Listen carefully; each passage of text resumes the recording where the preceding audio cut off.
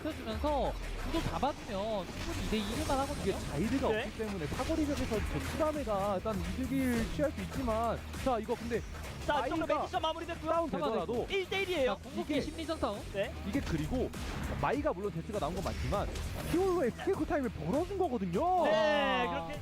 네. 구성 가든 또 이제 아래쪽에서 치고 올라오기 때문에 그리고 바로 만나나요? 자, 강화 큐.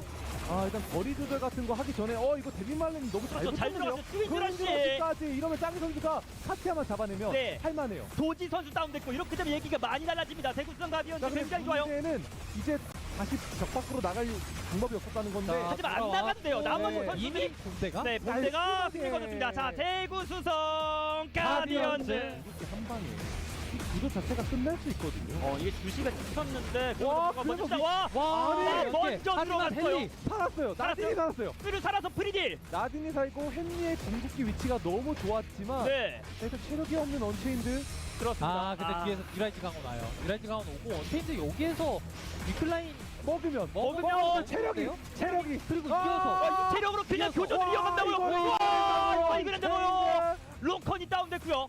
와니 두드립니다. 또 루미아섬이 라스트 오더는 넘어가면 대구성 가디언즈 자, 강화큐 프리아예요. 맞춰주고. 프리아예요. 자, 프리아. 하지만 위치가 터졌어요. 터졌고 옆쪽에서 언체인드 와요. 그렇죠. 반대쪽에서 언체인드까지 오기 때문에 대구 수성 가디언즈와 뉴라이즈 강원이 싸워서 누가 이기나요? 정답은 언체인드였습니다. 아니 그렇죠. 언체인드 이 선수들 뭐 알고 있나요? 해볼만하다 생각이 들 것 같습니다. 그렇기 때문에 여기에 온 걸 거고요. 변이까지 먼저?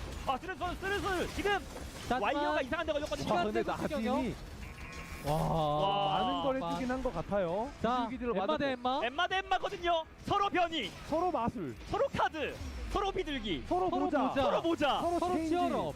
세상에 이게 뭔가요? 아, 근데 이거 다 터졌거든요. 네. 그리고 뒤에서 옵니다. 그들이 원체인지가 와요. 옵니다. 그들이 옵니다. 자, 변이의 체인지까지 깔끔하게 자 아티팩트 끝나는 타이밍에 비둘기 딜러 하지만 뺏겼어요. 네, 아, 킬은 잘 이번에도 먹었어요. 언체인드가 가져갑니다. 아래쪽에서는 남은 두 팀, 대전 오르펀즈와 쌍조스타 팀이 준비하고 있습니다만 먼저 블링크 써서 정말 이 케네스가 일단 진입각이 너무 좋고 도지 잠시만요, 도지. 도지 터졌는데요. 언체인드 와. 도대체 어떻게 이 조합으로 저 3원대 조합을 박살낼 수 있는 거죠? 와, 네. 근데 진짜 이 레니의 버프 받고 나서 뛰어가니까 쉴드가 계속 아껴두고 있는 거거든요. 시네마 선수가. 네, 이 코치 계속 강풍대. 깔아주면서 네. 저 코실드를 활용하기 위해서 아껴주고 있는데 스킬 한 번이라도 실수하는 순간 확 들어갈거든요. 근데 사택 선수 이쪽으로 잠깐 돌아졌고. 크로노스피어가 일단 뒤쪽으로 가요. 네. 그러니까 언체인드 쪽으로 가기 때문에 이거 와, 와, 이거죠. 견제하는 턴에 자 깔끔하게 밀어 넣으면서 힐을 원석 터뜨리면 킬 마무리! 마무리 됐어요. 이러면 자, 남은 시네마 페이블인데요. 페이블도 체력 얼마 남지 않았습니다. 마무리. 페이블가 자, 뭐냐? 케네스 마무리 시네마도 아, 제압되면서 언체인드.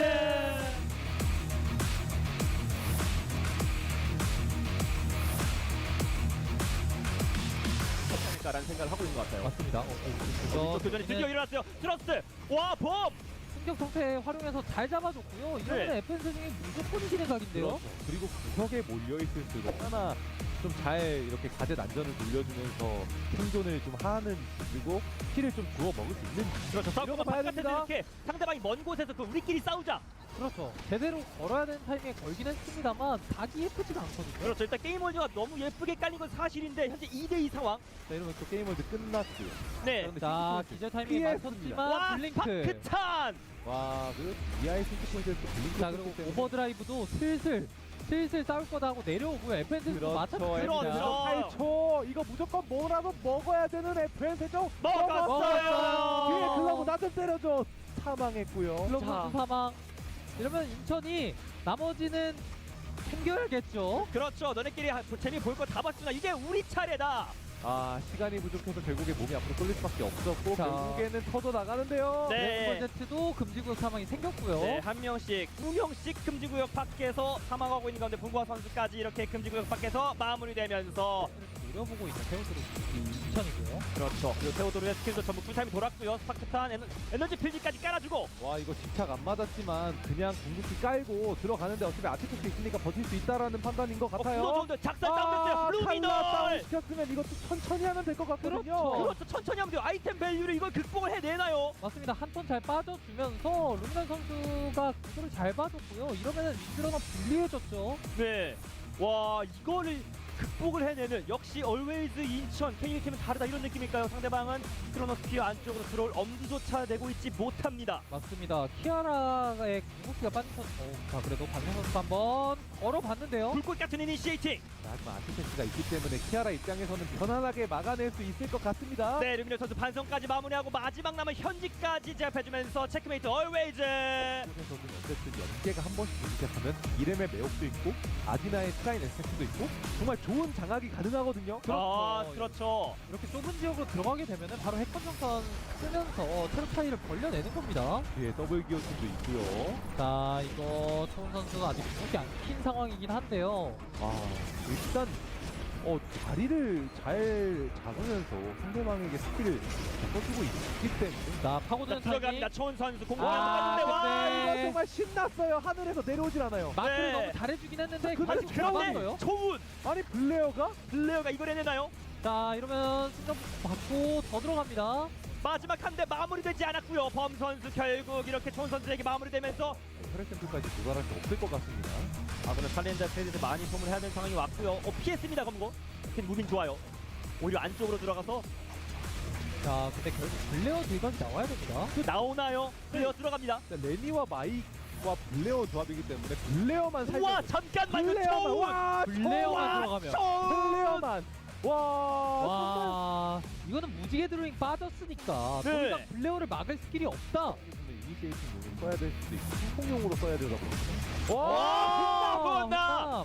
순식간에 눈 깜짝한 사이에 블링크를 활용해주면서 상대방을 두 명을 자 근데 에이든이 고쿠 드래곤볼 제트 고쿠 주인공이거든요. 그리고 아래에서 아래쪽에서 이거 나가야 돼요. 나가야 됩니다. 살리고 바로 나가야 됩니다. 지금 챙길 기력이 없어요. 시간도 없어요. 아, 게임을 막았어요. 잘 피했어요. 와, 와. 센스. 그래서 한수 선수 내가 여기로 나갈 것 같았지. 안전지대가 활성화가 됐습니다. 네, 올해 딩턴이 워낙 와, 와, 노란색, 파란색, 무지개까지. 근데 무지개 드로잉은 다 다 피했어요. 근데 이거. 네.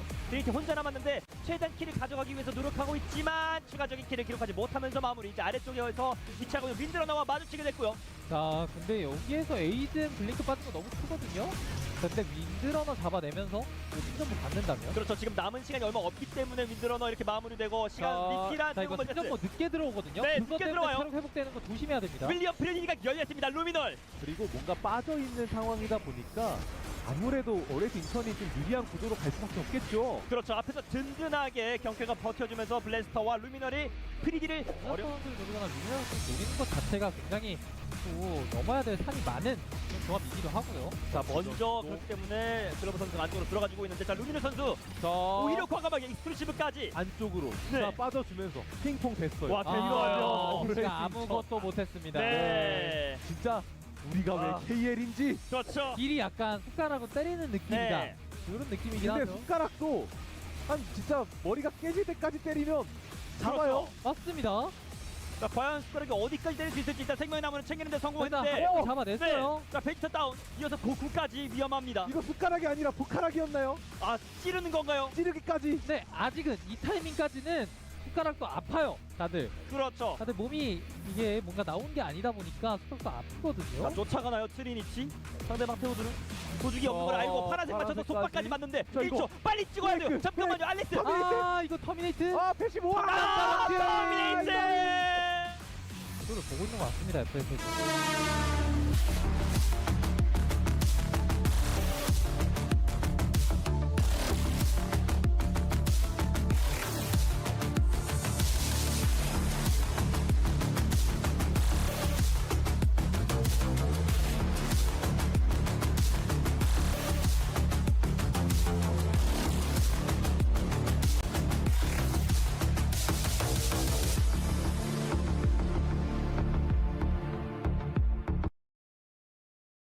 Good morning, everybody, and welcome back to the Eternal Return Game channel for yet another day of Eternal Return Masters. My name is Shuvi Senpai. I hope you guys had a wonderful Friday coming into Saturday now.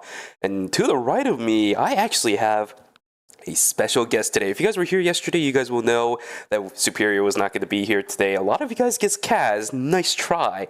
But today, we have Gasbucks. Gasbucks, how are you doing today? How are you doing today, my friend?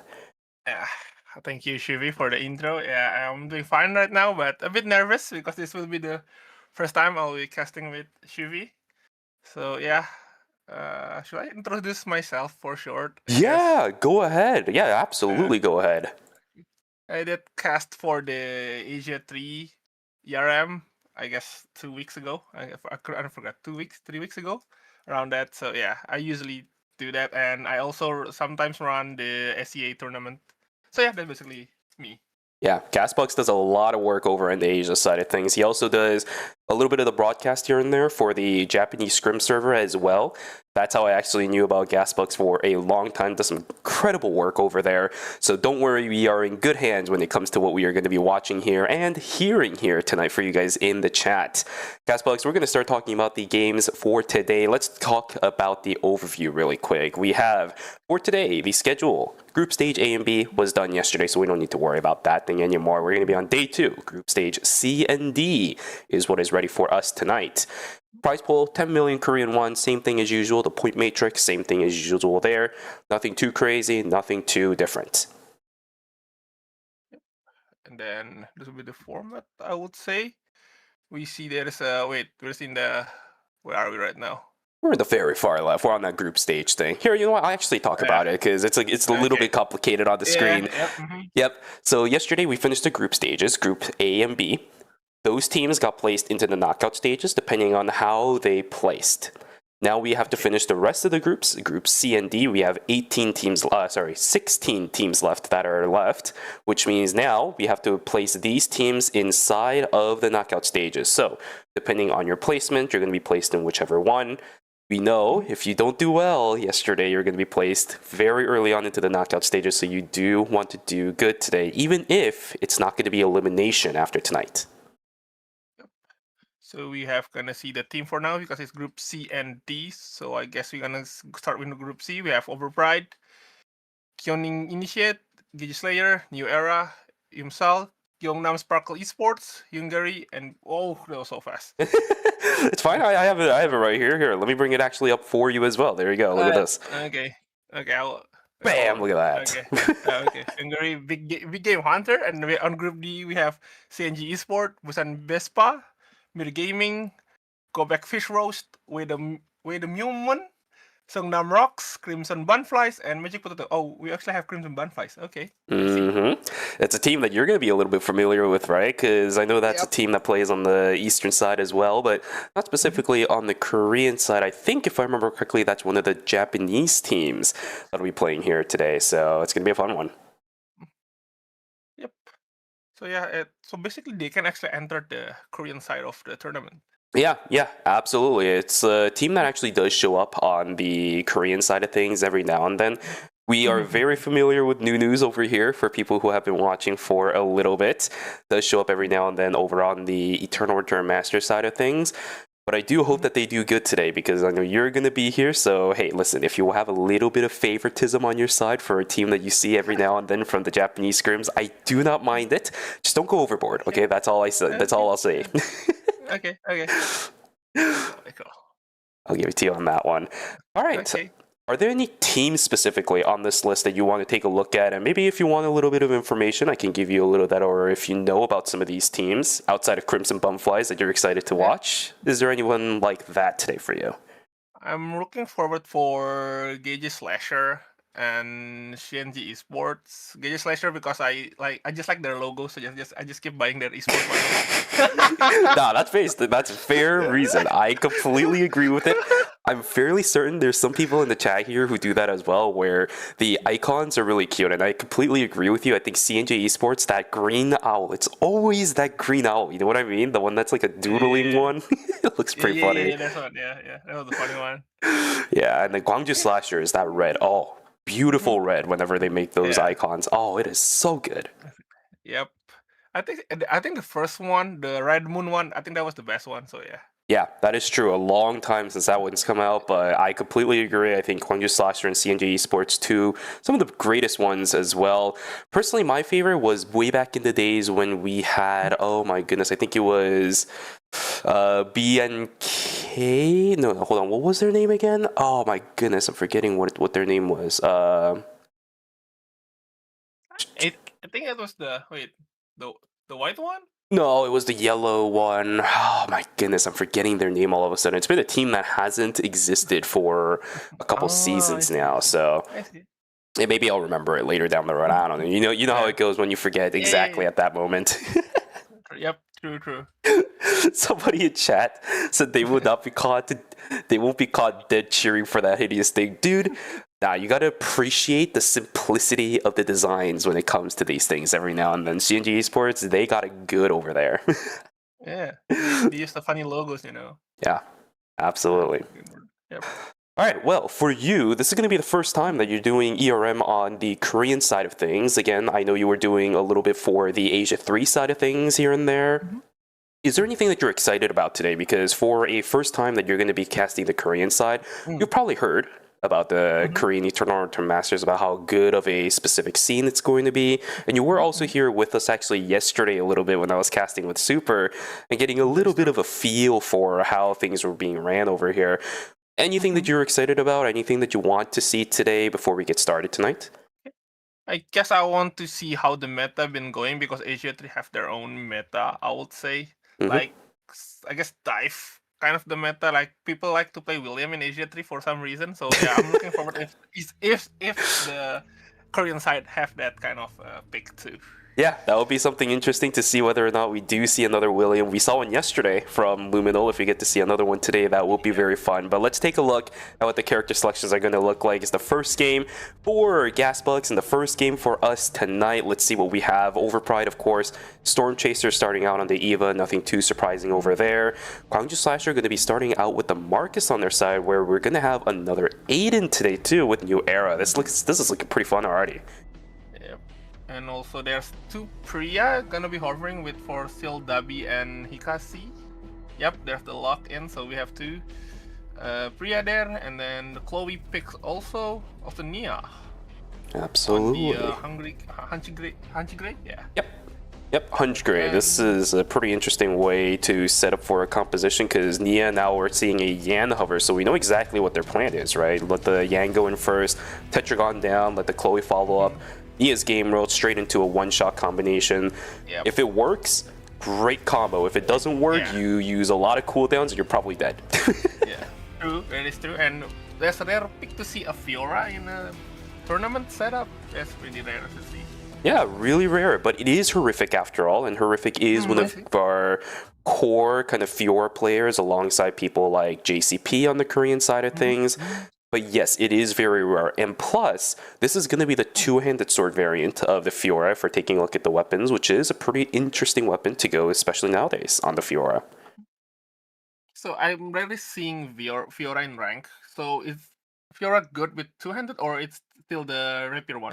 I think you can go both, but a lot of people in Korea, especially in ERM, tends to go the two-handed sword because you know how good parry is, right? The weapon skill for two-handed sword is just way too good. Gets you out of a lot of sticky situations. It's not like weapons for sword are pretty bad either, so it's a pretty decent option for Horrific. I like it. That is true. Alright, well, let's get started with game number one. All the players are going to be loaded in. I do see a couple people inside of school, which is not bad at all. And I think even the observers are like, yeah, there's Fiora right there. It's not a common pick that's going to be chosen in the ERM anyway, so might as well show it on the screen. There's the Eva, there's the ISO. We're getting all the uncommon picks. Just show it on camera right now. The observers know what they're doing. Cicella, it's quite rare to see. Also, yeah, I'm really looking forward for the Storm Chaser Eva because of, I think he's the only one who played Eva for now. There's only gang here in the archery range.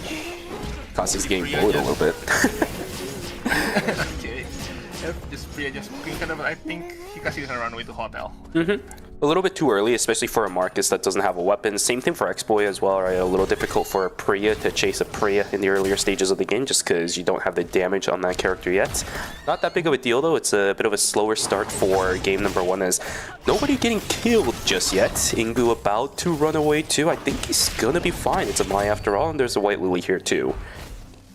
And I think for just sticking with their team just to secure some farming area, I would say. And they feel Peng gonna run away to her Gisela, but there's go Dechu here in the police station, and sometimes actually get caught there by Peng and Devil Peng. Yeah, the first couple of kills we're going to be able to see on stream too. That's the first one we see, whereas Hunch Grey also found someone somewhere else.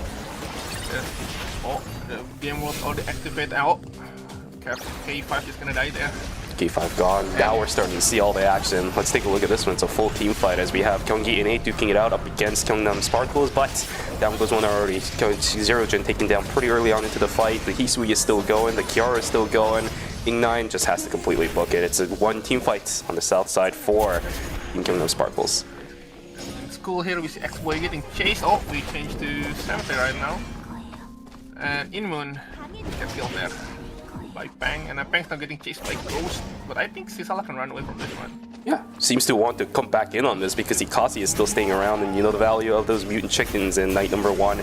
Will get caught out by the catwalk for Ikasi. I don't know if even a Priya could get away from this one. Absolutely not.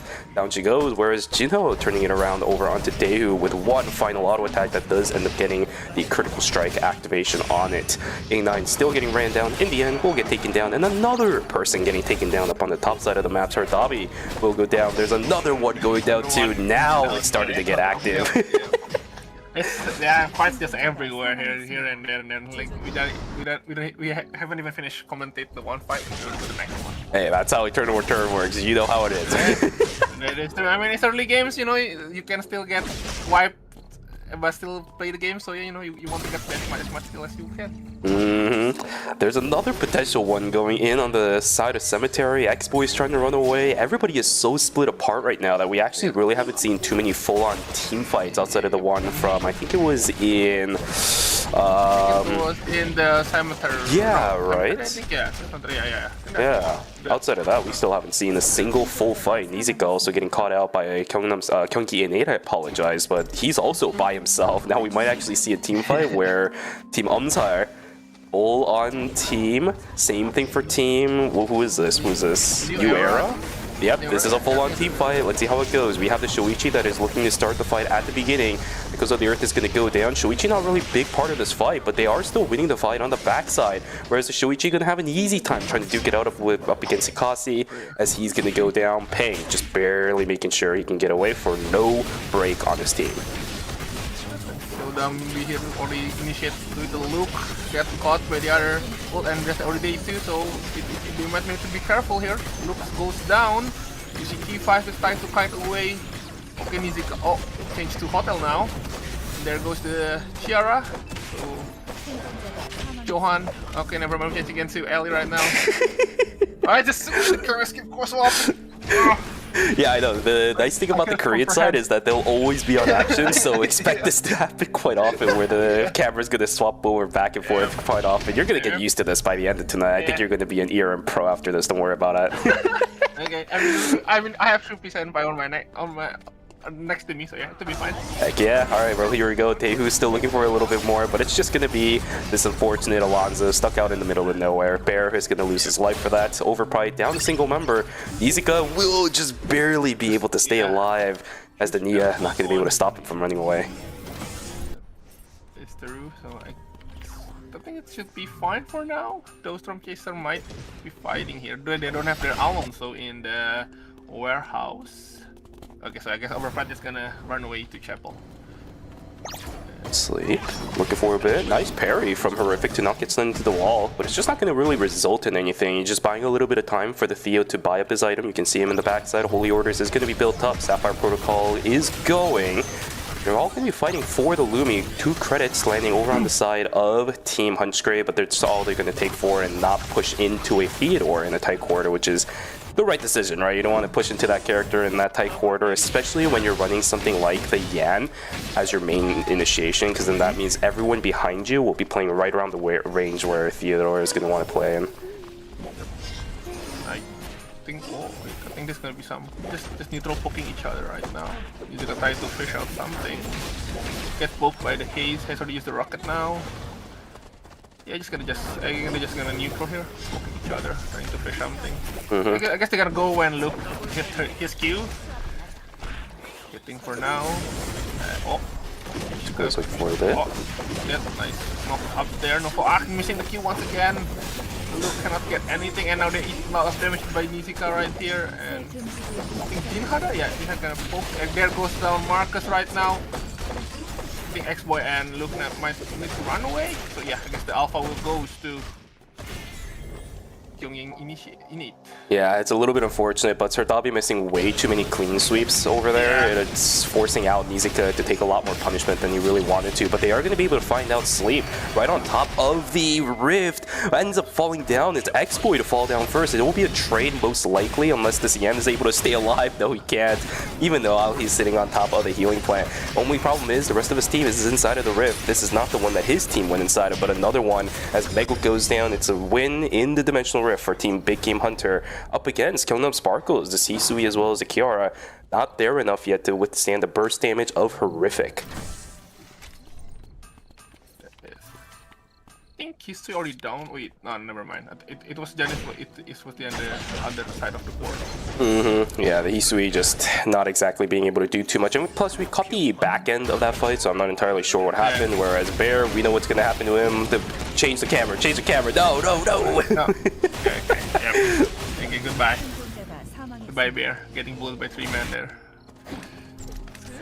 So just the 2 is almost over, I think. Yeah, so they just prepare for the next objective. Right now. About 40 seconds before those are going to spawn. Everybody is just getting situated at this point. We can already see that when it comes to transitions, a lot of teams are relatively prepped for it. Kyungi Innate, 3 items on both the Nadine as well as the Haze.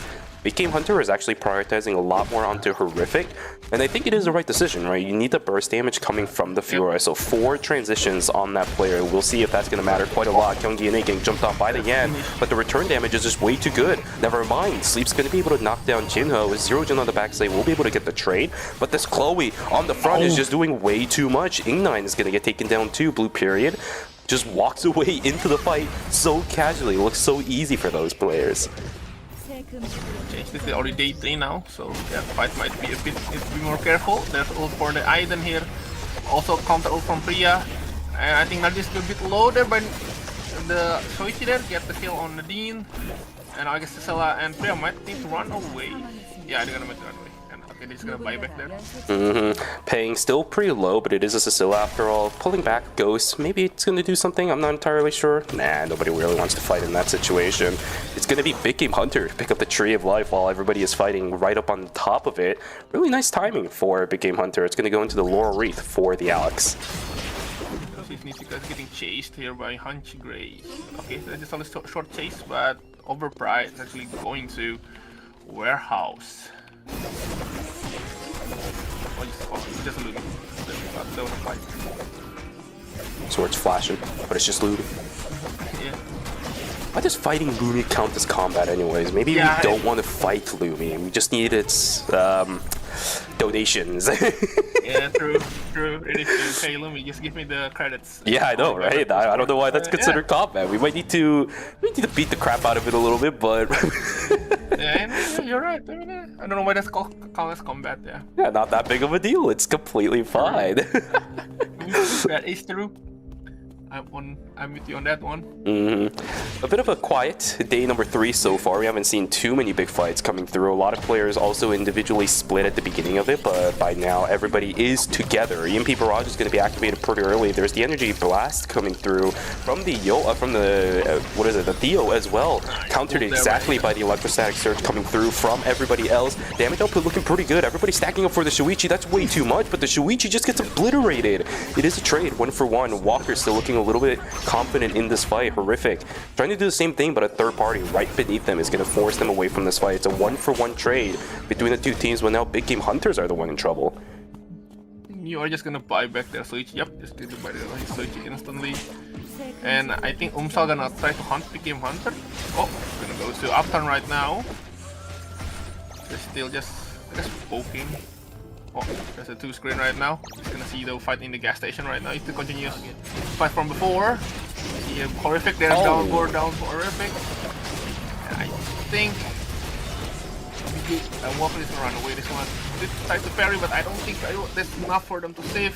Oh, and the Theo put down the kiosk thinking he was going to be able to get the res over onto this Fiora. Yeah. That's a lot of resources gone for nothing gained. Now he's going to have to eat even more timer for this and lose 400 credits. It's not going to be a good situation at all.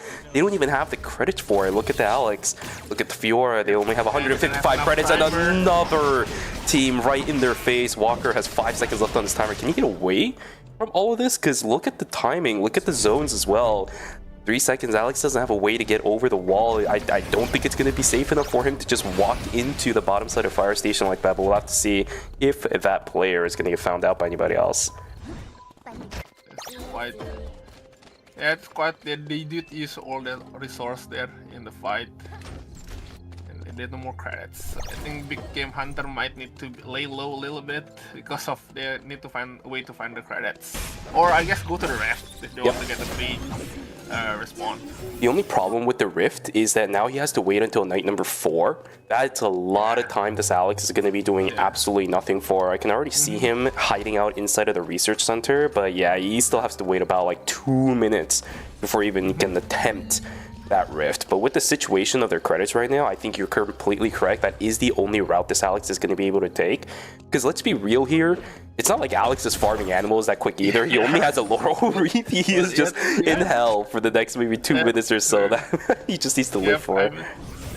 To run away. I mean, Alex is better at running away instead of farming. So yeah, we're gonna meteor fight here. And fire station. Nadine's gonna try to pull her Q, get hit onto Johan. No, they're just poking each other. No one wants to come in. Oh, he's getting in. W connected. Oh, Brock. GR getting in. Oh, Nadine get the kill. Oh, that was a fast fight. Oh my god, that was absolutely fast. But now the third party comes in now. Teu's the one in a little bit of trouble. There is no ultimate available on the Kiara, but Blink was still held onto by Teu, which allows them to get away. So losing out on the meteorite, but that fight was absolutely incredible. Teu with a beautiful initiation onto the Sicilla sets up everything. Oh, Marcus with Lily there, trying to get him close to Stone Chaser, but not close enough. Oh, Q connected, but will Luke use the Q here? Yep, he used the Q, but Eva still has her E. Ult from the Marcus has been used. Looks to kill this Eva, still surviving there. There goes Eva. Luke connected with the Q. This Luke is slippery. And the tank just 1v1 each other. The Isol is gonna run away. Yeah, I don't think he's gonna win that. The Luke was almost gonna kill that. Yeah, the problem for the Alonso is he's got the timer now. Oh no, he's gonna pop there. No, no. Oh. Use that emergency safety drone there. Up sound. There goes Alex. A Big Hammer is still surviving there, so I guess Fiora is remaining, and for Overpride also goes down. So Isol, I think you're gonna buy it back, yeah.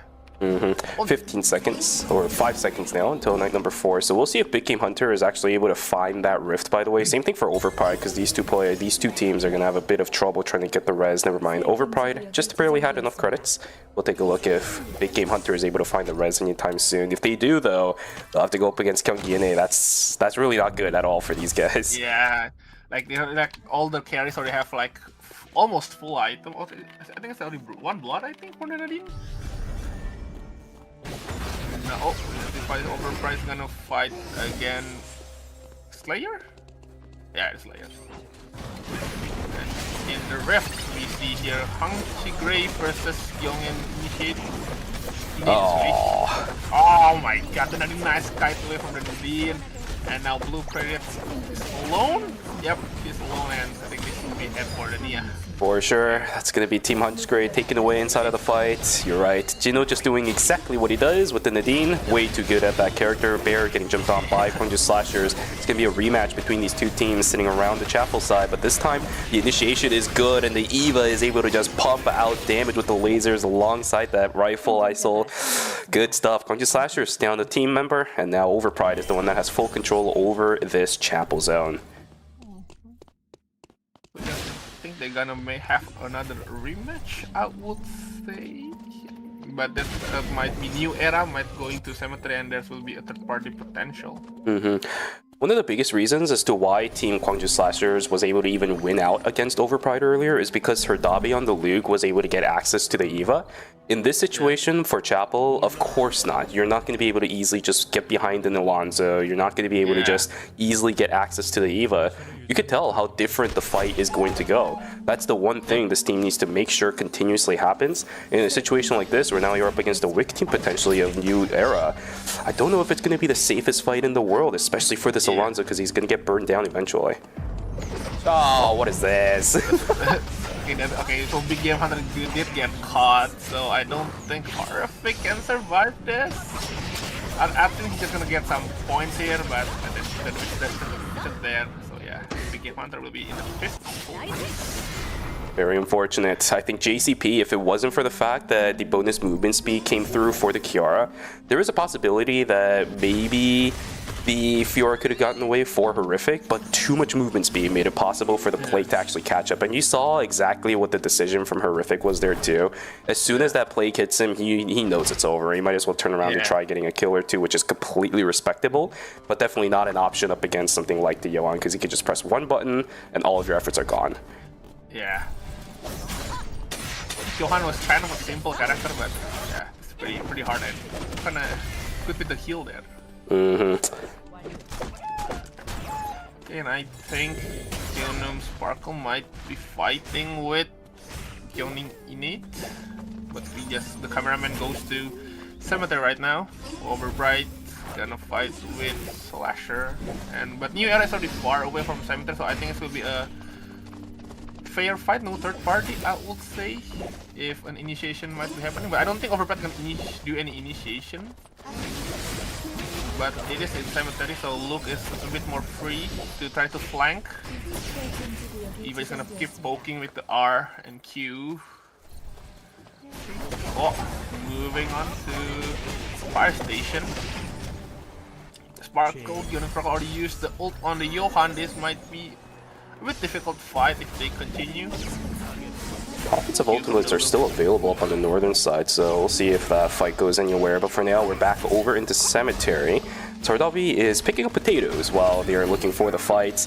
Tardavi still looking for an angle to get onto the backside now. Bear acting as the perfect wall. I love the way that this Alonzo is playing.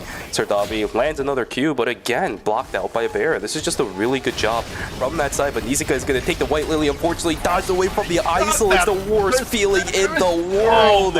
It's the worst feeling in the world when an ISO just dodges away. He presses one button. You can't see him. It is an absolute shamble for Kwangju Slashers. It looks so good with the Alonzo just flying in out of nowhere. Oh, sorry, not the Alonzo, but the Marcus flying in out of nowhere. But ISO does ISO things. He just taps one button, goes invisible. You can't see him. You miss all of your things, and you just die. Plus, there's an Eva W there just to hold the Marcus on the position. So yeah, that is quite unfortunate there. Really brutal for Kwangju Slashers. This composition, it looks pretty good, but up against something like an ISO, I think they just chose the wrong targets. Maybe they should have waited for Sardawi to get an angle onto the Eva or something. I'm not sure, but either way, good fight for Team Overpride. This is exactly what I want to see from a team that is running two very late game characters. The only problem is, I don't think the ISO has a transition on his weapon right now, which is why they're brute forcing that Mithril to at least go for the Judgment. Yeah, that is true. Yeah, Eva still have the blood in the hand, so it should be fine. I think they have two blood. I think it's Alonso with the headpiece, I believe, if I'm not mistaken. Yeah, he has a headpiece right now. Probably gotten it out of the box or something. Another fight inside a fire station is Ing9 trying his best to run away as Aiden popping out a couple of those Ampere pistols. Nobody's going to fall down just yet, so New Era is going to be able to get the reset off of this. The only problem is what kind of tactical skills were utilized by these guys? Kyunggi Innate, nothing really. I think both of the Mais just ended up using the Quakes, which is not that big of a deal. Both of Aiden and Soichi still have their blink, so this should be safe.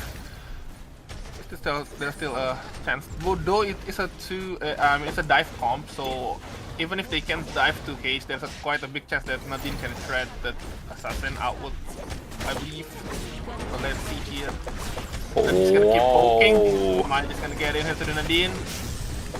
Nadine gonna use the E here. E connected by the. Oh, never mind. There goes Aiden, and I think that's a wipe. Yeah. Yep. Really fast. Yeah. That was really fast. That was. It's way too easy for Kyunggi because they've gone up against some incredible Shoichi players in the past, like Luminal, that if you start playing Shoichi in ERM like this by this point, you need to be an incredible Shoichi player, otherwise you're not going to get too much results, which is exactly the reason why Kyunggi played that cool, calm, and collected. Whereas on the other side, for Team Overpride, it was a pretty good fight up against Team, what is that? I think it was Team Gyeongnam Sparkles. Very low HP bars across the board for Overpride, but again, the ISIL of O3CU was able to dodge out on a lot of the melee initiations, and that forces the Kiara as well as the Hisui to not really have anything left. Eva just cleaned up the rest of the health bars, same thing for the ISIL. It is good, but now these two teams, the Titans of this lobby, are gonna duke it out up against each other. 14 points so far for Team Overpride, 18 for Kyunggi Innate. Can Bear somehow push through this? It's going to depend on where the Chronosphere goes in the next few seconds. Ing9, eating an okay amount of damage. Unfortunately, it's traded out pretty well over onto Bear. Storm Chaser also eating a little bit of damage too. These rocket launchers, these grenade launchers doing pretty good. On the backside, can this Mai get anything done? Bear using the magnetic storm, but it's just not going to work as he gets obliterated. O3CU trying his best. Chronosphere going to move towards Team Overpride, but I don't know what they have left anymore. Eva's trying to do what they can. Health bar's looking pretty bad for Kyunggi, but they just can get the resets. O3CU on the backside trying to get the cancel. No, it's a little bit too far for the Mai. Can they get the kill? Yes, they can. Both of the tanks down. Let's see if anything else can happen. Oh my god. Oh, ISIL's gonna get taken down. Zerogen trying to do what he can to deny Storm Chaser from getting back up on the res, but no, they are gonna be able to get the res over onto the Mai, and I think that's gonna do it. Storm Chaser, not that much left on his side. Down he goes. Kyunggi Innate will be able to pick up the final kill to net them 24 points and a win in game number 1. GG's. Yes.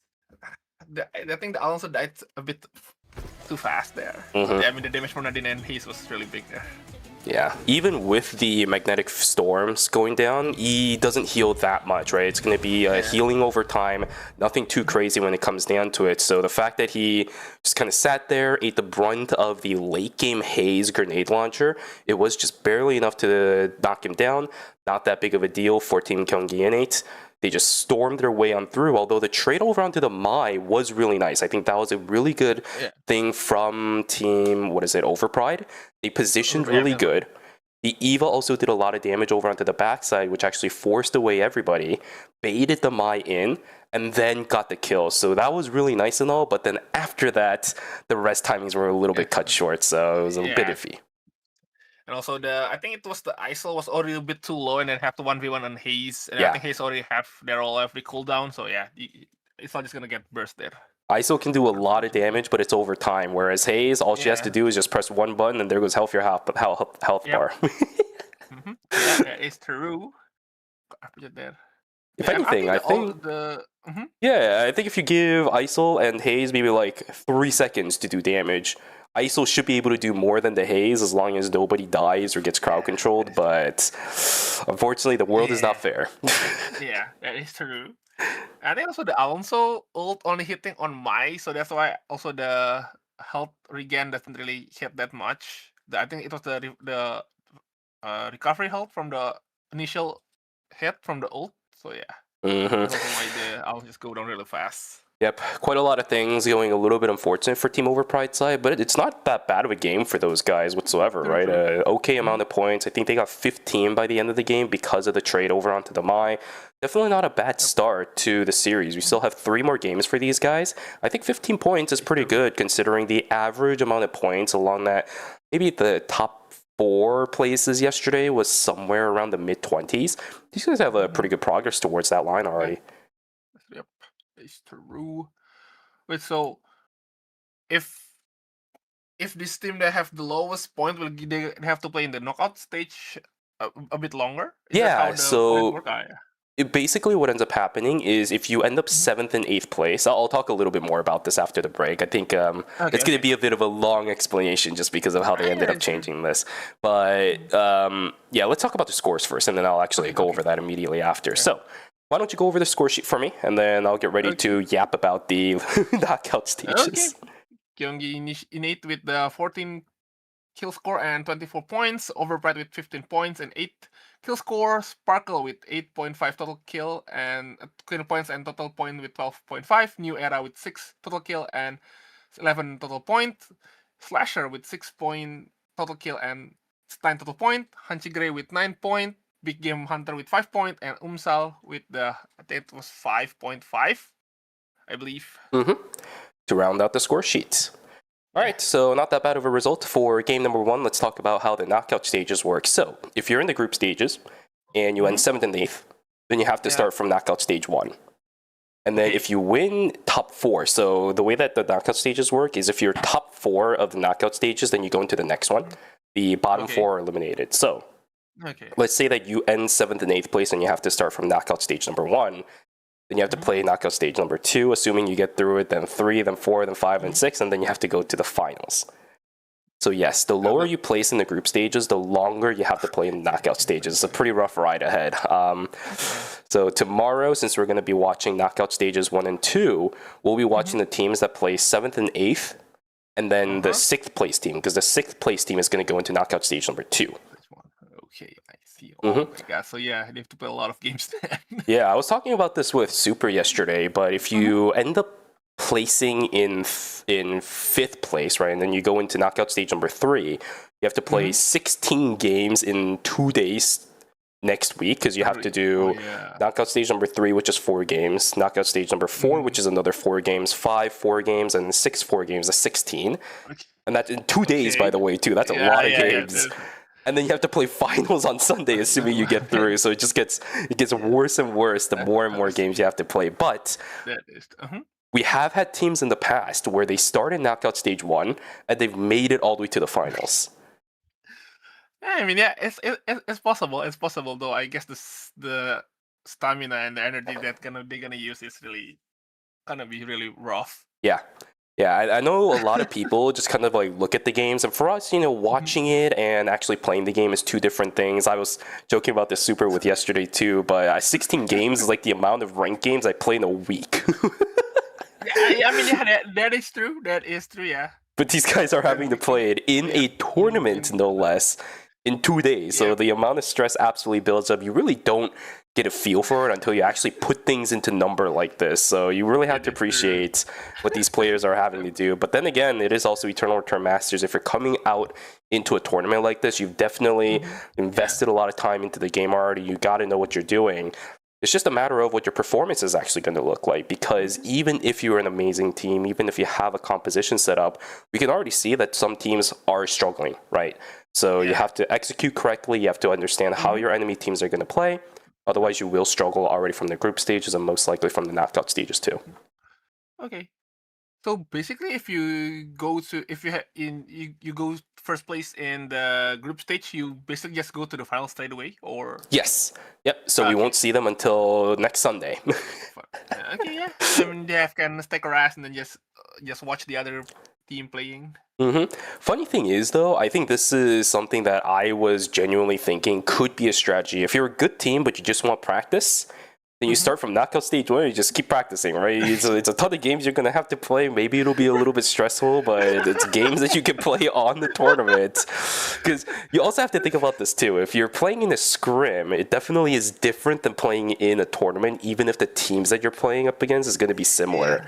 So actually getting practice in a tournament like this does get some value out of it. And there is where like the whole, maybe the team starts in knockout stage 1 and makes it all the way into the finals. That happened a couple of times. I think that mainly comes down to the fact that these teams are able to just continuously develop how their team composition is going to work from the games and knockout stages, which feels so weird to say, but it is what it is. Yeah, it is. That is true. But it's 16 games is just for the knockout stage, right? Because final stage is should be checkpoints game, right? Yes, and when I say the knockout stages, I mean if you start next week from game 3, if you have to start from knockout stage 1, you have to play 24 games and then checkpoint.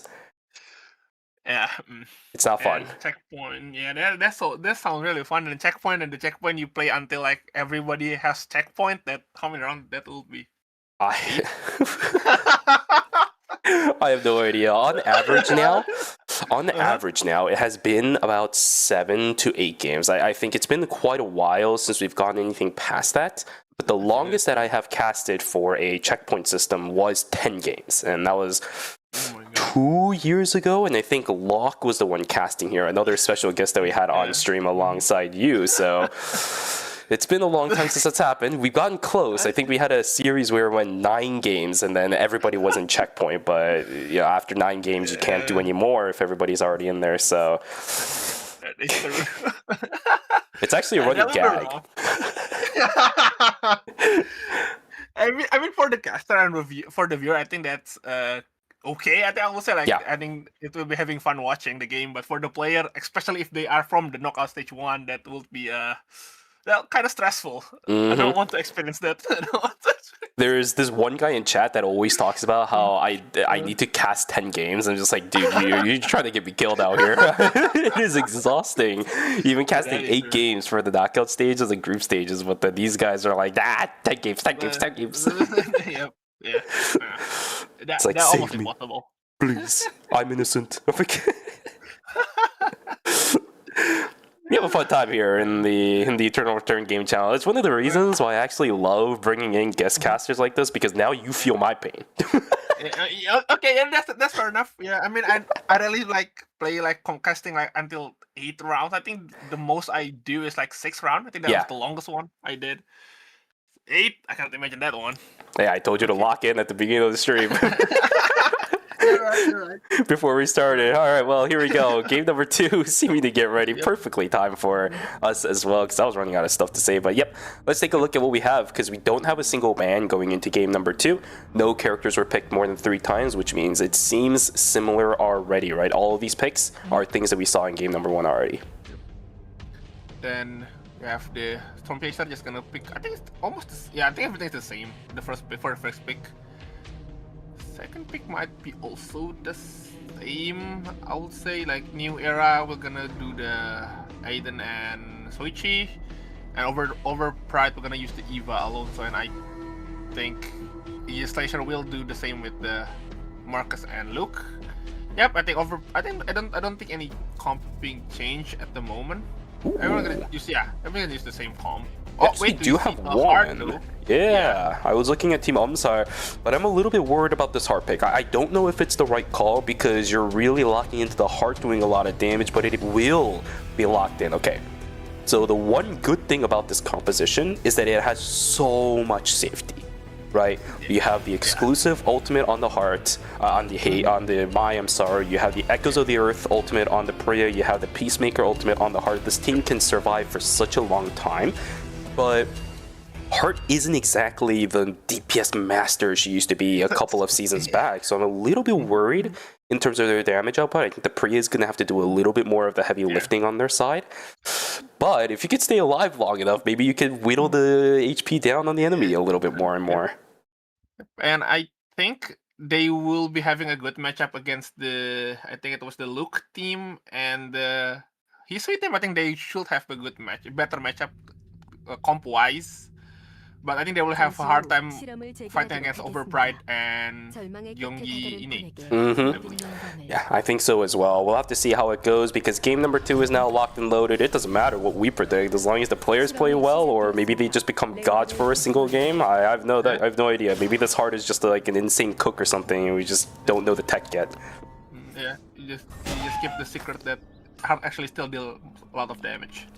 Yeah, and plus they're going to be running the Vampiric Bloodline augment as well, which means they are looking for these extended fights, right? You just want the additional attack power. It's not too much coming out from Vampiric once you get that fully maxed stacked, but you do also get the Omni Siphon out of it, so extended fights will slightly fall under Umsire's favor if they can keep themselves alive, but that also really depends on whether or not they can all stick together and actually get value out of their ultimates, because we saw it yesterday where a Heart was isolated away from the rest of their team and the ultimate just did nothing, right? So that can definitely happen.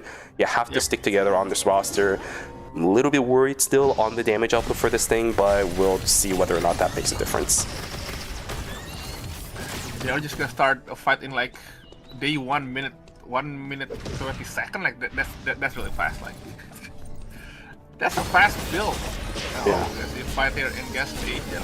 Kasi versus Taiq. Oh, but they got Jan here. Oh! Man. The Chloe auto attack followed her through the air. That's a little bit unfortunate. 0-3CU tried to play around the Fiora, but that's unfair. The Theodore is going to join on the fray and locked away. 0-3CU can't move anymore. Horrific. We'll be able to lock down the kill. Nicely done. We are just going back to our day 1 shenanigans. Is everybody just looking for picks over there? 3 kills so far in this game. We got 2 on Big Game Hunter, 1 on Hunchgrig. We're going to see more in just a couple of seconds if Sirdavi can't run away from this, or maybe he's trying to chase down Ikasi on the backside. Never mind. Izika comes in out of nowhere, and the Heart coming in. You're a little bit too late for this, buddy. Where are you going? Yeah. I don't think that. Yeah, he's gonna just give you 1 more point there. Oh, the Q connected, and I think the whole bank will be going down. Wait a minute. Look is a bit low. Use the false odds over here. Q connect once again. The whole bank still have some HP left. E, and there goes. Nicely done. Yep. But yeah, they didn't get the break because Priya already revived in hotel. Yeah, definitely worth, I think, for Team Umsar, because break this point in the game does take a little bit for that to start going back online. So yeah, not getting broken is really good for this team. Priya as well as the Heart can start getting a little bit more. There's no way Zero Jin is gonna die to a Johan. Okay, alright.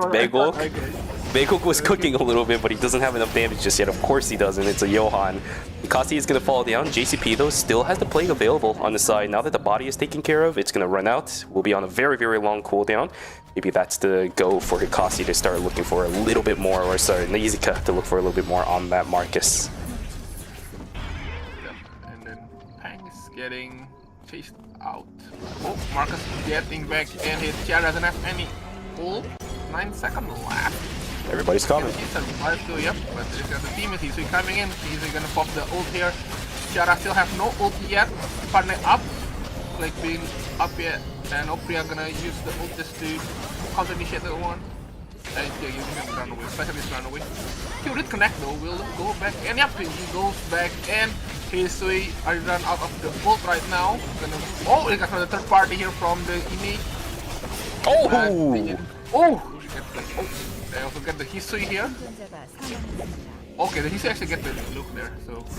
Yep, it's kind of worth at the moment. Yeah, they're kind of worth. Might be half a point, but in a situation like that, I don't think you're really getting away as a Hisui. So if you can pick up a kill, that's really nice. But if these two die right here, that's going to be really awkward, because look at the timer until we go into day number 2. I don't think these guys are going to be ready to look for a contest. And looking at where this Johan is planning on going, he's trying to go up to archery range, but there's a couple teams already up here too. Not going to be able to find a lot of value for that team, which is really unfortunate. X-Boy is also going to get taken down. Never mind. Why the heck did the Chloe end up getting taken down first, and now Izika is here to support. Blue period, you gotta do a little bit faster than that. Alonso just sticking onto the beat right as well. Zerdavi trying his best to stop that, but it's just not gonna happen. White Lily is there too. Alonso run, he's got the beater right, and gets away with it to daylight robbery. Oh, get hard and no look, trying to get the call out of it, ready to come. ISO, Q disconnected though, but yeah, that was a free kill. Pretty easy for the ISO to get away from that. Sirdavi will end up going down. And again, I think game 2 is very similar to what happened in game 1, where a lot of people are actually split apart at the beginning of day 2, right? We saw that up the way pretty much up until day number 3 even. So do expect more picks like this to happen. Just like this, right here. What is this? We have 3 solos. 3 solos just right in our screen. What the hell is going on? And there it goes. And there goes the other. Yeah, I mean, I think this is solo. This is the squad. This is solo. Yeah, that Nia had absolutely no chance to get out. But now, Umsar all grouped up, might be looking for a bit of a fight. Gwangju Slashers was hanging right around here. Unfortunately, misses the timers for the dogs. Can they get away, though, is the question. Peng not going to be able to find any more onto the loop because the rest of his team is finding for the items on the kiosk. It should be around the time everybody should look for this. Look at the credit count on the side of Team Umsar 2, way above the mark of that 4 score with 45 seconds to go, with no kiosk in sight, really. Yeah, I think they want to find a kiosk, but I don't think every kiosk has been occupied or the zone is being controlled by other teams. So I think they're gonna use a rift or they're just gonna buy it in the fire station. I think they buy the fire station, if the ping's correct. And while in the downside of the map, we see Overpred is gonna chilling and farming, hitting Lumi. And in the forest, we see Alpha already being prepared. Oh, we're just gonna go to the fire station. Did Umsal get the transition? I don't think they have it yet. John getting in, game is still on. They are still fighting in the game. Just world. don't die! Oh, but they did get the kill on the Yan though. They did turn that one around. It's the problem again. Okay, they just gonna let Chloe. Oh no, it's a flash, but okay, we just gonna go to the forest right here. There goes Nadine. Mai is already half HP. Where's the haze? Oh, okay, there's a runway. They're going to the beach here. And Alpha on the forest will go to Sparkle. Yep, exactly. Great fight. They're going to be able to use that Mithril for one of their teammates. And the fight now begins inside of the rift. Let's see how it goes. Alonso will send it first over onto Walker, but just a disengage. Cube is going to go in favor of Bear. All of the White Lilies have already been invested, so not going to be good for the side of Alonso, who really wants to get that initiation. And shield has already been popped for the Alonso. There is the Soul Stealer coming in. Let's see what the fight is going to look like. Theo has been completely untouched, but the Alpar over onto O3CU just gets obliterated. The ISO going to get taken down very early on into the fight. Alonso's health bar disappears, and now it's an Eva before we start going into the later stages of the game. Great slow play from Team Big Game Hunters. They're going to be able to lock down this Eva, sorry, before he gets a trade. Okay, so that's a half a point at least. Yeah, that's half a point there. Yeah, the Theodore did get a free hit there. He can freely deal damage to Isol, but Isol lose to the range from the Theodore, so yeah. Plus, the Theodore not really being able to get damaged at all before the Alonso blows his entire kit is really, really bad, right? Because there's nobody else on the side of Team Overpride that can easily access the Theo, so the fight was already kind of was already over before it really began. This is unfortunate for Overpie, but it's not like they're dead yet. It was a Night 2 Rift. You still have a little bit of time to play around with before that starts coming into fray. Yep. I mean, it's also Overpride team is a late game comp. So yeah, I think they're just gonna need a bit more scaling here. Oh, they did already have 3 items. Same goes with Eva. So yeah, I think their mid game should be fine, but I don't think they want to fight with New Era right now, just because of the 2 assassin. Aiden as well as the Shuichi can actually access the backline really easily, even with the Alonso, so I think it's the right call for them to back away. There's no reason for these guys to risk it. It's a great call. They're going to keep themselves safe walking in Uptown, whereas everybody else just looking for more animals. A free box going into the hands of Tehu, who already has the tactical suit. Same thing for the Twilight. A Meteorite going in his favor too. See how it goes. It's going to be the Aurora Longsword built up for the Hisui. So yeah. They're just gonna, it's the E3, so I think they're just gonna take a more chill game right now. I don't think they want to just dive in straight. Oh, but I think we might see a potential fight here. Hunch Grey versus Flasher. Hunch Grey did just gonna get this Lumi, just want to get these credits. And Marcus trying to fish something here. Nia did zone the Marcus out. And here comes the team from the center with New Era. Oh, okay, everyone's gonna. Okay, it's gonna be separated. Oh, no, never mind that. Actually, Hunter is trying to fight flash. Oh, there's an ult from Mark, just trying to get the hit on the Nia. Nia is getting zoned out by the Marcus. Marcus needs to knock up to the John. Game was excellent. Those Marcus, unfortunately, Priya is way too far away. I don't think she can help her teammates. 2 down for Slasher. Priya is alone, and in the gas station we see Umsal down 2 men also, but the remaining one. So Devil Pang with his Mai. It's to the team that you also said it as well. Gangnam Sparkles is a very hard team composition for Amtar to fight, because even if they have a lot of safety nets, those safety nets also just buy more time for the Kiara to stay alive with her plague, right? You can't really do anything about that when it comes down to it. You still have the burst damage on the Kiara as well as the Hisui, which you can just time for after everything comes back down. Nicely done from Gangnam Sparkles to knock down 2 from Team Amtar. That is true. I mean, Tiara with the new plague, with is as long as you are close with a target, you can still stay in the plague form. So yeah, I think back in the day, Tiara might not be that good. Yeah, you know, it's a little bit risky when it comes down to it, but if you can operate it correctly, like Team Gangnam Sparkles is doing, I think it's a great call. We will have Team Amsar picking up the Rift, which means all of their teammates are going to be alive. Hwangju Slasher not being given the leisure to do that, so credits is where they're going to have to rely upon, but now, with the Marcus back up, the Luke is still going to have a little bit before he can get out, so it'll be a bit of a brutal time. We do have a full-on Rift fight, actually. This is going to be a Night 3 Rift. If a team loses in there, it is done for that team. An early terminate is in the books. Die here, you die, we go back to lobby. Mice try to get in the parry from the Alex, I think. Oh, ult from the Theodore right now here. EMP's drop, Hart is just keep getting chased by Alex and Fiora, but Hart just keep dashing around. Still safe, Mice low though. Theodore still free hitting, but then to get in, then doesn't get the sound. The Theodore just gonna keep free hitting, no one can reach the Theodore. Oh this timer! Only 1 second!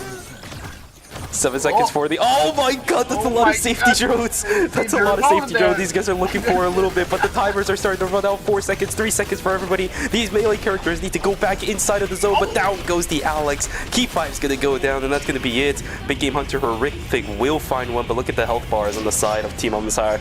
I don't think this Fiora has what it takes to finish out the health bars anymore. There's one, that's a lot of good damage, but the timer is just not enough. Down goes Team Big Game Hunter, unfortunately falling inside of the Night 3 Rift. That was a long fight. Well played for Team Amsar. But now we have 15 seconds left until day number 4. That was a very long fight, which means the map not going to be taken advantage of by Team Amsar. Yep. And also I think the Theodore was having a really great time there mid-fight. Like no one can reach him there, but yeah, they did get eat a lot of time red timer. So yeah, it's quite unfortunate. And also Priya like, with the 1 second left, which is kind of scary there. They almost get explode. Could have been bad. Could have been really bad. But nice recovery, walking down immediately, and then all of the panic safety drones coming through from Team Big Game Hunter. You know that it's gonna be feels bad moment the moment you see like 3 of them coming down at the same time, because you want to coordinate, right? You want to save as many of those gadget points as possible.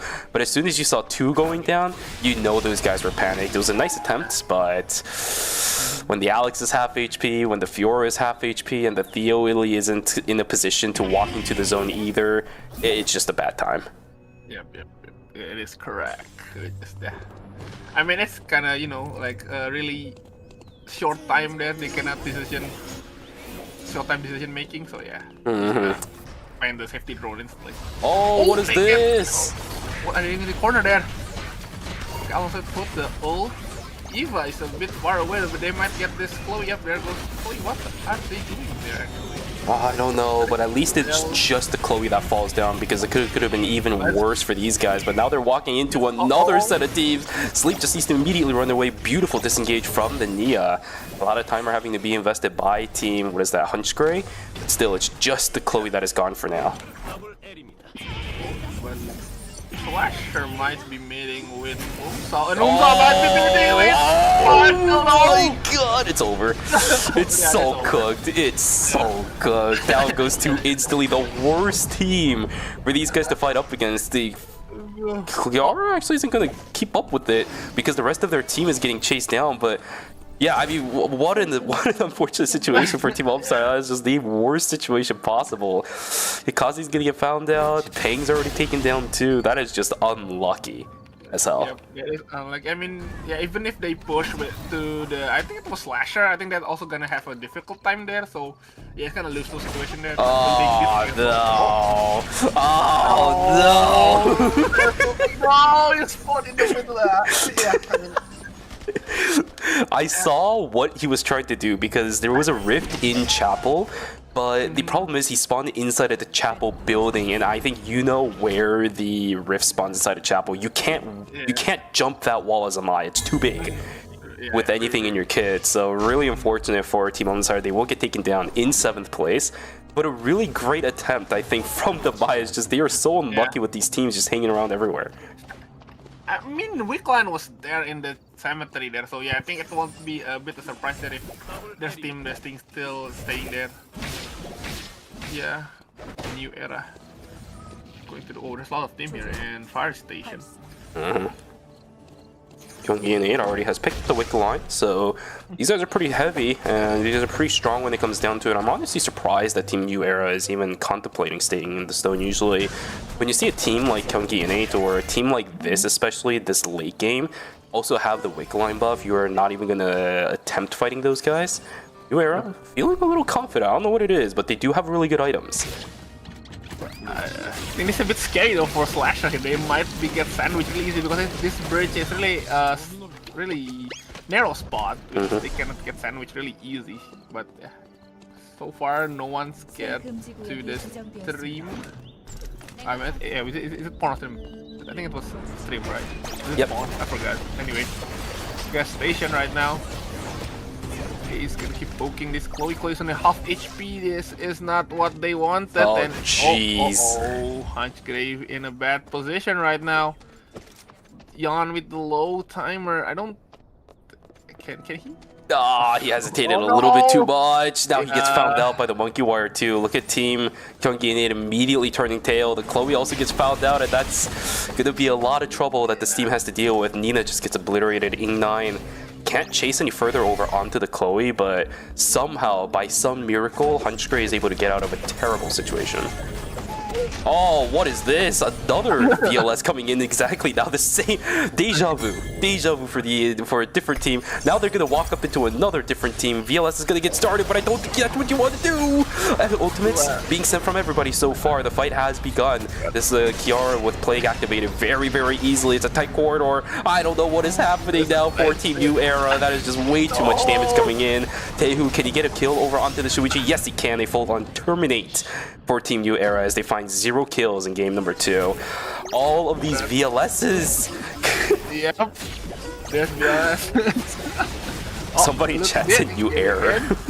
That's crazy. Fight's gonna begin again now for Team Hunchgrave. They might have gotten lucky earlier, but not this time. They're just gonna go down. +1 doesn't even matter. Blue period. Unfortunately, that green mushroom isn't gonna do him any good. Oh my god, everyone's still in the gas, sorry, it's in the fire station right now. No one, okay, there's actually 1, 2, 3, 4, 5? 4? I think, wait. Oh, the pairs, okay, yeah, okay, there is like 5 team here. Oh, Jan is solo though.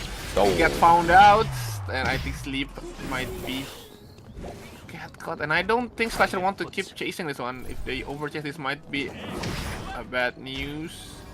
Yep, over Sleep! No! He just keeps walking into people. Yeah. There's Sleep one just rocket. Yeah. Ah, he's stuck. Goodbye, Sleep. No! Yeah. I mean, there's like 4 team there in the fire station, so it's quite difficult for Sleep to try to sleep away. Yeah, again, it's just, once again, the worst feeling in the world, right? I've said this multiple times in this game, but teams that have been getting caught out have just constantly been running into 2-3 different teams on the way of leaving. What is this game anymore? Yeah, that's true. And yeah, on high level games, usually team on day 5, there's like 5 or even 6 teams sometimes. So yeah, it is quite difficult to rat in late game. Yeah, but we'll see Sparkle did sneak their way to gas station. They will fight Young Innate. Maybe even Quantum Slasher. Slasher from the bottom side of the map here. This will be a 3-way fight possible unless they use the VLS here to go to the other yellow zone. Yeah, it would be quite surprising to see whether or not any of these teams decide to get out. The moment we see that there's 3 different teams, you might want to contemplate taking that VLS and going into the other zone. One's going to be placed down by Gyeonggi NA. They are already contemplating this. Will immediately just take that and get out. They have 10 seconds to make it over into stream, which they should not be able to do because they used it too far away from the zone. It's just going to be a repositioning tool. A couple of extra seconds used as timer, but now they're stuck in a corner up against Team Gwangju Slashers. Let's see if Ing9 can hold the rest of the line, because the further and further back this fight goes, the better and better it is for Team Gwangju Slashers. Let's see. Oh, the D gets pulled back. There is the exclusive to try keeping the Nadine alive, and she is. Down goes the Luke. One goes down. X-Boy's going to get taken down as well. Nizuka trying his best to get away, but that's a 1 fight already for Team Gyeonggi Innate. Nizuka just trying to buy time as much as possible, but what a great response from Team Gyeonggi NA. They're going to finish off the Marcus so that they can get all of the executioner bonuses, because a fair number of cooldowns were invested by these guys, and they need the timer reinvestment. Also, Sparkle didn't try any third-party attempt. They're just gonna skip their timer, so I think this will be a time difference. Yep, 8. Half of them is at 15-second difference, so this might be a difficult. So they can still tank a bit early. Oh, use the Lily, failed to get in, unfortunately. Okay. Yeah, no, never mind. They did get in, flicked it up. Totem been used. But they're fighting into the... What the heck happened to the health bar on the Kiara? Oh my god. Okay, the heat sweep gets obliterated. What the hell happened? What? Where did her health bar go? I swear she was half HP and then she just died. What? Oh, Where'd you go? I don't know, man. That was really fast. Like, I thought there was Chera will survive it, but no, not the heal from Johan, not even enough to recover. And I think Trust, Johan 1v3s this in 2 seconds. Trust that. That would be funny though. Oh my god, yeah, wow, what a dominating fight from Team Gyeonggi NA, and they were the ones that had to walk into this, by the way, too. Remember that. Really nice response coming through from those guys. Good scout out from Team Overpride. We're going to be back to these teams once again. It's the same teams from game number 1. The item difference is actually now this time in favor of Overpride. Remember that the ISO actually has the Hell's Fury now. That's a really core item for this roster, especially when you're trying to chunk through the health bar of that Mai. The question is it actually going to make a difference? Let's see which tank will go. Oh, I think ISO is a bit overextended there. You know. They want that. Oh no, they're a bit above the carries from Overpride. It's a bit slow now. Alonso still trying to hold the line. I don't think that's enough. There goes Alonso again. And I think Tom is going to try to poke, though Hayes is a bit low. Almost from the deep passes there. Trying to revive their Alonso. They think they can revive, but I don't think the timer is enough. They still have safety drone. Yep, they use the safety. I think this will be round 2. Well, how about cooldown? Are there cooldowns? Hayes doesn't have any flash. No, they still have that electric shift. So timer is a bit low on Overpride. It's a bit free for the case. Even used to the not enough. There's a mystery just too much. Something didn't get the thing, but yeah, I guess that's it for the last one. Yeah, I think the early fight there, I saw is a bit overextended. Get caught by the Mai and Hayes. So yeah. Yeah, GG's called out once again. Gyeonggi NA will be able to take away yet another game for the night up against the exact same team. And by the way, with this, we do get the definitive reason as to why a lot of teams tend to prioritize the Mai over the Alonso, right? Alonso was a very, very staple tank a long time ago. But with the introduction of Mai, that has definitely changed because of that range she has to initiate. That initiation right next to the fire truck with triple quake onto the Eva as well as the ISOL was detrimental to Team Overpride, whereas Alonso is just kind of sitting there and you can't do anything about it. Yep, that is true. Also, I guess the peeling potential from Mai is way better than Alonso, I would say. Yeah, absolutely. You could try everything in the world, but Alonso he just kind of sits there, right? Whereas the Mai can move around in the fight. She has a lot of sustainability herself as well, thanks to her Shaw Veil, giving her a little bit of defenses as well as damage reduction. It's just too good. And it is really nice for Overpride because all Bear has to do is just to act like a wall. But when the wall gets broken down and the Mai just kind of shatters the entire identity of what the Alonso wants to do, there's nothing else. It's a late game Mai. She's still going to do damage to something like an ISIL. So really just good game coming through from Team Gyeonggi and 8. This is just classic setup for Gyeonggi and 8. Their ye old composition with the Nadine as well as the Haze. We're just going back to classics at this point for Gyeonggi and 8. They're just playing comfort picks, which we are seeing already.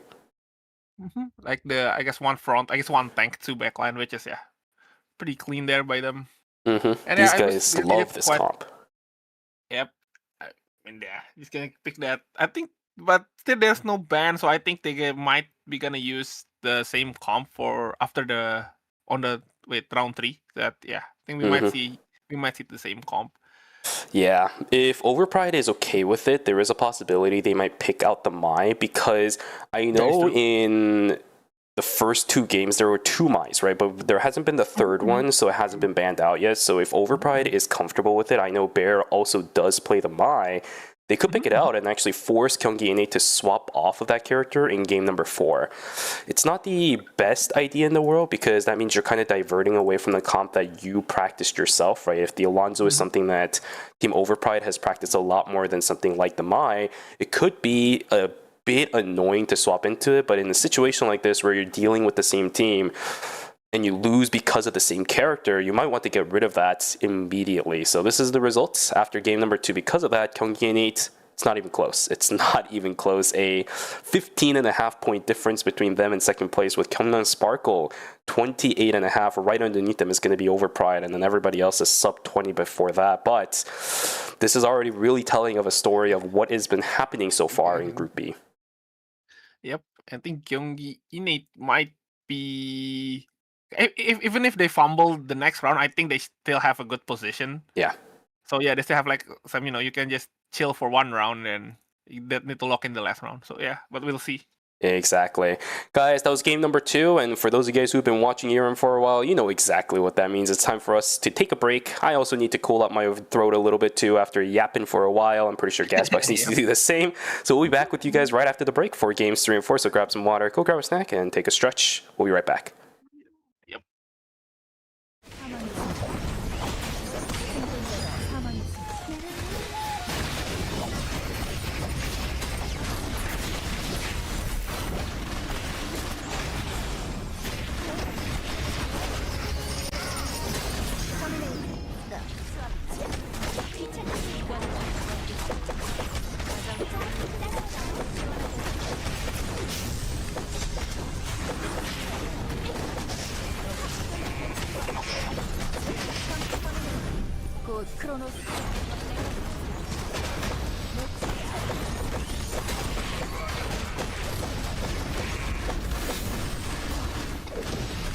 잠시 후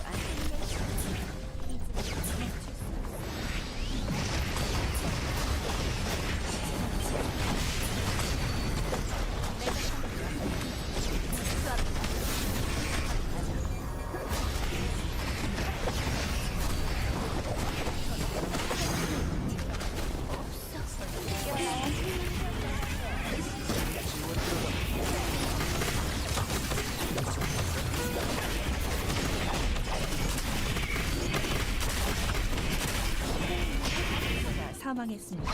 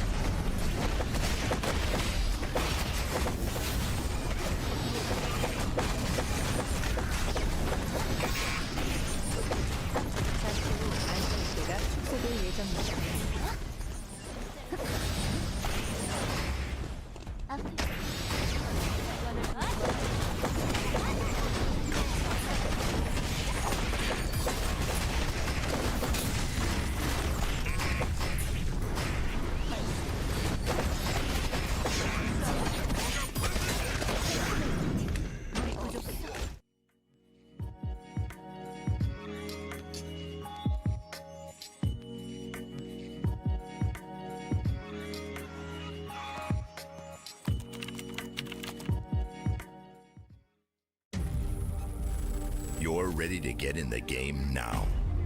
The last thing you want is to wait. WD Black, performance storage, purpose-built for gaming. SSD speed that obliterates load times. Performance to transform your game. Expanded capacity to store more. Customizable RGB. WD Black. Because the game never waits. WD Black. Drive your game. 안녕하세요. 루미아 섬의 생존자 여러분. 9.6 패치노트 다이제스트 진행을 맡은 천시아입니다. 길티기어 스트라이브와의 콜라보레이션 이벤트가 시작되는 9.6 업데이트가 여러분을 찾아갑니다. 과연 이번 9.6 업데이트에서는 어떠한 새로운 콘텐츠들이 여러분을 기다리고 있을지 지금부터 한번 만나보겠습니다. 많은 분들이 기다려주신 글로벌 IP 콜라보레이션 길티기어 스트라이브가 이터널 리턴과 함께합니다. 길티기어만의 스타일리시한 매력을 더해 새로운 모습으로 변신한 실험체들을 만나보세요. 콜라보 스킨으로는 영웅 등급의 제고 리다이린과 희귀 등급의 카이 에이든, 엘페르트 아야가 출시됩니다. 카이 에이든과 엘페르트 아야는 일부 음성 대사가 변경된 희귀 스킨입니다. 콜라보 스킨 3종은 콜라보 전용 GGST 토큰 교환소와 GGST 퀘스트북을 통해 획득하실 수 있습니다. 토큰 교환소에서는 재고 리다이린 스킨과 프로필 아이템, 이모티콘 등을 획득하실 수 있으며 퀘스트북에서는 카이 에이든 스킨, 엘페르트 아야 스킨을 비롯해 다양한 아이템을 획득하실 수 있습니다. 콜라보 상품으로 판매되는 상품은 NP가 아닌 스팀 지갑 자금 추가를 통해 구매가 가능합니다. 자세한 상품 구성은 별도의 공지를 통해 안내드린다고 하니 공지를 꼭 확인해주세요. 이터널 리턴의 이야기들이 기록된 스토리 컨텐츠, 아카이브의 문이 열립니다. 로비 우측 하단의 이미지 버튼을 클릭하여 접근 가능한 아카이브에서는 이번 콜라보 이벤트 스토리를 감상하실 수 있으며 추후 더 많은 스토리 컨텐츠가 추가될 예정이라고 하네요. 이번 변화로 우측에 고정되어 있던 1일 미션 리스트가 제거되고 별도의 미션 버튼으로 통합됩니다. 아카이브의 첫 번째 이벤트 에피소드로 길티기어 스트라이브와의 콜라보레이션 에피소드가 공개됩니다. 다음은 새롭게 추가되는 상품입니다. 11의 새로운 이모티콘 4종이 상점에 추가됩니다. 11의 다양한 모습들을 이모티콘으로 만나보세요. 다음으로 시스템 변화점들을 소개해드리겠습니다. 이제 아시아 서버 랭크 대전에 휴대폰 인증 시스템이 도입됩니다. 하나의 휴대폰 번호는 오직 하나의 계정에만 연동할 수 있습니다. 인증 요청 대상 계정이 인증을 완료하지 않을 경우 아시아 서버 랭크 대전 입장이 제한됩니다. 한 번 인증받은 계정도 보안을 위해 불시에 재인증을 요구받을 수 있으며 최초 인증된 번호와 동일한 번호로만 재인증이 가능하기 때문에 번호 변경 등의 사유 발생 시에는 별도로 고객센터를 통해 조치해야 합니다. 인증 방식은 SNS 인증과 보이스 인증 두 가지 방식으로 진행됩니다. 이번 업데이트와 동시에 제재 경험이 있는 계정과 랭크 대전에서 특정 지표를 충족하는 계정에 1차로 적용되며 업데이트 기간 중 적용 범위가 단계적으로 확대됩니다. 9.7 업데이트 시점까지는 아시아 서버 랭크 전체 적용을 목표로 하고 있다고 하네요. 추후 아시아 외 다른 서버의 랭크 대전에도 인증 시스템을 확대하는 것을 원칙으로 하고 있으며 각 서버별 상황에 맞춰 적용 일정이 조정될 수 있습니다. 치열한 실력 경쟁을 지향하는 랭크 대전이지만 주요 랭크 보상을 획득할 수 있는 골드 티어 이전 단계는 본격적인 경쟁을 위한 준비 과정으로 보아 매치메이킹의 안정성을 보완하고자 합니다. 따라서 이제부터 랭크 대전의 하위 티어에서는 최대 실버 티어를 가진 머신러닝 봇이 등장할 수 있으며 매칭 대기 인원이 부족하여 대기 시간이 과도하게 길어질 경우에만 투입됩니다. 머신러닝 봇은 랭크 하위권 매치메이킹을 개선하는 역할에 한정되며 상위권 랭크 매칭에는 투입 예정이 없습니다. 일반 대전에 비해 보다 엄격한 조건으로 투입되기 때문에 랭크 대전 매치메이킹에 어려움을 겪는 지역이 중심이 될 것입니다. 지난 시즌 9 업데이트 중 하나에서 불법 프로그램 추적에 대한 기술적 보완이 업데이트되었습니다. 강화된 추적 시스템을 통해 적발된 불법 프로그램 사용자에 대해 대규모 제재가 진행되었습니다. 불법 프로그램 사용은 단순 게임 이용 제한을 넘어 형사처벌의 대상이 될 수 있는 명백한 범죄 행위이므로 플레이어 여러분의 각별한 주의를 부탁드립니다. 불안정한 인터넷 연결이나 강제 종료 등으로 팀원이 이탈하면 랭크 입장료가 보전되지만 종료될 때까지는 게임을 지속해야 했습니다. 이제 조기 항복 시스템이 도입되어 빠르게 다음 판으로 진행할 수 있습니다. Welcome back from the break, everybody. Hope you guys had a good one, because now we are back for Eternal Return Masters Phase number 2, Group Stage C. We got games 3 and 4 locked up and ready to go for this specific group. Games 1 and 2 are already done. And Gasbucks, I'm going to ask you the yield question. How was games 1 and 2? Is it up to your expectations? What are you expecting as we go further on into the games? Game 2 was crazy, especially the last one. And oh, wait, Mike did get banned? Oh, Mike did get banned. You're right. I didn't even notice. What the heck? Did he really? I didn't even realize that there's 3 picks. Yeah, same. What the heck? Okay, I guess that's going to be pretty nice for pretty much the entire lobby. Overpride is going to be very happy about that one. We'll see what Ing9 decides to go. I think it's going to be Estelle, but we'll have to see what ends up happening with that. But yeah, continue what you were talking about, because character select is going to be very similar to the previous one anyway. So I just want to hear what your thoughts are so far for the series. For game 1 was, I think the late game was kind of predicted, I would say. Though there's some weird stuff been happening also. But game 2 there was like a lot of VLS, and then a lot of VLS, and the last fight was unexpected. I thought the Sparkle will win that one because they did have a lot of timer and they do have the advantage, I would say. But yeah, somehow the Chara was just exploded in one shot, like that, just gone by Nadine, and yeah, he's dead. Yep. One of the problems with something like the totem is at this point these players are really adept enough to know the timings of the totem, so you can stack the damage the moment they come out of it. I think that's probably the reason why the Kiara instantly got blown up. Well, regardless, here we go. The character selections are now fully locked in. We're having a Lenny in the Slavi and an Istvan as well, a character that we haven't seen in quite a while. Especially for Sardabi, which is quite surprising to me, because it's not like his character of the Luke has been banned out, but we do know that the Luke has been struggling a little bit, so maybe a little bit more of that guaranteed point-and-click initiation that Istvan has access to is a bit more up the style of what the Slavi has in store. We also see Kenneth. I don't know Kenneth this season. I think last season or 2 seasons last, Kenneth was kind of nerfed really hard, so he doesn't really perform that well. But for now, is Kenneth really that a good pick? I think there was one yesterday that did really well. We remember, you might have been here while the games were going on, but I think it was Team Unchained with Furze on the Kenneth. Did really well, but you have to pair it alongside something else.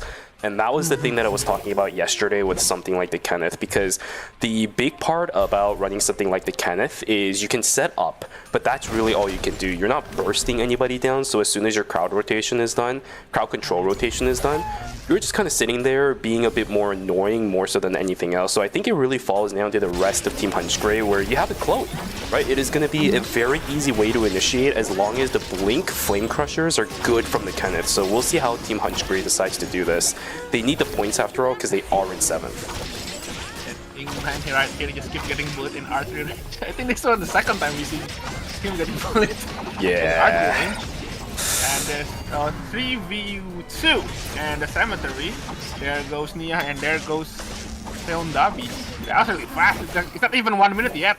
It's like still 1 minute 10 seconds or something. This is what happens when we see a lot of players and a lot of teams changing up their compositions. It's going to be a completely new set of games for these guys. Gunn in a whole heap of trouble, 1v3. He's trying to do what he can as he can, but it is pretty early in the game. Bob and Weave is not going to save him this time around. Down he goes. It's going to be 2, I think, kills going in favor of Team Umzar, and they do also get full control over archery range the moment these wolves spawn. It's pretty good value out of day 1 coming from that team. There's another one falling down. There's no +1 for the Nia. Blink invested on top of it. That is unfortunate. You're gonna see in the hotel there's a fight 2 versus 2. No, it's like 3 versus 3. Or England is a bit too late. Though they still get they did get the trade here 1-for-1 at the moment.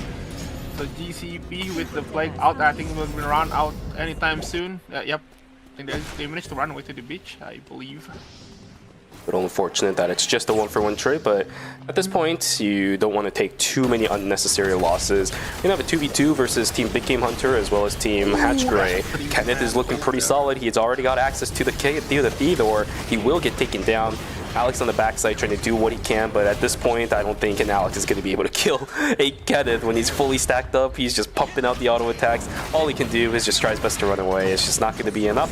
Will get caught out eventually, even investing the blink for that. The blue period really wants that kill. So good stuff. 2 for 0 in favor of Team Hunch Grey, already making use of the Kenneth, which is really, really good.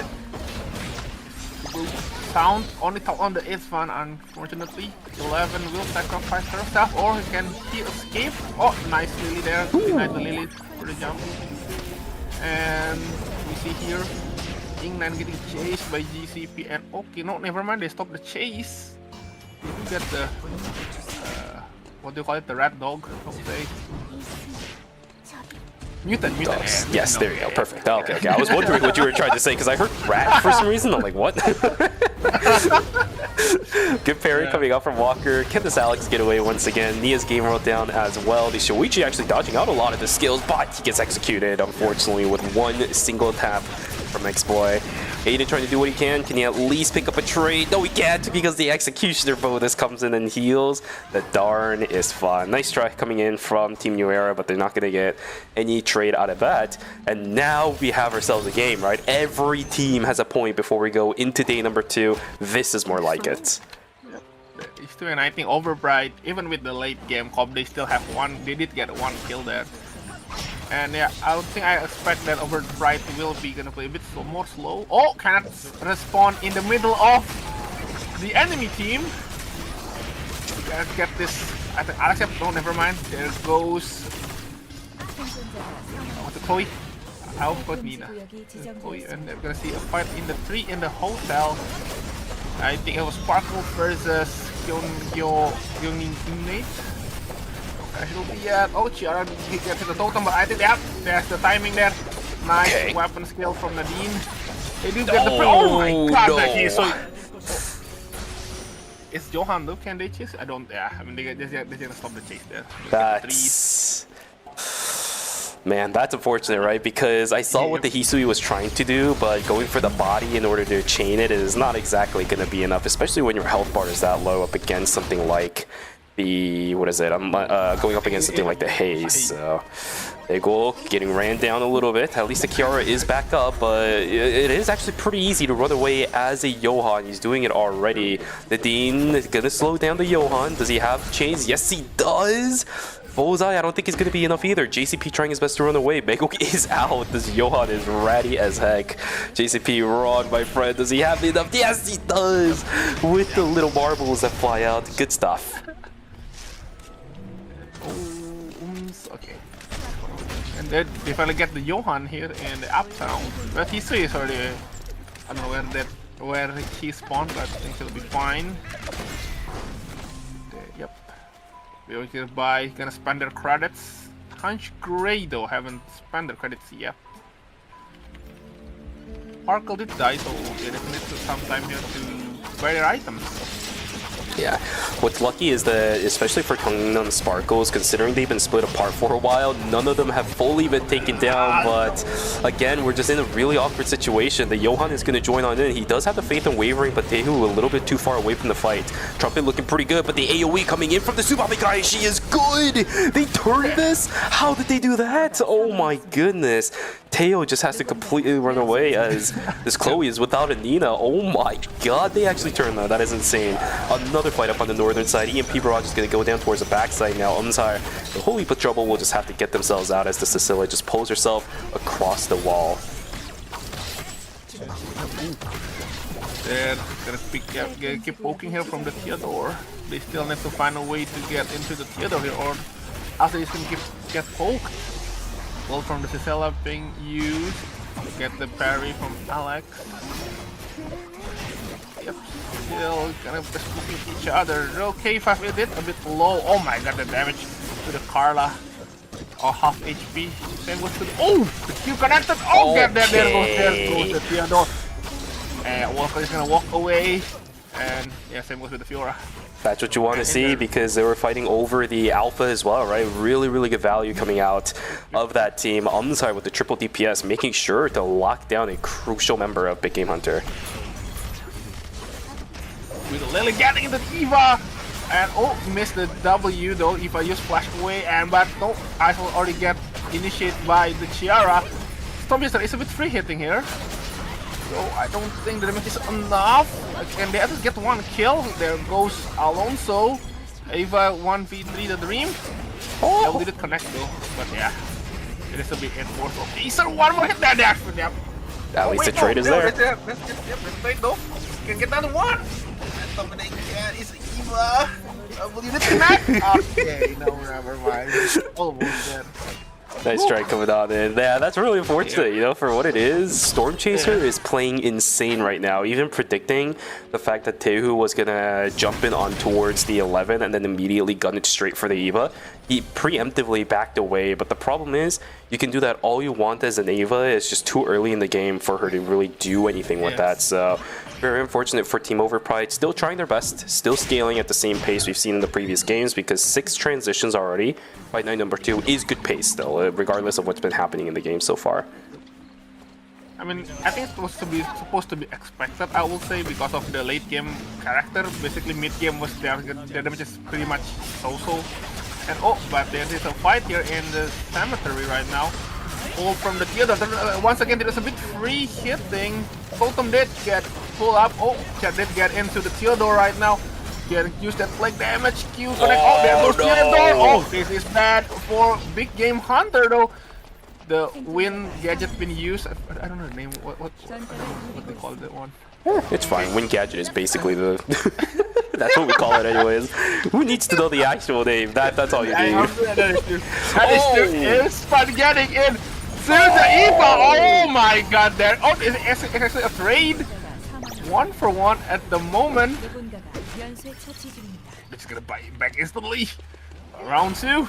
Recall, yeah, round 2. And remember, Nia's Game World is not here anymore, so the big burst that Team Kwangju Slashers had is not available. So the immediate blink away from the Istvan to just immediately back away from the fight, that's the right call.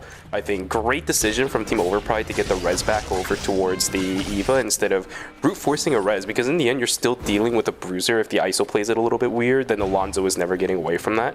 So I like the risk management for Team Overpride. The question is, can they do it again? Nia's Game World is going to go down. A lot of good damage over on the Stormchaser. It gets executed by the Istvan, who also is going to get traded out again. It's the exact same situation.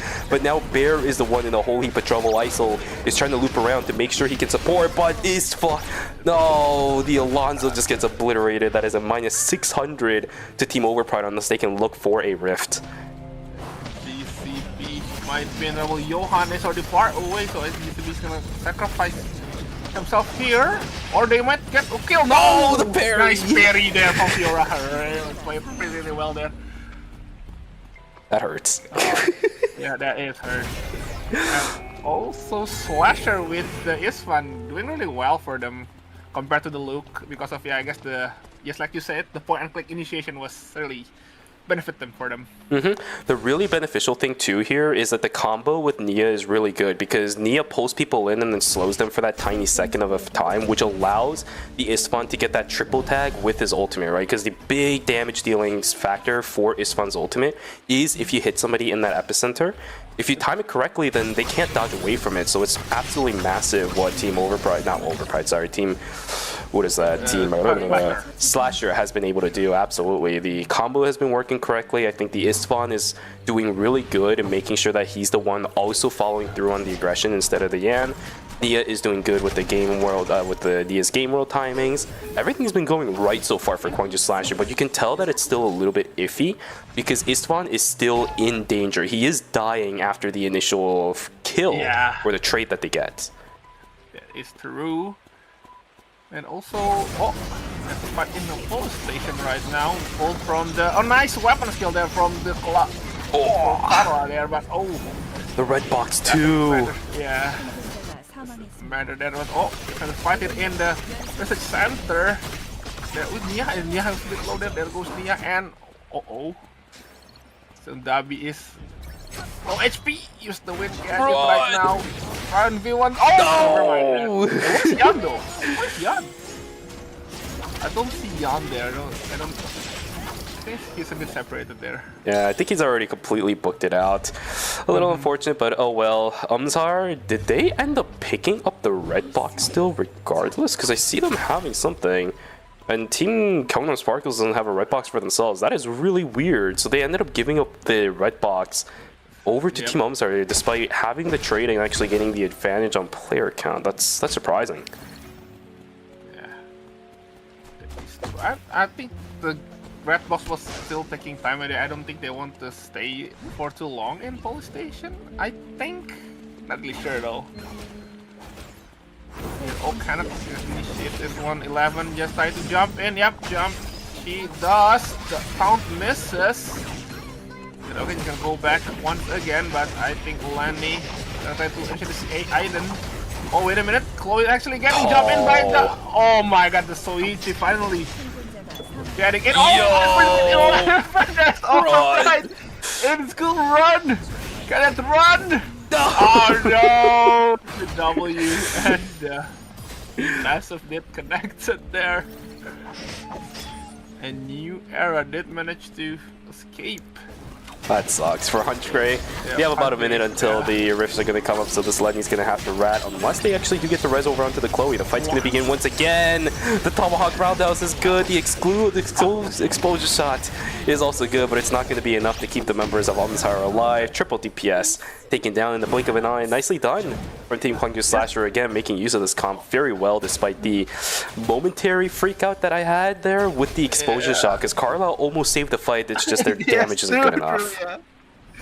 True, the Scarlet weapon skill there. Oh, don't do it. Oh. No. This is a ranked game, you know. They know there's someone there, you know. It's a ranked game. X-Boy? Yeah. Oh, he is teetering on the edge right now. You know what Team Overpride is doing. He knows. Oh, no. Yeah, he knows. Yeah, this isn't ranked, guys, so yeah. They know there's someone in the bush. Yeah. Don't worry. They feel it in their bones. It's the spider senses. Yeah. Okay, 5 seconds to go. Wickeline is going to spawn inside a school. GCP just caught out with his pants down. That's not good. Uh-oh, here we go. The Kiara is still staying alive throughout the fight. And now Tehu has the stacks. He's got the stacks. The Kiora is gone. The follow through over onto the Hisui. It's too good. Walker just walks away. I thought they caught out the JCP on that Kiara with the completely catch out, right? It looked so good for a second, but of all the people, it was the one person with Totem. That's unfortunate, but now the fight continues as ES Game Mode is going to go down. JCP trying to do his best, staying alive on the backside. We do have the Yan running down the Johan, but he can't catch up to it anymore. And now Kwangju Slashers. Oh no, they're just getting ran down by Gangnam Sparkles. I just realized that Hisui actually using the tactical armor. It played really well there. Oh man, this is too good. Now Gun is the one in trouble. I don't know. Does the Johan have ultimate? Oh, he does. They can interrupt Gun from hyperlooping out. Good decision on not trying to do it. But now we have 50 seconds to go until day 5 is going to begin, and Gun's timer is looking absolutely devastating. The Isfan managed to get away just barely, but now there's another person right around here. Big Game Hunter with the Alex. I guess they couldn't take the rift. Yeah, so yeah, you just gotta survive. Yeah, good call there. Gonna fight back there. Nia. Yeah, that's the same time. He just comes hungry. Initiate. Oh, god, that's first damage into Lenny. And then once again, Isfan just keep dying after the initiation. Unfortunately, so the Hisui is chasing this Kenneth right now. Go to the red zone. I could chase this one. Okay, I mean, not bad. There is a chance if the Kenneth wants to fight this, he might be able to, but he's just not deciding to do it at all. He needs to fight to stay in it, and maybe he'll back up, but we'll be able to get out as the Hisui's going to give up the chase. Unfortunately, we can't say the same thing for Walker as he's going to pop inside of the red. Unfortunately, his timer ran out. That means goodbye to Big Game Hunter. We will see them in game number 4.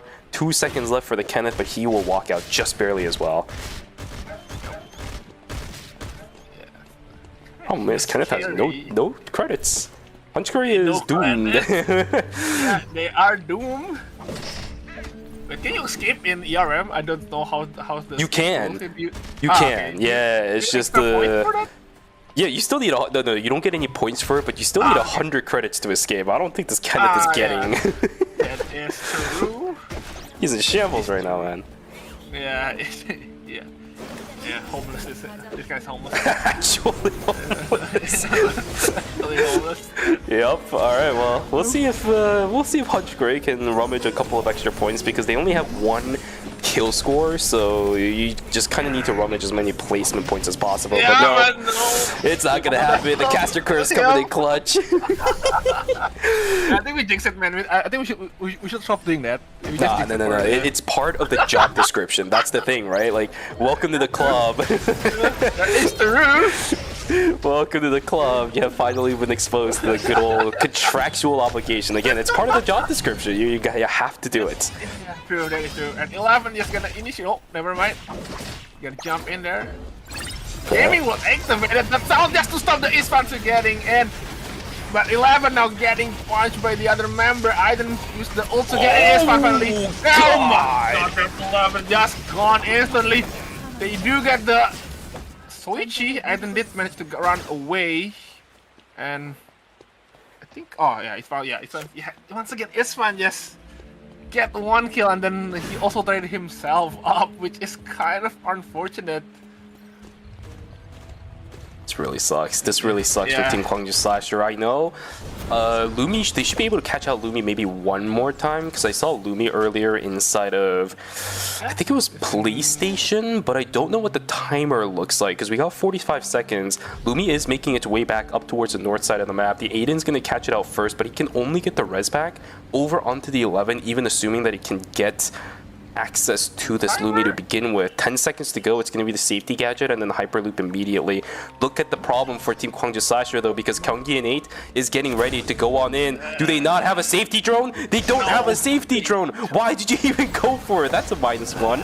He is going to get taken down. Gun's going to go down as well. No trade, and now Ghost is just stuck in the middle of nowhere. He's going to walk up towards Jino. He's just going to get fouled out. What was the rest for? I don't know. I guess he's gonna. I guess they're gonna want to troll Slasher there. Like, yeah, okay, you know what? I'm gonna take the drone and, you will go down first before me. So yeah, I guess that's. They're just like That's giving what- the what hole we're puncher to Team Kyunggi and 8 for going Yeah. into finals. Like, yeah, here's guarantee. Okay, here's a fight with Overbright against Sparkle right now. Ult from Johan being activated. Parries from the Hisui, not enough. There goes Hisui. Oh, trade their bear with Johan. Chiara is alone. Still have the totem, but I don't think this will be enough. Blind with the smoke one. Yeah. And deja vu, what do you know? It's the What? final 2 Again? teams again. But this time, no mine. Yes, that is correct. That's the one change up. Let's see if Kyunggi and can hold on to this because the Priya can also somewhat neutralize the Alonzo, right? I think the big thing here, difference, is that the Priya can actually be a threat to the Alonzo shield. If you can double stack the flowers and Alonzo accidentally walks into it, then it can get rid of the shield. That can actually be a problem for Team Overpride. And even if he does get the initiation, Echoes of the Earth can get rid of the shield. You have Explosion Shot coming from the Nadine. There's a lot that can still go wrong for Team Overpride. I think the best play for Overpride here just to let Eva poke, but even though you're gonna fight poke with Nadine and Haze, which is also a difficult fight. Yeah, Rockets, 1, 2 more shots. No, not hitting There's one anything. flower. Okay, the second one isn't going to land, so the shield is still there. Oh, the spot is kind Oh of my bad position here god. from Overpride. I think they want to try to go around. Oh, Haze! yeah, they're just gonna send it. He connected. Haze is a bit zoned out right now. Ult from Draven. Oh no! How is he alive?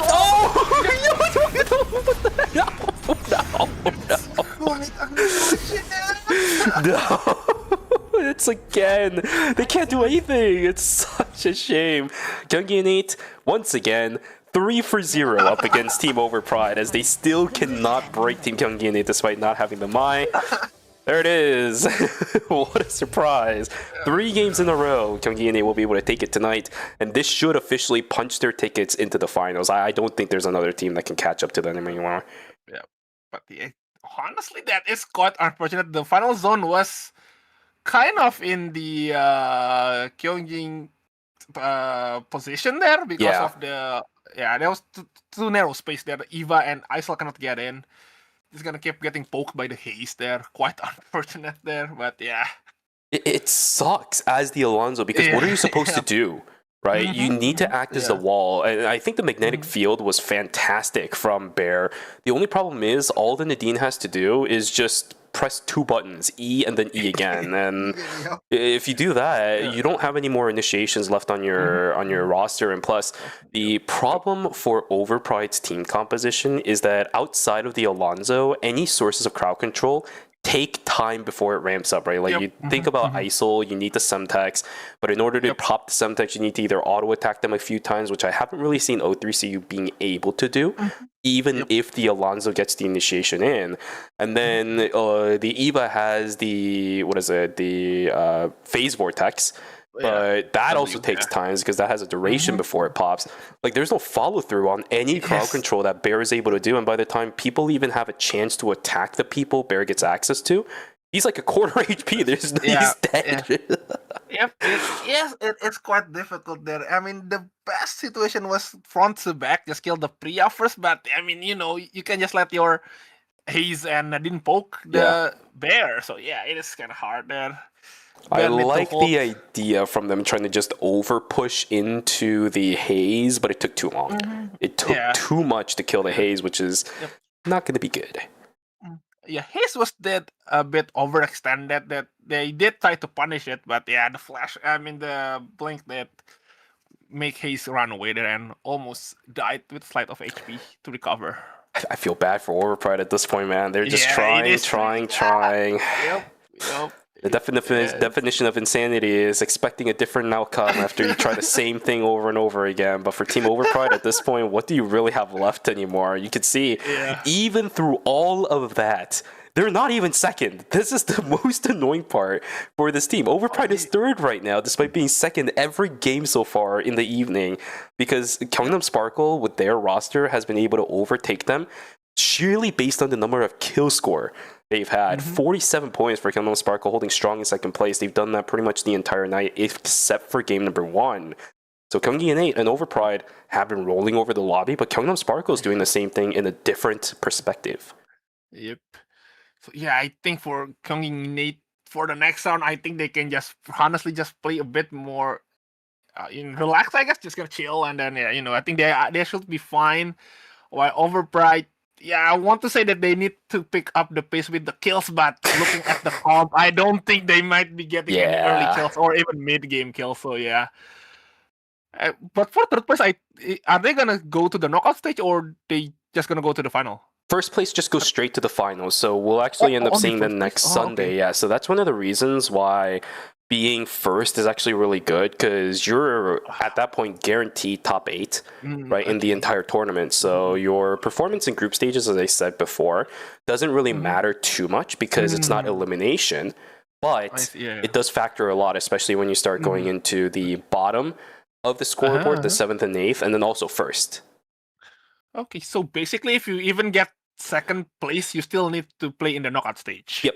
Yeah, knockout stage number 6, though. It's the last one that you have to play. So you only have to play 4 games. But there's also, remember, the chance that you don't make it out because it's going to be only the top 4 in every single knockout stage, including knockout stage number 6. So even if you do go to knockout stage 6, there's no guarantee that you make it into the finals. I see. Yeah, that is true. There is kind of tight spot there, but let's see. Overpride. Will Overpride still use the same? I didn't know Storm Chaser only play Eva. That's all I know. I don't know what other character that he play. I think he did play Celine, I would say, but I think he is famous for the Eva. So let's see if they're gonna change any comps. It's probably just gonna have to be the Alonso. I'm honestly again surprised that Bear hasn't been bringing out the Mai. Because I've seen Bear play Mai before. It's been pretty good. And also, O3CU is usually a Nadine player. I'm genuinely surprised that Overpride isn't contesting with something like that, because the biggest problem that Overpride has been having is bursting down somebody to punish Kyungi In8's mistakes. O3CU usually plays Bonadine, and you know how Bonadine works. Yes, you could poke with the Q, which might actually be the saving grace for this team up against Kyunggi, because it does still outrange Haze, and you also have it on a lower cooldown than the rocket launchers, but at the same time, because you're usually running the accelerator with the Wolf Assault, you get a lot of damage in a very short amount of time to punish any small mistakes that Bear can capitalize on. So I'm surprised that we're seeing a lot more ISO in comparison to this, but this could just be Team Overpride saying, hey, we're okay with you doing really good because you're already guaranteed for finals anyways.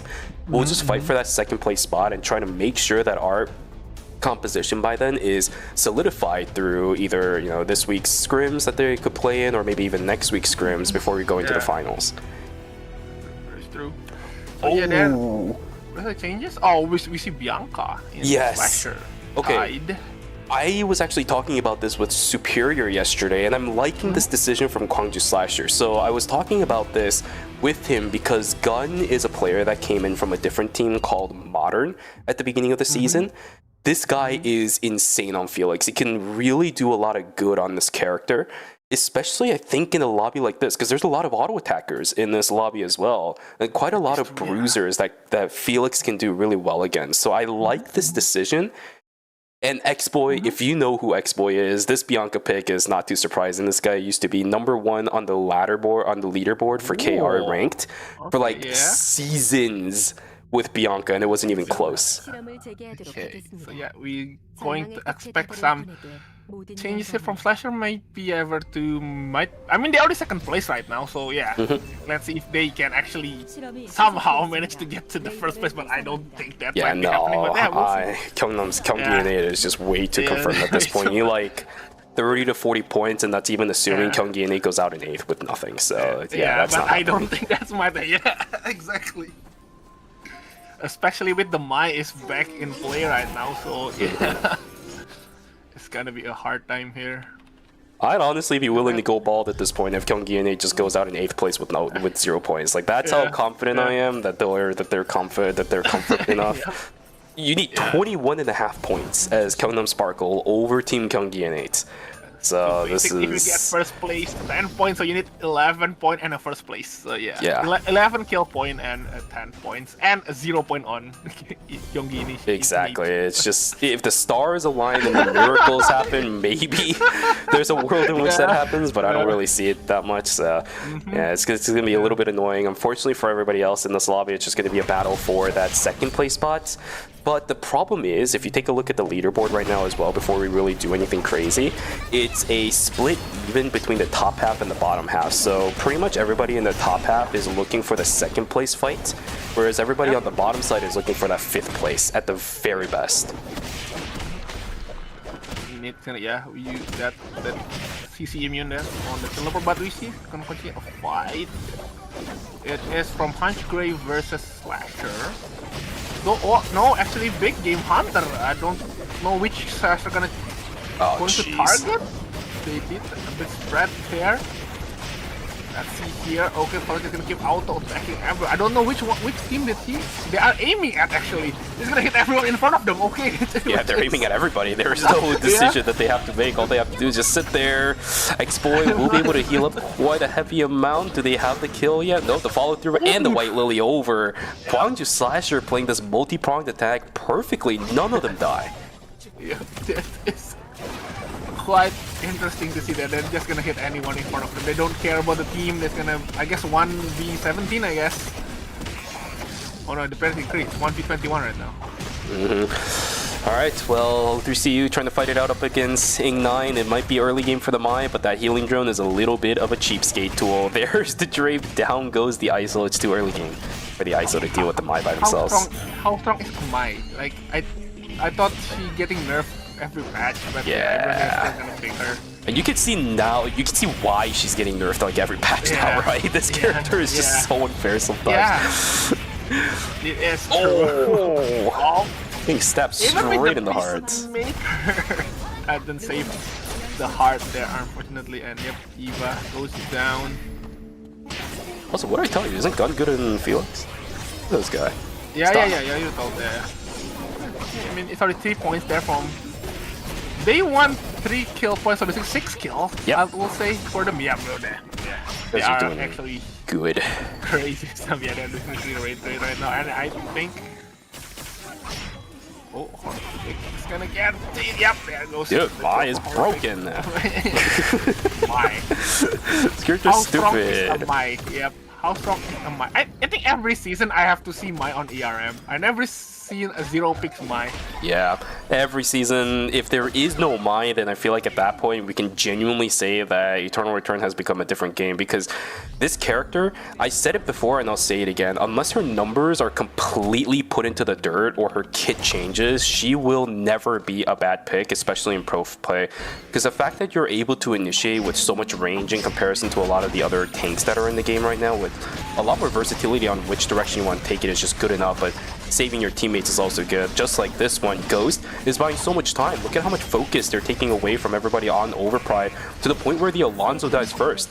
Now the Aiden trying to get access over onto the Eva, she will be able to do that. That means it's a free Tree of Life going into the hands of a Team New Era, just at the loss of their Mai, but that's not going to be that big of a deal. Aiden doing really good, following through on the Eva to catch that trade, catch the straight. 1-for-2 trade in favor of these guys. Also to note that, oh, never mind. We're just gonna see this fight first. Here's Bianca. Are they gonna initiate? Oh, yep. Here comes the ult. Purifier range. They connect though. Priya's gonna pop the ult. 1v1ing with the Mai. But their hearts did go down though. Oh, wait a minute. This might be bad if Priya goes down here. Mai needs to survive. Oh my god. Yeah, What is a Mai? What is a Mai? Okay. Both of the Mais can't do anything, man. Maybe No, this character oh is my weak. god, what is through this? CU. Oh, through CU is cracked, bro. Uh-oh, Eva? Where's Eva? But Eva, okay, I mean Eva should be in a safe place, so that should be fine, but oh my god. O3C is crying right now, man. How many Evas he had to deal with so far? Yeah, This ISIL, you might need to get a Hell's Fury right now. What is it? Unless Yeah, instantly to fight this. Mai, okay, once again.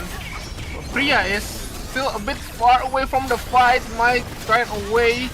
Pop those there from the Priya. They should be fine. Mai, yeah, there goes Mai. Oh my god. This might be a different story here if Mai already down. Let's see here. Can Hard? I don't think he can. It's a 3-man. Gonna hitting the hard here. Yep. Maybe Mai's a bad character. She buff Mai. Why'd she lose a fight, man? What's going on here? She's a terrible character. X-Boy trying to stay with his team. Gun also making a little bit of the... oh, okay, bye. Yeah, great tornado there. Also, when did the Mai rework? The item rework was in season 4? I forgot. Let's see here first though. Gonna keep poking. Keep poking from the haze. Yeah, it's gonna get run away. No, they're still flashing and from the haze. Almost get hit by the Q. Spring trap used. Yeah, they're gonna run away. Yeah. And yeah, I think with that, there is no way on earth Chunky and 8 is going to be able to get out of this. Zero Jin stuck right in between the buses. Gwangju Slasher fighting for their tournament life right now. We'll be able to pick up the alpha plus the kill on Zero Jin, but another third party coming in. Remember, Gwangju Slasher still has some resources available to them, but not going to invest anything. Here we go. Reign of the Vampire Queen has been activated by X-Boy. It splits the fight into two. Ing9 is going to get taken down. X-Boy trying to chase down Sleep as much as possible. But again, these guys are just playing multiple fights at the same time, and they just do not care at all. Catching out to Chloe, doesn't have the Nina, so no Soul Link available for these guys. Kenneth on the backside trying to buy some time for the Chloe. Gun getting taken pretty low. There's the join back with the Lenny. Can they actually get the fight? Yes, they can, because Herdabi goes down. Flame Crusher is just going to split the Felix away from the fight too, so it's a 1-for-0, but Nina goes down. God, you are crazy, bro. Okay. I was scared there. I thought there might be a 1v3 there, but okay, never mind. Thinking of his glory days for a second. thought he was Goliath for a second there, trying to fight off 3 Davids at the same time. Walker goes down goes Horrific, down goes Key 5. It's going to be Team Overpride taking away yet another rift for themselves. 누군가가 연쇄 처치 중입니다. But it's still no wipe. However, it's not gonna be in. I mean, day 2, so yeah, they can still use the auto revive. Play a bit carefully here. Yeah. I mean, even before the my work, rework, my still being really high picked, and then they rework my this she still become the first top pick character. Yeah. My indeed is a character. 17 seconds to go until day number 3. We do have the Alex falling down at least. That was a Night 2 death, which means he will come back in a few moments. But for Team Big Game Hunters who need to try getting as many points as possible to secure their 5th place spot at the very least, this is probably not the greatest start of day number 3, because with day number 3 comes the next rotation of animal spawns once again, and a couple of objectives too. Big Game Hunter, they're pretty behind on that front. Look at their items. They just got their 4th item onto the Fiora for the Dragon Scales. But outside of that, Theo's sitting on 1, Alex has 0. We already know that Alex likes to live in poverty in some of these compositions, but you need more than this at this stage in the game, especially when you're getting chased down like this too. Yeah, this Big Game Hunter is in a really tough spot at the moment. Yeah, and also no timer and no item. It is kind of rough right now. Big problem. Alex also spawned on the complete opposite side of the map too. They're split with no way to really group up with each other unless they take red, which is not possible, by the way, for Team Big Game Hunter at the moment, because the Theo and the Fiora, they both have single digits of timer left. It's too risky for them to try taking a VLS and going over towards the Alex. So the Alex is the one that has to come over, which we see right now on the minimap. Even if Alex did go in, they are still getting chased by Slasher. I really want this team. Oh no! The Theo is dead. Yeah.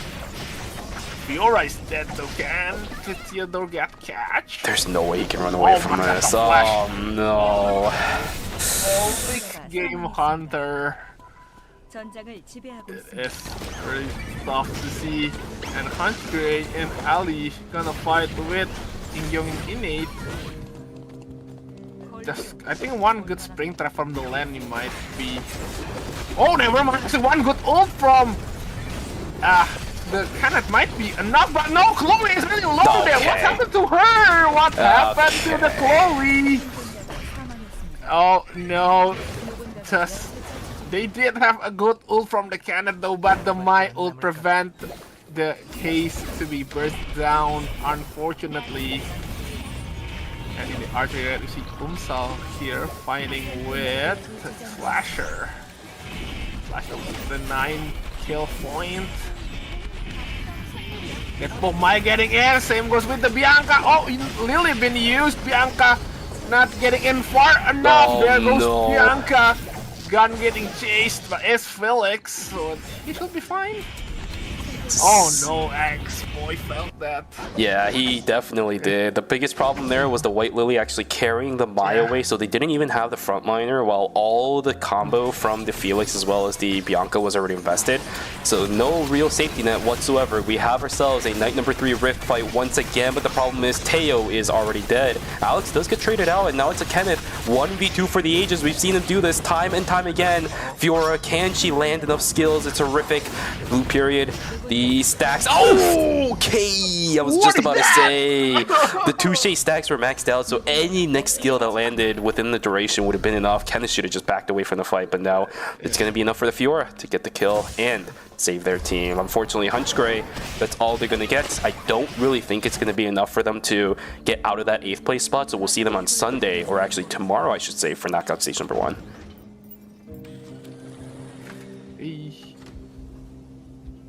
Yeah, Hunchgrey died before, even before day.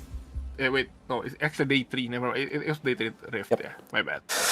Yeah, that really sucks for Team Hunchgrey. I really liked this idea with the whole Kenneth and the Lenny thing, but I didn't really see the Chloe jumping in on opportunities that Kenneth has created. So that's the one thing that I talked about with this comp that they have to do. But because they weren't able to do that, I think fights were definitely a struggle, since the one thing that I think you can definitely tell from this lobby is that micro is really difficult with a lot of these teams excelling in team fights. I think that's been like the one thing that every one of these teams have been able to do really, really well. So for a team like Hunchgrey to not really utilize the composition in the way that it should have been, that's going to be really detrimental. And from Mai has been used. What has happening? Vampire Rain did been used. Felix is a bit far away. Soichi did try to get the kill on Mai. Use the Lily being blocked and escape from that Lily from that hospital building. They did get the Mai. No more resource from the Bianca here, so I think Slasher just gonna need to run away. So weird because Kwangju Slasher, I was just about to say that they don't have enough damage, but look at the items on both the Felix as well as the Bianca. Yeah. They're fully transitioned and couldn't even kill the Shoichi, who also ate the Reign of the Vampire Queen. So the fight started out a little bit iffy to begin with. Gun was too far in while the Bianca was charging up, and before the Bianca actually ended up landing a lot of her stuff, Gun was already taken down to about a quarter of their HP, so he wasn't a part of it when everything should have theoretically been going in favor of Kwangju Slasher. Also, I think might initiate a bit too fast. I would say even before the Vampire Rain being used. So yep, but it's another fight here. Homesal is fighting with, oh my god, the heart, not even using the Peacemaker. Uh-oh, this might be bad though. Jeez, okay, well, Devil Pang, he's also in trouble. You are not getting away from this, dude. Yeah, just have the ult, yeah. Oh no, I'm sorry. Caught by the innate inner search center. There goes Homesal. But here we see Slasher trying to kill the Theodore. They did get the Theodore, and Fiora trying to get the kill on Mai, but not enough. And I think Horrific trying to get the kill on Mai. No! Oh, the Penny though! Oh, actually get the kill on Mai. Is this a turnaround? I mean, it's Bianca doesn't have any more resource. They still have the W though. And here's come Felix, and oh no! It's too easy. Yeah. Oh my goodness. Alright, well, Rift has been taken by X-Boy. Maybe they can get a free objective inside of there because Wickeline has spawned now inside of Force, and we actually are going to see a contest for this objective for, I think, the first time in the series. Gyeongnam Sparkles trying their trade up against Gyeonggi Innate, eating a couple of these rocket launchers for this team. They do have the Johan to heal it back up, but the more and more of these they eat, it's going to be a bit more rough. 1500 HP on the Wickeline. Let's see who ends up getting it. Will be the Hisui to lock it down with the Tsubame Gaishi, but that's a lot of damage gone! Where did JCP go again? Oh no, they got the Wickeline, but sent too much, and JCP gets obliterated. He still has the totem, he didn't even use it. Yeah, I think Chiara is a bit underestimating the burst damage there, holding on the totem just for the latest, but unfortunately the damage was just too big. Yeah.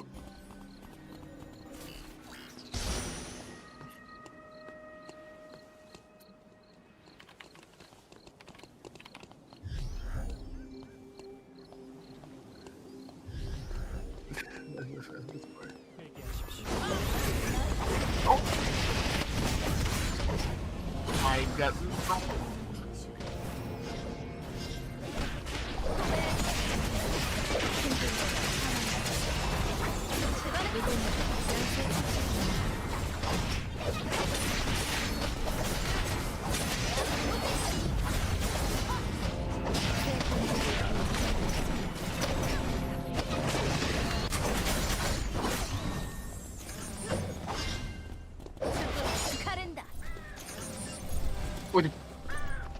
Did Chiara lose? Did Chiara lose to Bianca? Okay. Yeah. No, let's say, yeah. That is true, yeah. A 14 kill score for Slasher. The Overbright is going to be have a rough time here to chase the point. Right now, Slasher is 17 points with the 14 kills point. This is going to be a rough for Overpride to chase this one. Yeah, well, it's fine. It should be okay. Daehu still trying his best to live. Gyeonggi Innate is making it easy for Overpride. Down goes Gyeongnam Sparkles, and with that, Overpride is now officially in the second. So there is justice in the world a little bit. Okay. Let's see here. Oh, Era going to fight with Slasher. Oh my god, he's gonna have to buy items. So we'll see here. New Era versus Slasher in the stream. Is this stream? Yeah, I keep mixing up with stream and pawn. This is stream, yeah, right here. Yeah, it's I don't know why they decided to give two zones very similar names. Yeah, that is true. Yeah, that is true. I mean, it used to be the whole map was supposed to be pawn, but they did split it up. Yeah, I know, right? Oh, so you also were, remember Avenue? Yeah. Yep. I remember that.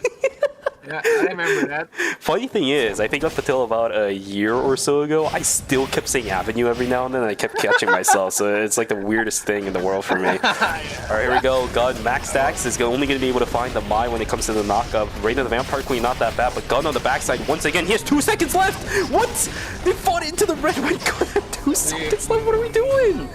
Oh my god, now they get third party. Kwangji Slashers is in absolute hell. Overpride making sure that they're trying to be the, once again, final 2 teams going in. Can they do it? Kwangji Slasher, they had so many good situations in this game. I don't know if they have enough to overtake Gyeongnam Sparkles either. They have 18 points. Let's see, they are 12.5 points ahead. No, not at all. They need, 15.5 in order to overtake what team Gyeongnam Sparkles had. Even remotely, that's just not going to be enough right now.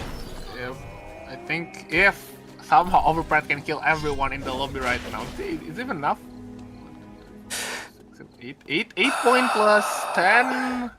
I don't 18? think so. Yeah, I don't. I think they need about like 3 more points in order to make up for it, but even if a team falls down first, right, and maybe they're able to get the extra placement point, they need to kill 2 more people in order to even remotely think about it. And look at the position that they're in. They don't even have a dueler anymore, so X-Boy, unless he's able to win, okay, never mind. Yeah, Sardabi, there goes the healing drone. I think it's cooked. Yeah. Over now. I mean, yep, and also Overpride. So in the late game, so their Eva and Isol already gonna be in so much damage right now. Yeah, check that bush. Just trying to prevent any third party. Okay. Camp. That is the Soul Stealer invested. Overpride really wants this for some reason. I don't know what it is, but they want to get this kill. There's already the Vampire Queen. Doesn't really do too much, but it does almost kill the Eva. So we're on the backside trying to at least get the kill, but the Executioner bonus is not going to be enough to actually kill that. O3CU finally getting his revenge against the Mai to get a kill over onto Saradabi. The problem is, the other side, it's going to be a long walk to that temporary zone, and safety drones be damned. In half HP against 2 Diver. Yeah, this. So this is a bit rough for Storm Chaser. He did connect to ISO. Oh, this is bad. This is bad. This is bad. Eva is. Oh no! Wait, Aiden did get the kill on Aiden, but I don't think that will be enough for Eva to survive that one. Really nice E there from Aiden. Yeah, and for the first time this entire series, we finally have not the same 2 teams going into the final zone. Although Gyeonggi N8 could be well prepped up and available for their 4th win in a row tonight.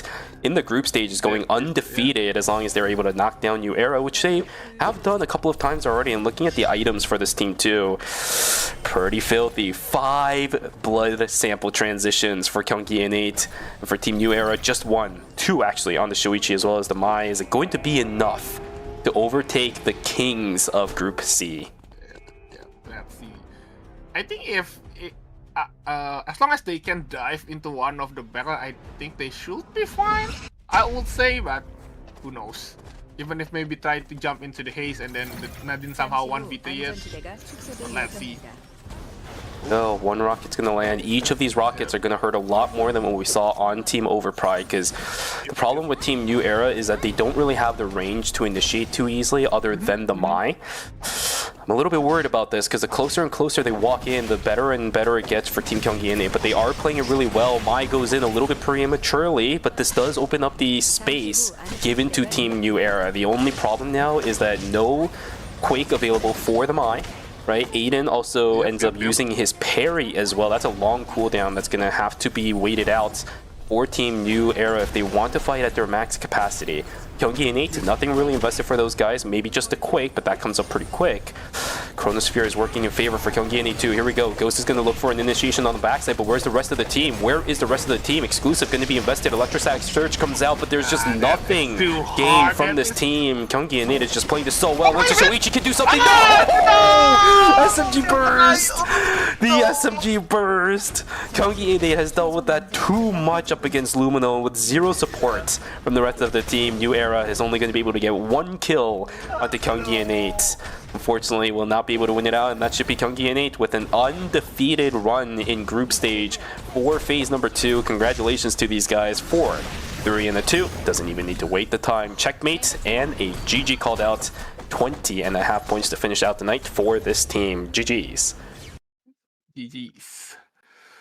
They almost get the kill on the Suichi. Sorry, in the Nadine though, but the ult from the Mai did give some Nadine some space there to survive.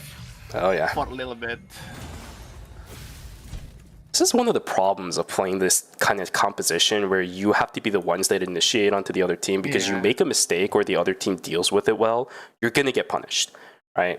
Yep. That's the exact same thing that happened to Overpride. That's the exact same thing that happened to team, what is it, to New Era just now. You play Shoichi, you play the Aiden, you need to kill somebody immediately from the get-go. But the problem with New Era's composition is that they all play on their own. So if one person finds an angle with their positioning, they can immediately send it, but now the other two have to respond, which is exactly what we saw, right? Because the Mai found an angle, she went in, but nobody was there to respond, so everyone had to back away, where the Mai took a huge chunk of her health bar and also invested her ultimate to keep herself alive. And then the Shoichi finds another angle, but then everybody else is too far away, so they can't respond to the damage that the Shoichi was doing, so he's caught out in the middle of nowhere. If it wasn't for that, then I think New Era, maybe with that turnaround from the Shoichi, could have found an angle at least to kill 2 people and then maybe slowly burst down the Mai with the Aiden. But no, nobody was there, so everybody on Gyeonggi NA could just turn their attention onto the Shoichi, bursting down in the middle of the ultimate animation. That's just how it goes. Yeah, that is true.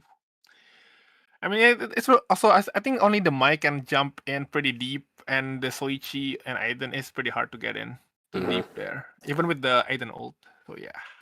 Again, as I said before, this is like the bread and butter composition that Gyeonggi NA has ran for seasons now. They are so comfortable playing this kind of composition into pretty much anything because of the fact that they've been exposed to literally every kind of composition in existence with this exact same setup.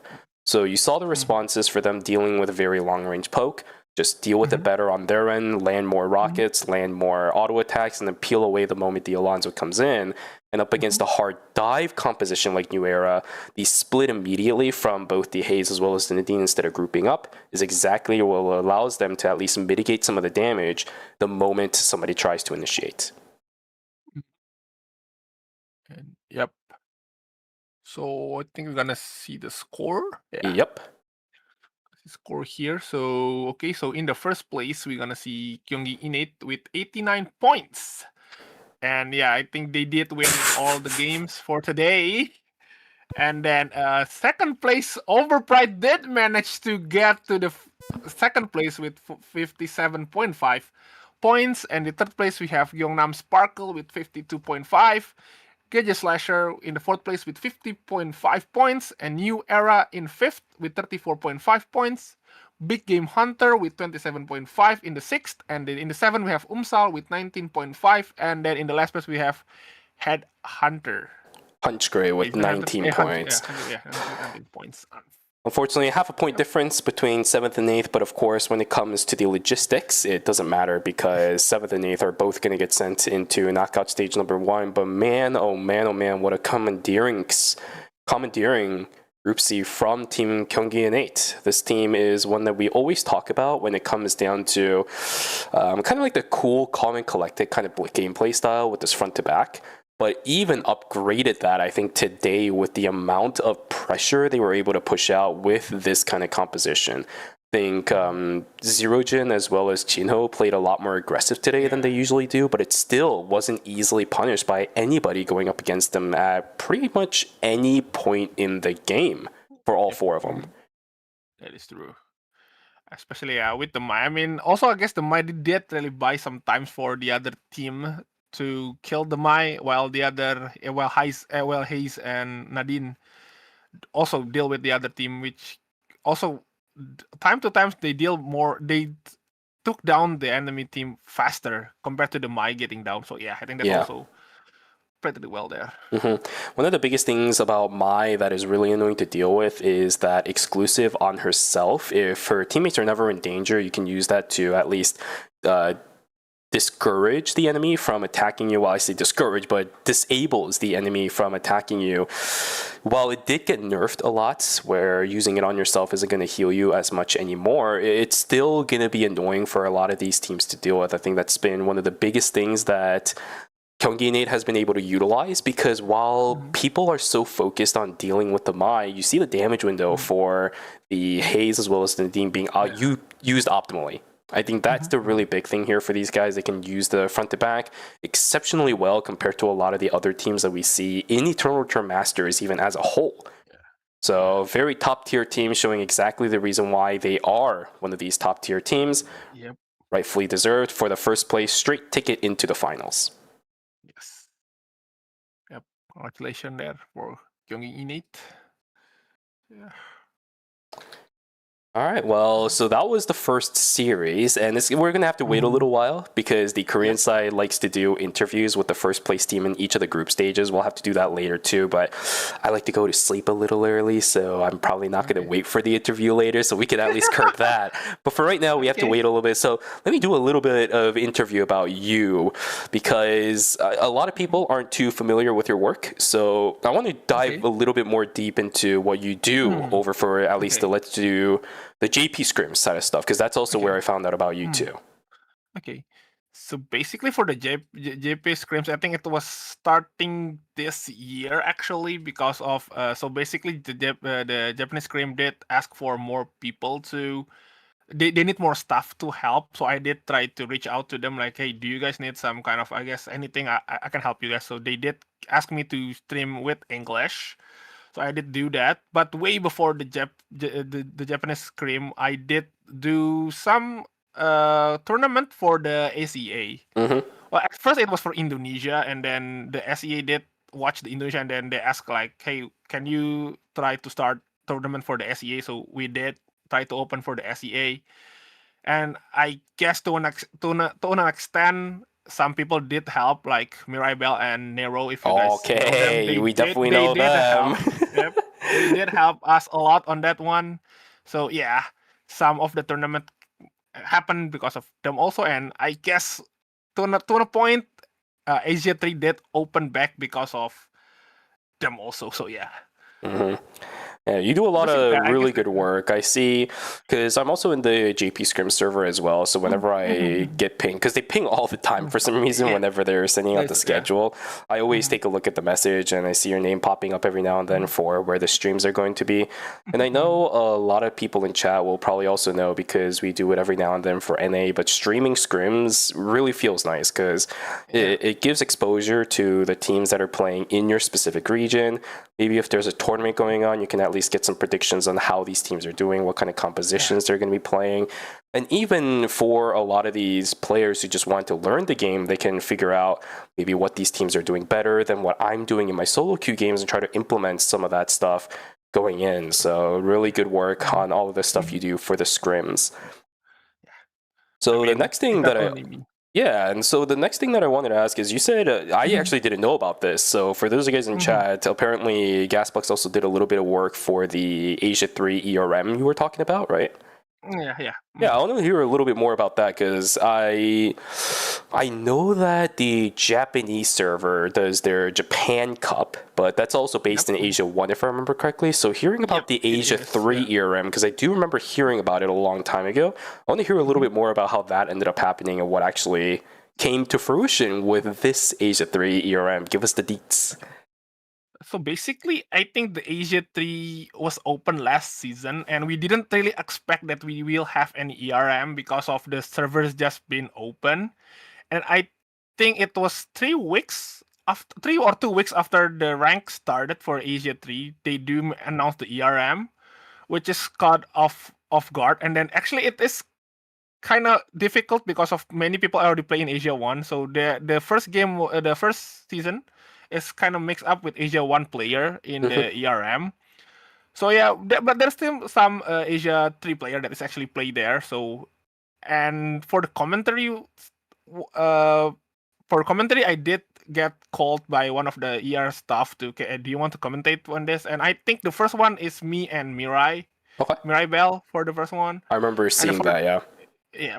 And then for the second, for the current season, I did with Laurier, which is one of the yes. community manager for the SEA. So Yep. yeah, and because Mirabel was busy on that day, so I need to find a switch up, which is I did try ask Laurier, and then yeah, Laurier did available on that day. So yeah, we did that. Estimate. How could he be busy? Like, what is Maribel doing, man? I don't get it. I don't know. Yeah, yell at him. Yell at him right now. He's in chat. Yep. Tell him out. Call him out.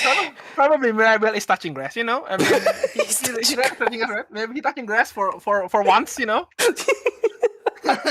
For once, he gets out of his chair to go touch grass instead of streaming. Like, oh my god, that's exactly what he's doing. Mirai is actually kind of known. I'm gonna be throwing shade at him right now, but he's actually kind of well known in this ERM scene, because whenever he comes into chat and then he predicts a team to win or he cheers for a team, they die like immediately. So he's well known in chat for being like the Giga cursor of any team. It's like, you and I, again, our job description literally says that we have to cast your curse. It's like an unwritten rule in our job description. But Mirai, this guy just does it for fun. The curse of Mirai, exactly. Chat already knows. I'm telling you. He can deny it all he wants, but it is like statistically proven at this point. I mean, I could see that. I think because of when we commentate with Mirai, Mirai did jinx a lot. So he's bringing that everywhere he goes. What is going on, man? It's absolutely wild.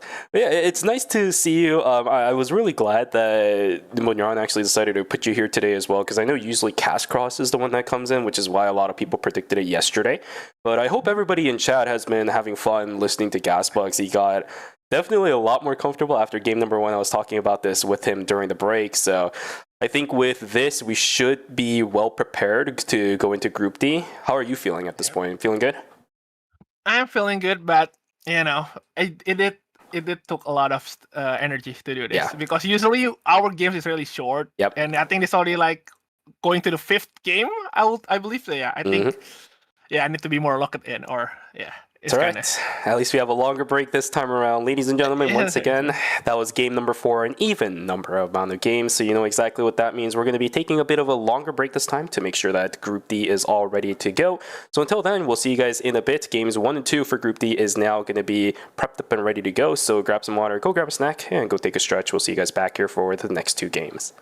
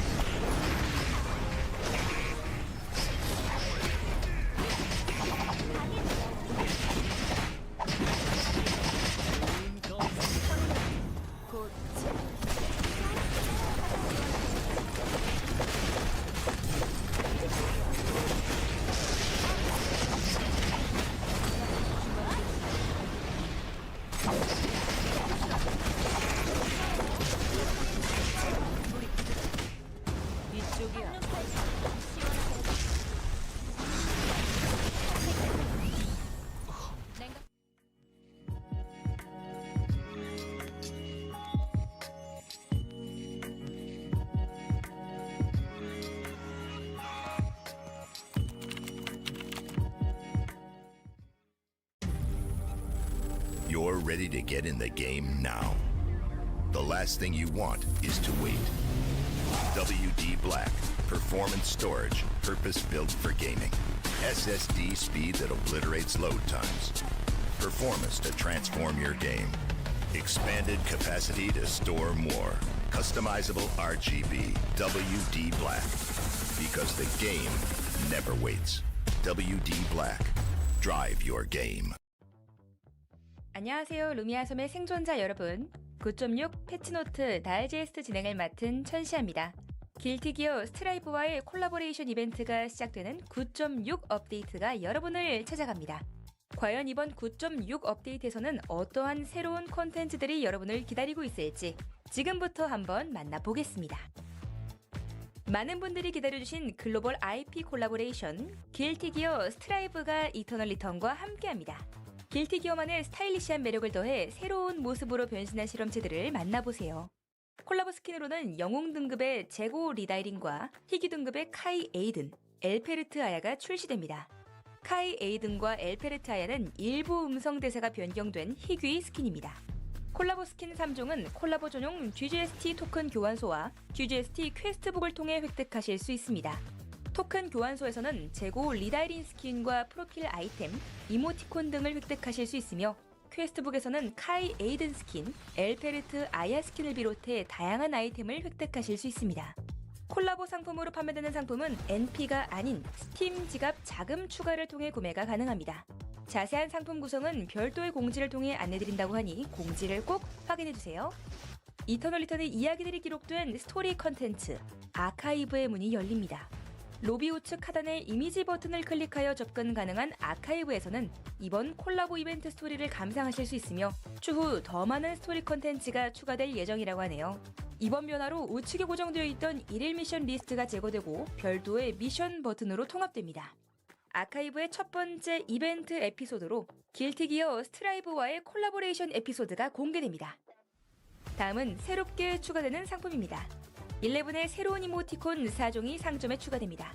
11의 다양한 모습들을 이모티콘으로 만나보세요. 다음으로 시스템 변화점들을 소개해드리겠습니다. 이제 아시아 서버 랭크 대전에 휴대폰 인증 시스템이 도입됩니다. 하나의 휴대폰 번호는 오직 하나의 계정에만 연동할 수 있습니다.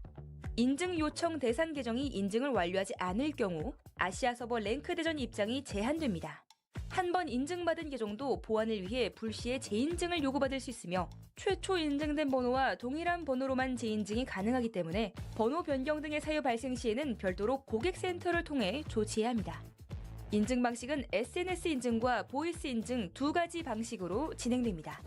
이번 업데이트와 동시에 제재 경험이 있는 계정과 랭크 대전에서 특정 지표를 충족하는 계정에 1차로 적용되며 업데이트 기간 중 적용 범위가 단계적으로 확대됩니다. 9.7 업데이트 시점까지는 아시아 서버 랭크 전체 적용을 목표로 하고 있다고 하네요. 추후 아시아 외 다른 서버의 랭크 대전에도 인증 시스템을 확대하는 것을 원칙으로 하고 있으며 각 서버별 상황에 맞춰 적용 일정이 조정될 수 있습니다.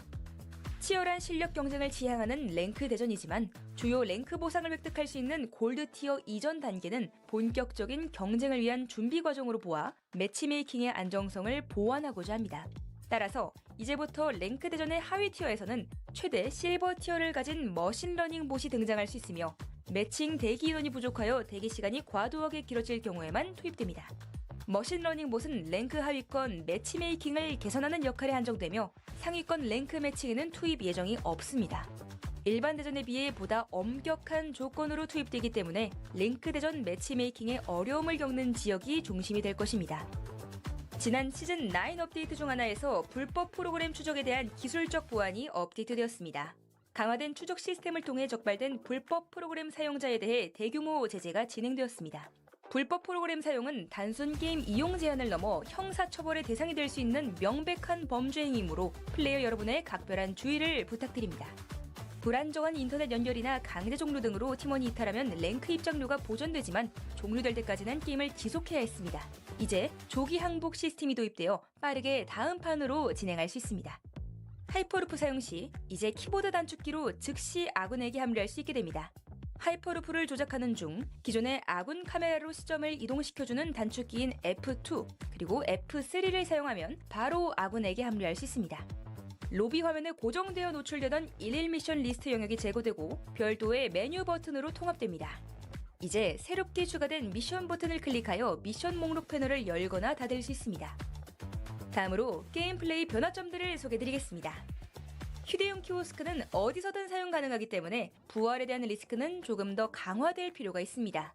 이에 휴대용 키오스크로 아군을 부활시킬 때의 시전 시간을 증가시켜 위치 선정과 사용 판단에 있어 더 신중함이 요구되도록 조정합니다. 파괴, 취약 특성의 방어력 감소량이 늘어납니다. 혼돈, 병력 특성의 피해량이 늘어납니다. 전술 스킬 스트라이더 A13의 사용 시 이동 속도 증가 지속 시간이 늘어납니다. 다음으로 실험체 변경점들을 소개드리겠습니다. 지속적으로 좋은 성능을 유지하고 있는 나딘의 늑대 맹습의 피해량을 하향하여 순간적으로 높은 피해를 누적시키는 플레이가 어려워집니다. 지난 패치 이후 매우 높은 성능을 보여주고 있는 아드리아나의 불길 쇄도 피해량을 낮추고 무기 승론도 효과를 낮춰 게임 후반부에서의 위력을 낮춥니다. 상위권 실력대 게임에서 뛰어난 성능을 보이는 이반은 자수정의 물결의 피해량을 하향하여 높은 피해 능력을 견지합니다. 게임 후반부에서 기대 이상으로 높은 내구도를 보여주고 있는 마이의 숄 장막 효과를 하향하여 후반부 내구도를 견지합니다. 부진한 성능을 보이고 있는 돌격 소총 아야의 무기 숙련도 효과를 상향합니다. 반면 하위권 구간에서 과도한 위력을 보이고 있는 스킬 증폭 계열 아야를 견제하기 위해 고정 사격의 피해량을 낮춥니다. 에이든의 뇌격이 단일 대상이 아닌 다수의 대상에게 적중합니다. 단, 적중 시 효과는 첫 대상에게만 적용됩니다. 연속된 하향으로 고전 중인 유스티나의 경우 연속 포격의 피해량을 높여 피해 능력을 보완합니다. 제키의 경우 연참의 피해량을 상향하여 평균 이하의 성과를 보이고 있는 도끼 제키의 경우 무기 숙련도 효과도 상향합니다. 현우의 무기 숙련도 효과를 강화하여 지속적인 피해 능력을 보완하고 허세의 방어력 증가량을 강화합니다. 이외에도 다양한 캐릭터 조정 사항들이 준비되어 있으니 패치노트에서 확인해주세요. 다음으로 아이템 변경점들을 소개드리겠습니다. 소수의 공격력이 62에서 59로 소폭 하향됩니다. 플랑베르주의 공격력이 55에서 57로 상향됩니다. 훅소드의 공격력이 50에서 52로 상향됩니다. 엘프드레스의 스킬 증폭 10이 추가되며 활용장의 공격 속도가 20%에서 25%로 상향됩니다. 카우보이 모자의 공격력이 상향됩니다. 빛의 증표의 공격 속도가 상향됩니다. 사이버 스토커, 예언자의 터번의 스킬 증폭이 상향됩니다. 트와일라잇의 공격력이 하향됩니다. 황야의 별의 공격력이 상향됩니다. 운명의 주사위의 공격 속도가 33%에서 35%로 소폭 상향됩니다. 큐브워치 공격력이 17에서 18로 상향됩니다. 마지막으로 버그 수정 및 개선입니다. 이제 일반 대전에서 AI 플레이어 매칭 구간을 벗어난 이후 패배하더라도 다시 해당 구간에 진입되지 않습니다. 수직 발사장치 활강 중 밤낮 전환 시 아이템 스킬 마력의 씨앗이 중첩되지 않는 문제가 해결되었습니다. 이외에도 다양한 변경점들이 적용되었으니 패치노트에서 확인해보세요. 길티기어 스트라이브 콜라보가 시작되는 이번 9.6 업데이트. 정말 많은 변화들이 여러분을 기다리고 있습니다. 다양한 편의 기능과 새로운 콘텐츠가 추가된 만큼 오늘 한번 게임을 플레이해보시는 건 어떨까요? 저도 여러분을 루미아 섬에서 기다리고 있겠습니다. 곧 다시 만나요.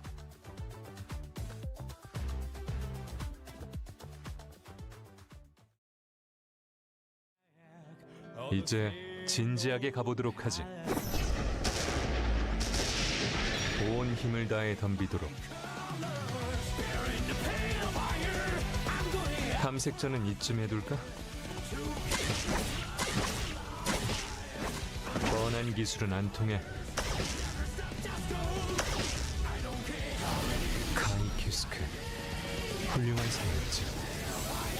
올곧은 정의와 신념, 그리고 그것을 관철한 신념. 다른 차원의 인물이 아니었다면 스카우트하고 싶을 정도. 그 녀석이 좀 본받으면 좋을 텐데.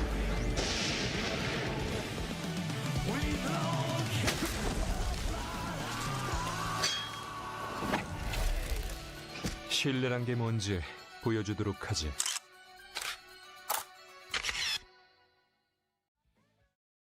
Welcome back from the break, everybody. I hope you guys had that good old extended break coming in from Group C. We just finished watching the entirety of it, and now you know what that means. We are prepped and ready to go for Group D, which is about to be upcoming in just a couple of moments here.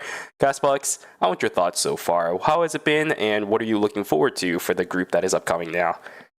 Group C did manage to dominate by, I will also dominate, I guess, by the one front, two back, like the one mine or one tank. Yeah, I can get using the Haze and Nadine.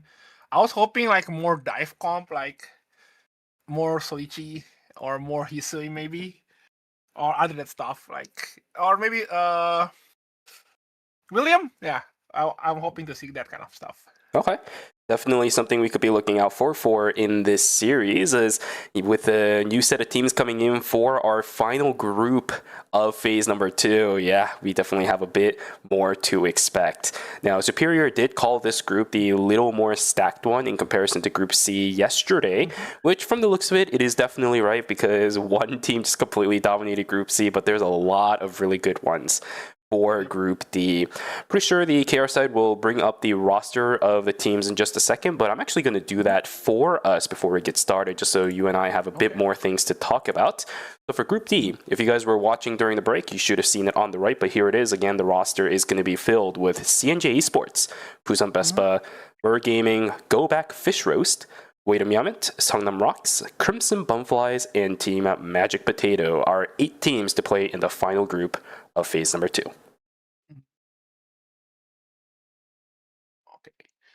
Okay, so I think I never see Go Back Fish Roast with a Meowman and Magic Potato. It's either they change names, or is this their first time? I think it could be that, or maybe it's a bunch of people that played in the past but with a new roster, because looking at Go Back Fish Roast, I do definitely recognize Umu. That's going to be probably another one of our EVA players that is going to be making a showing here. If I remember correctly, there should be another one. Im Yohan. Who do you think he plays? I don't know, maybe Soichi. Oh yeah, for sure. He's gonna be playing the Shuichi for this series.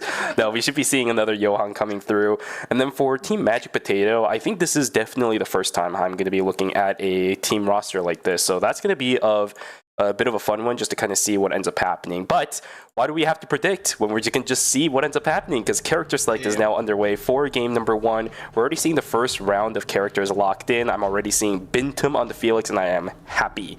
I am a happy boy right now, sitting in my chair. Yeah, we see Laura finally. I thought this will be a kind of high pick rate character, but I haven't seen it in Group C, so really glad to see. And oh my god, I think more dive will be appearing, which is like what I'm hoping for, but I was surprised it actually happening. What is this? I'm seeing a Johan ban. And it's gonna get locked in. Wait, really? Oh my god, there is gonna be a Johan ban after game number 1. And the worst feeling in the world, the gut punch that has to be felt for Jevil right now, because you're playing Daniel into a Johan. That has gotta feel terrible. Yeah, it is.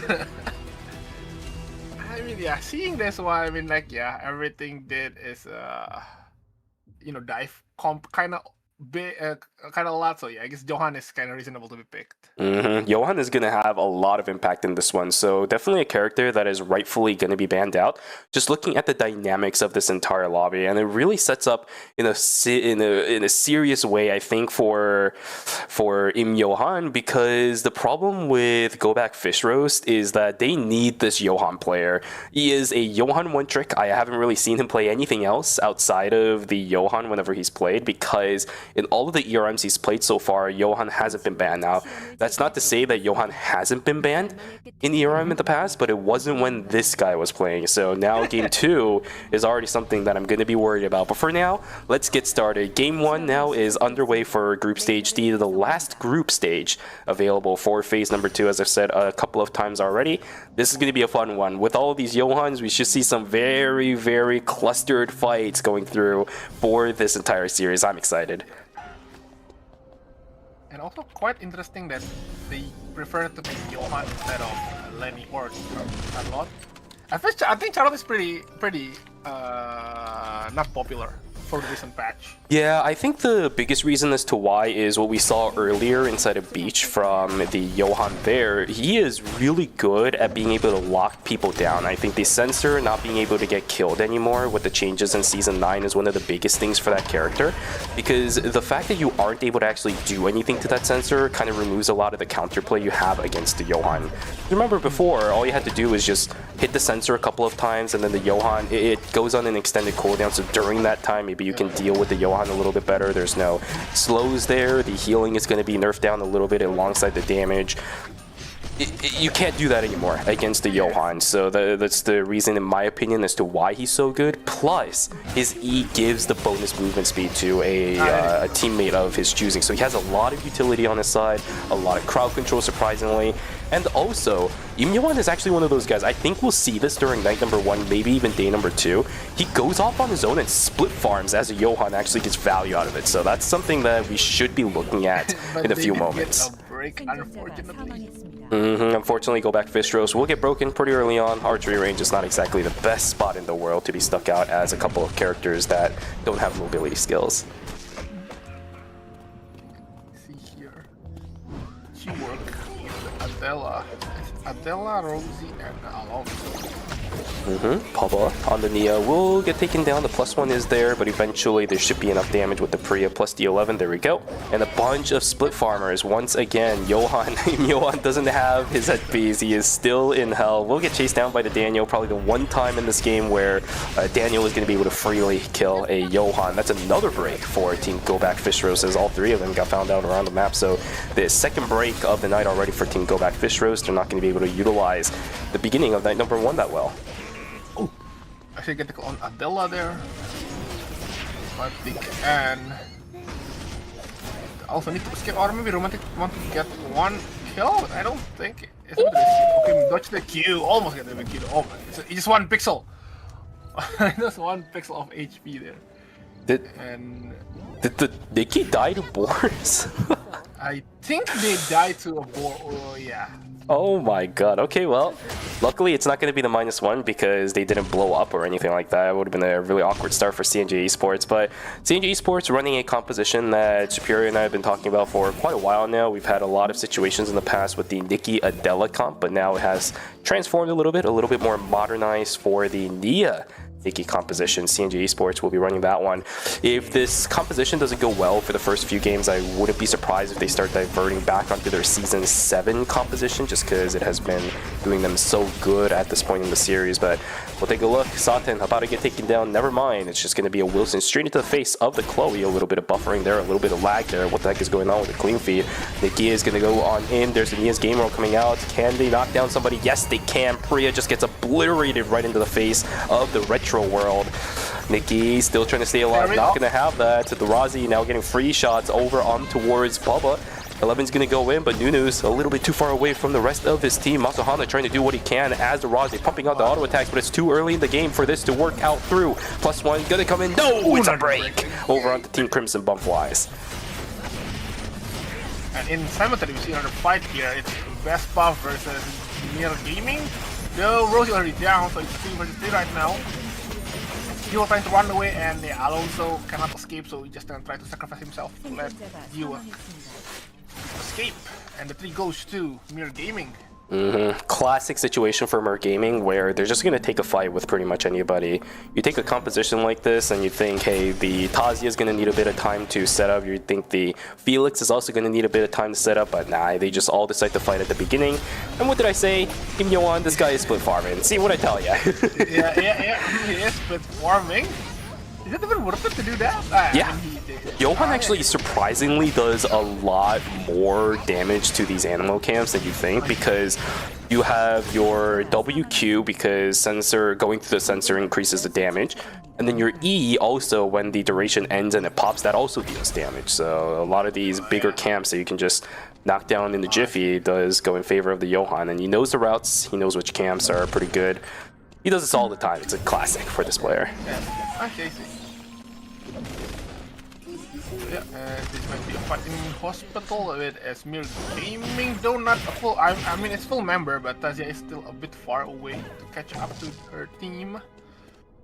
Also have the But credits to never mind. buy right now too. 421 credits actually on the Felix. Need to get something going for these guys. G-Work almost already get caught by the Gaming World, but escape. Sound being hold, not hitting anyone. Emma. Okay, nothing much happening there for Mr. Potato. If anything, look at the amount of kills in this lobby right now. The highest, the kill leaders right now is Crimson Bumflies. But yep, I think it should be 8 kills, right? Yes, I think it should Yeah, be, unless they picked up one at the beginning of day number 2. I haven't really seen any fights in day 2 so far, though, so if you're correct, maybe there were 8 kills at night number 1, or even before then. KCW looking for a bit of a fight. Nia's Game World has been activated, and same thing for the Johan's Faith and Wavering. Counter damage, though, on the flip side is really good. Yeah, Go Back Fish Rose finally looking a little bit alive on their side. We'll be able to get some revenge up against some of these teams that knocked them down and got the break on them in the beginning. 2 members down for CNJ Esports. Nikki just hobbling away towards the end of it. He's gonna spot in the stream right now. It is Mirror Gaming for the best spot. He also did get into the Felix. Follow up from G-Work, not enough damage for to the Felix here. Felix just gonna keep auto attacking into the Adela right here. No, actually Felix 1v2ing this front line. Okay, it's a bit separate. So G-Work and oh my god, it's just there goes G-Work actually. Yeah, I'm There's telling Felix you, Vinto. working. Yeah, Vinto's Felix is also another good one. Alongside Guns, he's actually going to be one of our Felix aficionados. This guy is a little bit more consistent in how he plays the Felix, so really glad to be able to see it. Whereas inside the Rift, we have a 2v2 that is remaining now after a lot of things happen. Exclusive, going to be activated. Did the +1 already activate on the Nia? No, she still has it. But ultimate cooldown still at about 10 seconds to go. The Chloe is still there. Not exactly sure about the Soul Link cooldown, but Umu is full gauge. They are just pressuring the hell out of this Mai. Nia's Game World should be back up by now, but how much time do they have to actually make use of this thing? 10 seconds to go. Yeoju needs to push his way on in, try to get some kind of value out of the Nia's Game World. 0 value coming out of it. That's going to be the fight taken away by Team Go Back Fish Roast. Nice spacing there from Umu, just safe distance from the Gaming World distance, so it's really great spacing there from Umu. Yep, so the Rift will go. Yeah, Go Back Fish Roast after day number 1 and night number 1 has been completely turning around what their fates are looking like, as they're going to be sitting on 4 points themselves now, tying Crimson Bumflies in the amount of points these two teams have. This lobby is looking a little bit more aggressive than what we saw in Group C, so this is fun. I'm enjoying this already. Ooh! Nikki connect the Gaming World activate, and there goes the Eva. Cannot too much, and it's only almost day 3, so Eva should be fine with the auto spawn. I don't need to buy her back. And day 3 now, so really unfortunate. Yeah, really unfortunate for Go Back Fish Roast, but that's the combo I was talking about with the Nikki plus the Nia. Even a blink on the Nikki, that's not something you see every single day on ERM anymore, just because Nikki can run something much easier like the protocol violation that just provides a little bit more of the added utility for your entire team, as well as debuffing the enemy team as well. But nah, this one's all about the pick for Team CNJ Esports, and it's working pretty well so far in this game. Yep. It is true. Yeah, it's already day. So I think no more. I think people should be playing more safely, no more aggressive play, unless I'm mistaken for that one. I think they can definitely play a lot more aggressive in comparison to what normal Nikki's would be able to do, just because you have the combo, right? I think, I'm not sure if the JP side or the SEA side has done this combo often, but the Nikki Adela, does that ring a bell for you, or? Yeah, I mean, I think I've seen it a lot.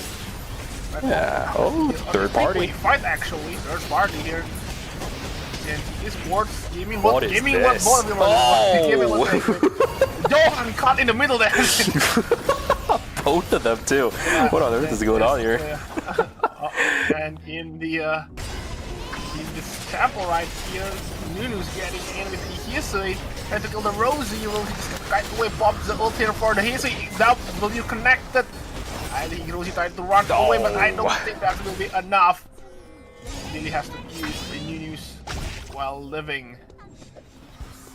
It's really unfortunate because I think what ended up happening there is the Razi ended up actually canceling a couple of their auto attacks because the items that they have are actually situated towards slots where Razi usually doesn't have, I think, auto attack right now, especially if that was a Bucephalus upgrade into the Alexander.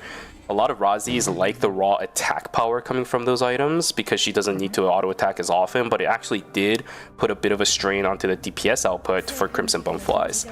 Luckily, Nunu's, even if losing 2 members, was able to jump over straight towards a rift. We'll get all of their members back, but now the question is whether or not we'll actually see a fight inside of there to determine whether or not a team will get eliminated, because it is night number 3. For now, we don't see anyone near the rift, so I think it should be a free rift, I will say. Yep, it is. It is a free rift.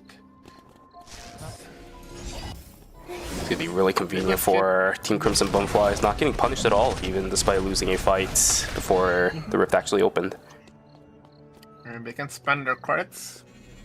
You do have really low credits right now. At least they were able to buy a couple of items. I saw the Wisdom Robes being put on towards the Razi, so now whenever the Semtex activates, this is where a little bit more of that Razi mobility is going to start coming into play. So I do like the situation for Crimson Bumflies. It just comes down to the actual execution starting from now on, especially with Nunu's on the 11. Now, I don't want to sleep on this, but the problem with 11, as we've already talked about on stream before in the past, is that she's very straightforward. You can really predict what she's going to do.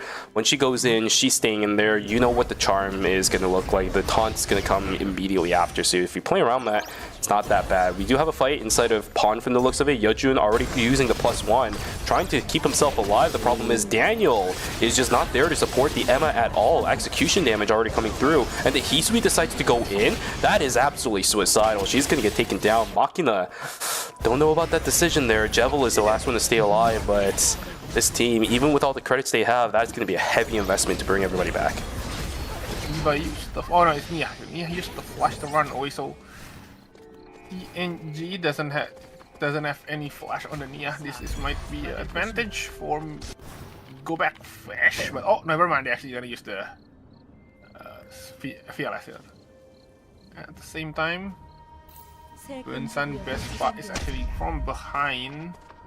But I think go back fish Rose will just gonna go to the forest, I believe, or they're gonna contest the one against the beach. Oh, Jevel is still struggling quite a lot. Look at this, Masuhana, full items now. They're split apart just a tad bit. The problem is Mer Gaming is also very strong at this time. Minran sitting on only 2 transitions as the pre. I don't know if a Razi alone is going to be enough, and they're still split apart, but the fight is going to begin prematurely. Nunu's doesn't have the jump, at least for right now. They're going to use the Calorie Cyclone, try to keep themselves alive. Protocol Violation also went down, plus the additional support from the Echoes of the Earth, but Mer Gaming is not letting this go that easily. Paradiso does a lot of damage over onto the 11, and this Razi just has nothing she can do up against this Felix. Trying to run away, will he be able to find the kill? I don't think so. At least Monster Hunter will be able to get out, but Minron still getting chased down by Raku of all things. Johan trying to keep this Priya from running away as Totem is going to follow through. There's the root down. Priya does not have much longer to live. That's going to do it. Crimson Bumflies. Unfortunately, Razi was also found out. Yep, that's the Terminate. Unfortunately, our JP team is not going to have it for game number 1. Will end up getting taken down. Jimmy was activated once again in the beach. Oh my god, the damage from the... from the Chloe there. Nia need to go back a little bit here from wait a moment. Now up into the Mai. Okay, so still full member, but they might be going to get caught by the NG Sport right here. Oh my god, that Chloe just go 1 from 0 in an instant there. There goes Chloe, and I think go back fish Rose will be trying to run back for a moment. Okay, it's still disengaging this one. Alright. Never mind, I'm actually getting in. Gaming was activated. Is there any value out from this one? No, I guess there's some. KCW! Oh, look at the backside! No! Yeojun just rips the Nia and Johan to shreds. I thought that Nikki was going to be able to turn something around, but no. Yeojun on the counter side is able to just rip Popo as well as Pixu apart. Oh my god, I didn't even notice because I was so focused on the Nikki, but I just saw them getting ripped with one single combo from the Nia. Gotta be careful when it comes to Nia's game run. And the thing is, look at the cooldowns available for CNJ Esports. Popo never even used his Nia's game roll, and he still had the +1 too, so damage was just completely out of nowhere. They did not expect that at all. Yes. I mean, even I didn't see that Nia is being free hitting there. Like, yeah, Nia just standing chilling in the back and then trying to smash the Q and the W and then goodbye there. Unfortunate there. So yeah. Yeah, pretty awkward situation for the Slavi. We are at night number 4, 30 seconds to go until day 5 is going to begin. Magic Potato, while all of that was happening, was also able to pick up the Wicca line, which is not something that you would expect with a lobby like this, but you know, I'm actually kind of happy that this is going to be going through, because with all the Johan teams in this lobby, I think Team Magic Potato is definitely going to need the extra assistance. With the Hisui also now sitting on the Blood Ripper, this is where Magic Potato wants to be, but the problem is, inside of Forest, the third party with the backside jump in, it's going to be Team Waydam Yamant starting the fight, but everybody disengages. Really lucky for, I think that was Team Go Back Fish Roast. No, this was, oh, it was Go Back Fish Roast. Yeah. Wait a moment was near there one. Yeah. Very lucky for those guys. Was able to get out of a pretty tight situation. That sandwich could have been pretty catastrophic. These guys looking, Okay, but wait a moment is kind of deep in the forest, so they need to walk a bit through the shamble right now. And I think they are fighting, but the cameraman did want to see this. Oh my god, Eva gets caught by the Daniel. Get healed also doesn't really matter. Oh my god, there's Emma just going there. That is the problem. Okay. Johan kill. Oh, but they did get the Johan. 1 for 1, but at the same time, there goes Hisui, and yeah, Johan doesn't, so Daniel doesn't have any more. Also, I think Daniel is gonna run away. Even with the wick line there, the kill from the Johan really denies the kill. Yeah, but this is something that we already expected at this point anyways. The Daniel did next to nothing inside of that entire fight. And unfortunately, the Emma ended up using the totem before she had something to actually use her change out from. That's one of the traps that a lot of Emmas tend to get caught out on, where you can go into totem and that's fine and all, but you need something to be able to immediately get out the moment your totem comes back. She tried putting the hat trick down and then immediately jumping towards it, but it takes a bit of time before the animation finishes for that skill, so that's why Emma ended up getting taken down too. Unfortunately, another person about to get taken down, Maid Lily, will go, and that means Team Waydam Yamant is going to get completely taken out of game number 1, whereas Magic Potato loses out on their Daniel. Emma is the last one alive on that side. Oh, but let's see here. Rock. Oh no, never mind. Emma did get caught out, and Magic Potato will. Does she have a hat? Unfortunately. Yeah, she has a hat, but it was in the wrong spot. It was actually in towards the other team, so not exactly the most optimal place to go for an Emma. That is true. But I don't think she has enough time in the first place. Yeah, it was just a little bit cooked to begin with. Alright, Gaming looking at a couple more kills right in front of their face with this. They are the point leaders remaining in this lobby. Umu getting taken down pretty low, but remember on the other side there is a Johan. Good damage return over onto Bintum. Now the problem is there's a Tazia on the other side, but that's a lot of damage. Reverse for the Faith of Wavering. The problem is Tazia still has the shields. Can she get out of this situation? The shields are still refreshing. Down goes the Tazia. There's the trade over onto the Johan, but Rakun has also gotten taken down.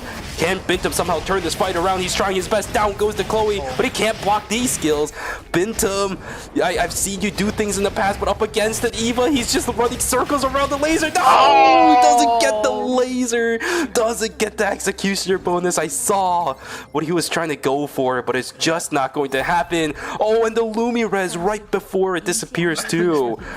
Team OK, Go Back Fish Rose. They are living life right now on the edge.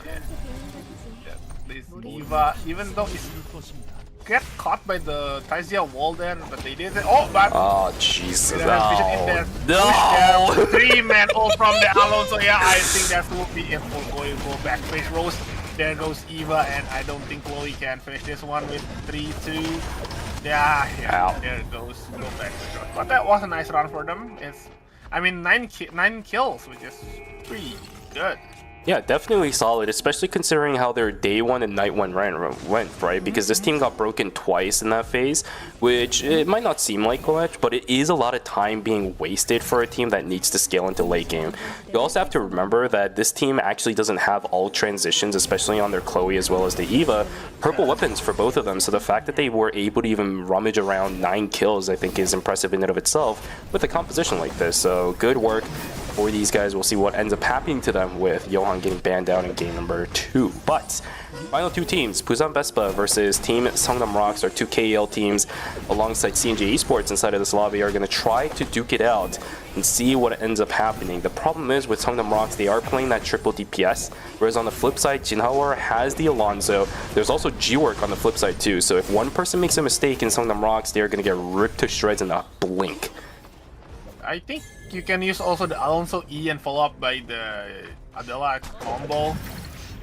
But Adela still trying to flank this one, I think. Okay, no, never mind.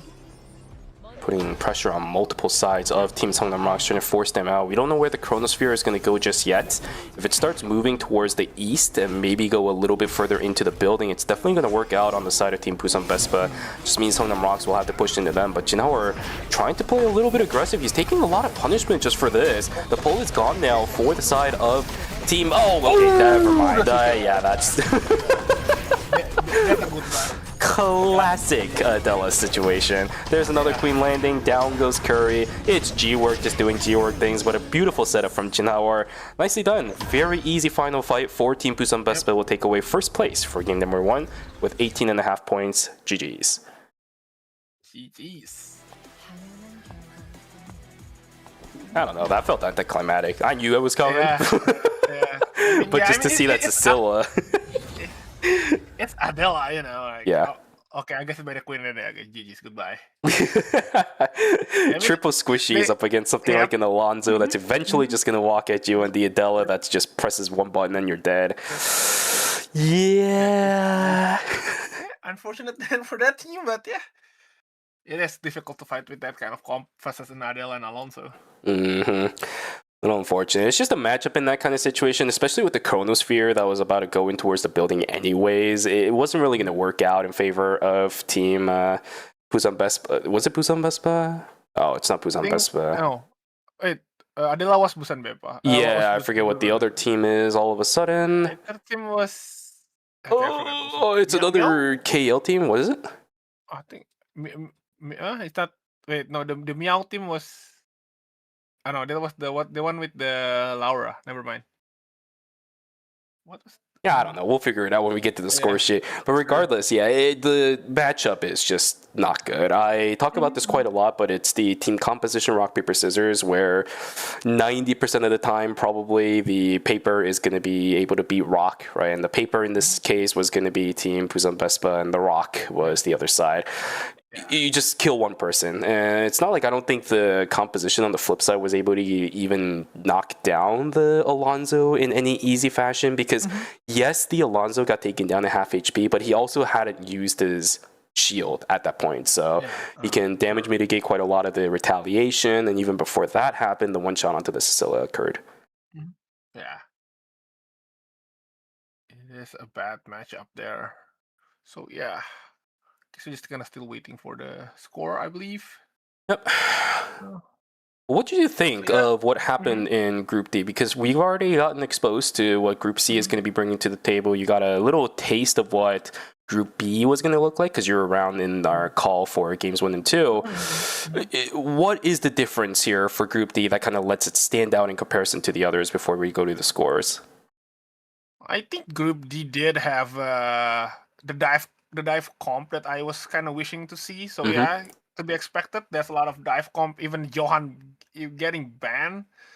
So I'm looking forward if they still gonna play with the dive comp. I want to see what kind of character they're gonna counter with it, since Johan is going to be banned. Yeah, for sure. Same as well. I do wonder what Go Back Fist Rose is going to do, but at least their game one performance has netted them in that second place spot, which is a pretty good start considering, once again, how their phase one of day one and two, day one and night one went for themselves. But Busan Vespa still holding pretty strong in that first place spot for themselves.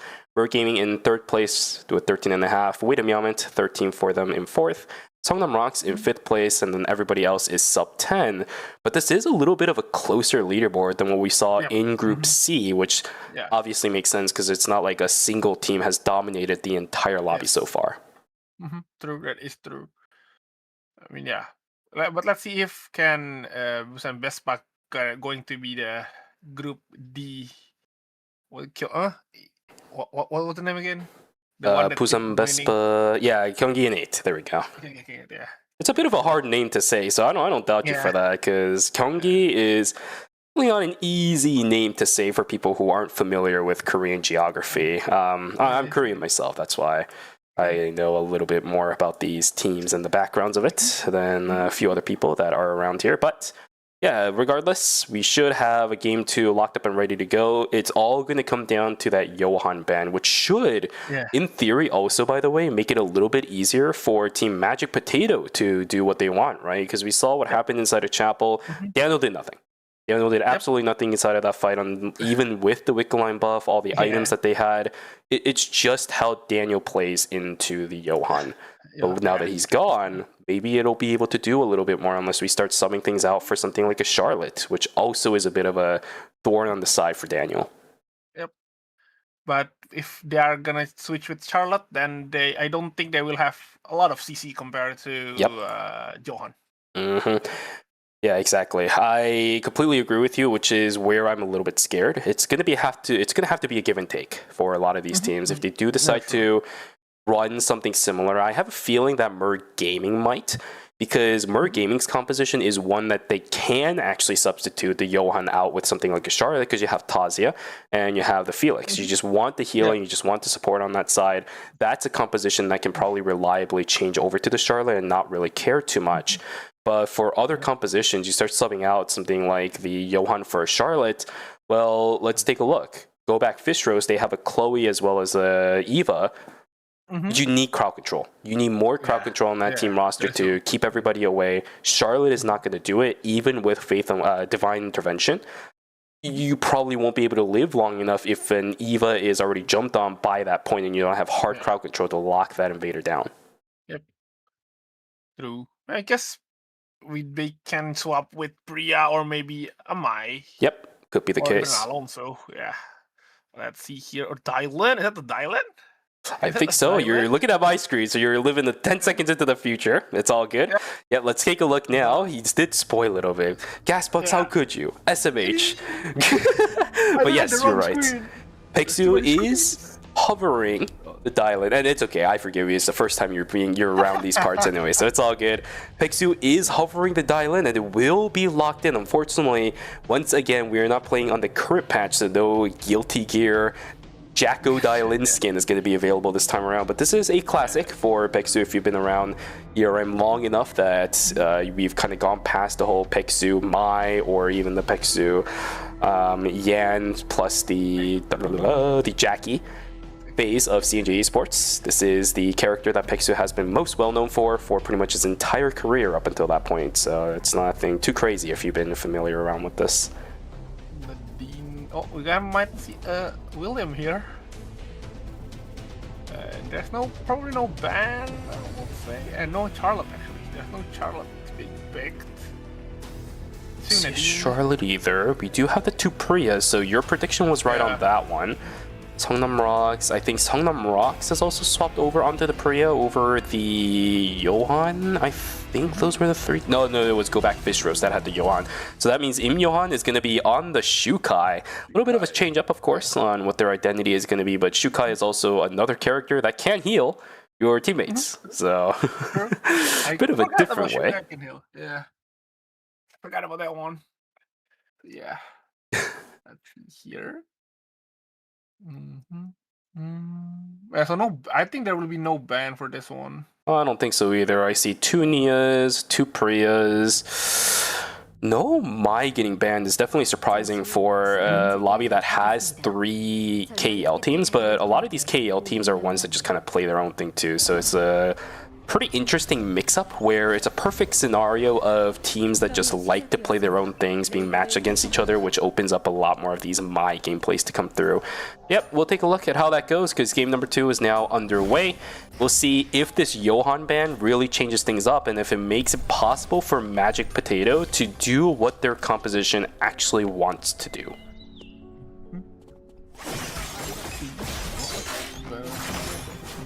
In the early game, going to trade with the dogs there.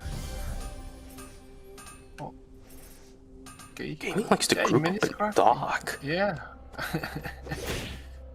Also, I haven't seen Rio. Like, I mean, she did get the nerf for the recent, for this past few patches. So Yeah. I guess that's the reason there's no Rio at the moment. Yeah, I mean, if anything, I'm actually surprised that Rozzy is a little bit more prioritized right now because Rozzy is one of those characters that really needs to put herself in danger in order to get things going for herself. But the Rozzy operators for the past few games that we've seen so far have been doing pretty good on it, and even Romantic is just one of our better ADC players in the ERM scene, especially over for the KR side of things, so it's not that surprising that he's able to pilot something like this, but I would have more expected something like Subami to be a bit more popular today, more so than the Rozzy. Yeah, that is very good. So let's see here, it is a 3v3 in a day 1, minute 1. I'd already popped the ult there, trying to kill this Laura. Laura is just keep trading each other, no casualty yet. Oh my god. Oh, there goes Laura. And Nia in Adi the other side. I don't think she has any more resources. Yep, doesn't have any more ult. I can't believe G-Work lived throughout all of that because the Laura was standing right on top of him the entire fight. This is just one of the differences that, yeah, it's just a G-Work diff at this point, so good stuff for him.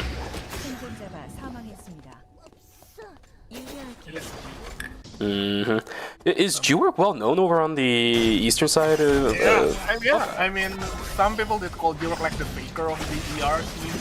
Okay, I could definitely see that. It's definitely between G-Work as well as Warren Circle when it comes to at least like the history of that title, right? So nothing too surprising there. Peksu looking to attempt to go at G-Work. Nice dodge over onto the Peacemate, over onto the Checkmate, I'm sorry, but the entire team is coming through. Peksu will end up getting taken down by the Alonzo, unfortunately. KCW getting ran in circles by G-Work will not be able to go for the trade. It's a 1-for-0 in favor of team.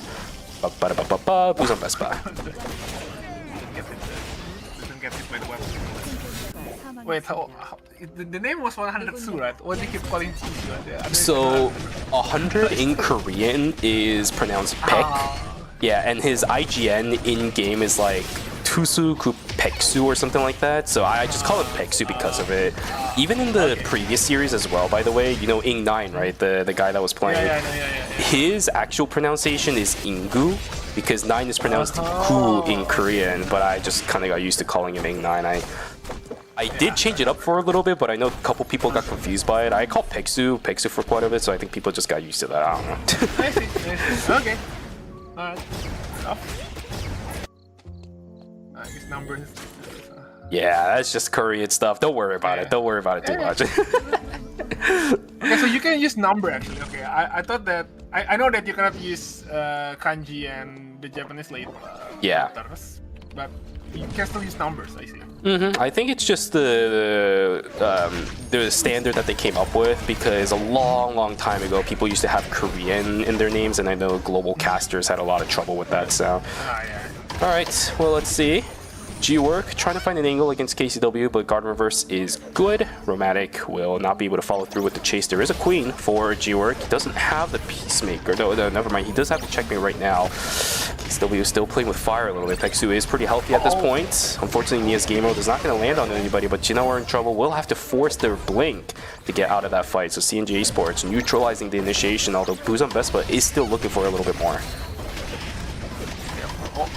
Minute, Rose is low. There goes. Oh, it's actually a trade 1-for-1 at the moment. Yeah, okay. The button has been taken by the Dylan. I think Rose Best Buy is gonna keep that one, and it's gonna go to the stream right now. and then trying to hit another on. See, not trading each other. What's the case? Did get poked out a little bit, but for Songnam Rocks, they still have to deal with Yeojun on the side. No Neo's game rope being placed down just yet because for Team Win and Meowman, their entire team is pretty much on the eastern side of the zone. Oh, I don't know if that pork chop was one that Yeojun wanted to look for. If that pole actually ended up landing, Nia could have been in a bit of a tricky situation, but luckily we'll be able to dodge out on it. Yeah, that Mutant Boar pushes you pretty far away. It's been a while since I've seen pork chop being that detrimental. It could have been pretty bad there for Team Wait a Meowman. That's scary there. And if you're playing rank, you're gonna get ping question mark like ding ding ding ding. Yeah, it happens in solo queue, you already know people are typing the chat.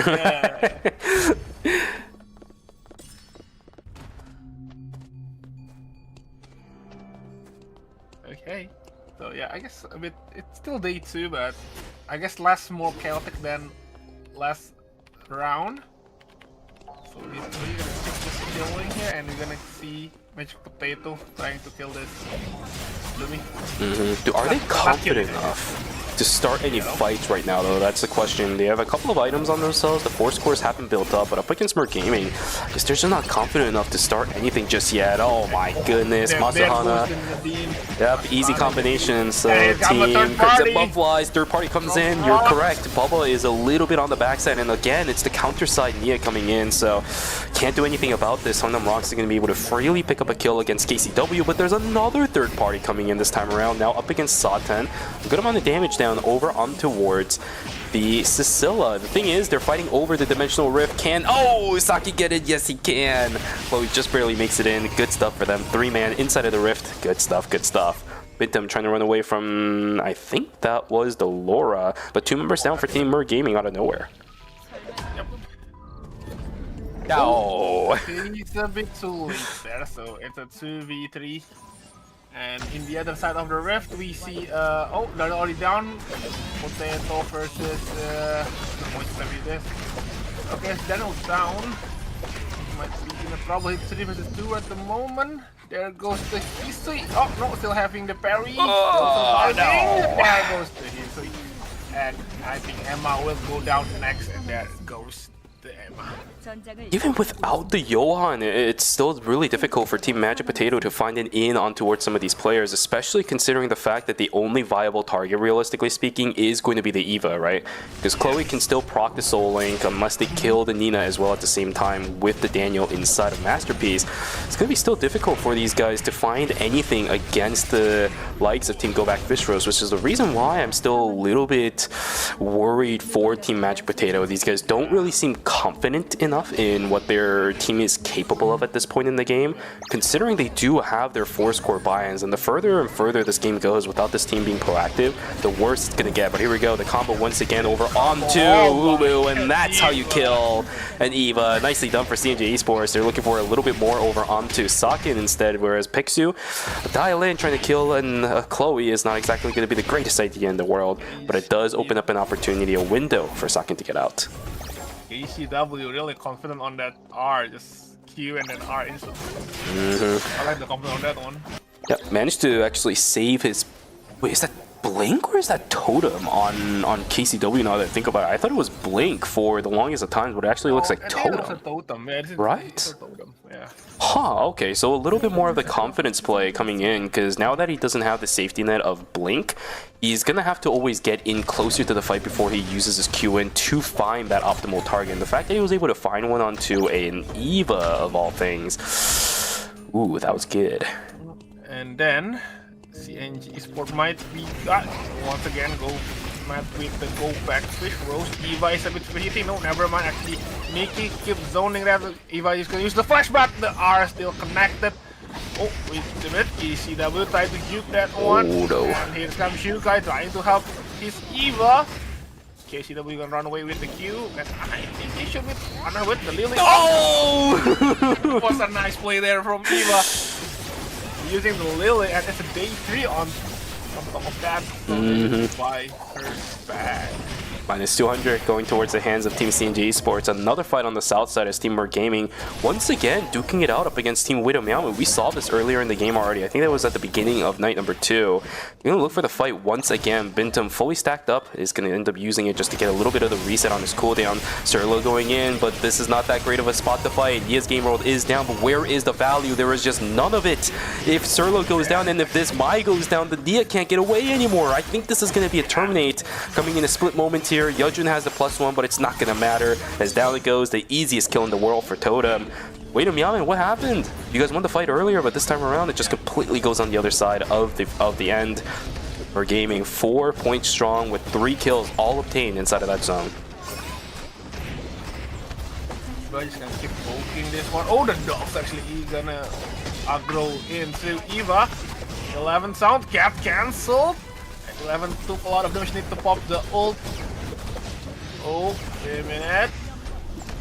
He's and Eva just gonna poke, trading each other. You know, with the Eva is playing aggressive in here. God, Even using the wheel. Oh, 11 trying to counter this shit. South team and top, but no follow. Unfortunately, because of the kill are a bit too low. And for now, oh no! There goes Hayes. And Umu gonna keep playing aggressively, gonna keep chasing Masuhara. Oh no, they stop the chase. Oh my god, that is that's nice Umu for ya. Sounds from nice taunt there from 11, but yeah, unfortunately the carry was the damage dealer was on a low HP there. It's kind of risky if they want to go back and. That sucks. That really sucks. For Crimson Bumflies too, the timing couldn't happen worse because the Rift just spawned and it's just gonna be over for Masuhara. He's gonna use the Monkey Ward to get out and dodge out on both the Tempest Hydra as well as the Thunderstrike. Oh my goodness. Okay, so he keeps his life intact at least for the time being, and I think Merc Gaming is giving up the chase at least a little bit. Yeah, they will be able to give up on it, but there's just way too much time that Crimson Bumflies needs to buy before they can start calling in a couple of these extra members. I think for him, let's see here. So, I see the Nadine with the swords flying. Oh my god, it's looking like hell for Masuhara. He has no information of anything around the map at the moment. Yep, it is. And I think they might be meeting with the Priya here. Mir is near there. Mir Gaming is. Wait a minute. Masuhara might be meeting with the other. We just rocks there. Oh my god! The bad vision is there too still. No! Run! Run! Been used. You connected, and I think Mir Gaming saw Masuhara is so trying to just. Wait. This is just. It's over. No, it's over. It's over. Oh, Mir Gaming, you're gonna took that kill. And that is a stealth game there, quite unfortunately. Not stealth enough. That right there is the reason why Eternal Return had the heart attack for the longest time on Steam, I swear to god. Wow, what a run for Masuhara. Unfortunately, it's just not going to be enough. Crimson Bumflies do end up getting taken down. I think that was to the hands of Team Merc Gaming. The free at last from Cecilia, unfortunately, not coming down fast enough to actually lock down the health bar for the Nadine. Nice try there for Team Songnam Rocks. But the kill is going to go over onto Team Merc Gaming, who once again is actually having a mid-game of their lives. These guys are really good at doing this, where their mid-game amount of kills is pretty high, which allows them to actually stay on top of the score sheet, even if they don't win too many games during the series. Wait. By series, you mean the before the group stage? No, yeah, like the series. So, series of a game means like for this specific set of 4 games, right? So the group stage D games are one series, group stage C games are another series. Yeah, just like that. Okay. I see. Alright, Merc Gaming, what are you cooking around this time? It's a tight corridor, it's a tight corridor. Laser is going down everywhere. Bintum is on the backside. Bill, Totem is trying to stay alive. He does end up getting out of the fight, but the knock-up over onto Bintum, he's still alive. What the hell? How are they alive right now?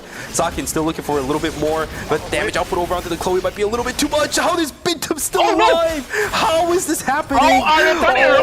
Sakin is dead. Umu is on the chase. Paradiso catches him out, and the wall is there. Umu is probably dead to rights on the third party. What the hell is this game? Every single time. What? I'm pretty sure they were about to lose there. What? Sakin got overzealous. Sakin got overzealous. The Chloe went too far. It baited the Eva in. Shukai on the backside too. That's just so unfortunate, right? Because you always think that you're going to be able to kill the Tazia just because she went through her entire kit. She totems with very low HP, but you have to worry about her shield, especially this late into the game. She has all of her cooldowns. Level 14 is the mark where you're going to be really comfortable playing this Tazia because you have max cooldown, max levels on your dash as well as your Qs. You can't get baited out by this, but that's exactly what happened to Team Go Back Fish Roast. They're going to play a lot more safe, I think, in comparison to what we just saw in the future up against Team Mer Gaming. That should not happen in almost any cases. Yep. NG Esport here just kind of hovering around in the gas station. We almost see a third party, but Magic Potato managed to run away from that sandwich situation. They did go to archery range, so yeah, they can go to school. With Climb goes to rocks, and I think no one can test that, I believe. It was a bit free. And okay, we see G-Work team there. Espa just being chilling, I guess, in the downside of the map. No interaction at all. They have 4.5 kills. Okay, 15 seconds to go until day number 5. Map is going to start closing in again. Hotel is going to open. That does create a little bit more space to work with, and the zones that are closing is archery range and fire station. Unfortunately, fire station, a pretty big zone closing in, is not going to be the greatest feeling in the world for these guys, but with Hotel opening up, there is still a good amount of space for these 5 teams to run around in. It is, we'll be seeing a Hotel for us and Uptown last zone, I believe, yeah. And and the still even a team is still chilling in the Gamma, the blue lab. But again, the problem for Magic Potato, you see this comp and you really think they'd be going crazy on fighting, but you have one kill on this, and their transitions don't even look that good. Yep. I don't think they will have a good time in the late game. Yeah, I don't think so either. And especially the remaining team is kinda can handle their comp.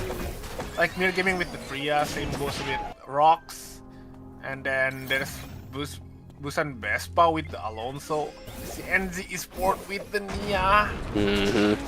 Even if you find a target, they are all gonna have sources to stay alive, right? Like Busan Vespa, you find an angle. Jevel, why are you alone? He's so far away from his team.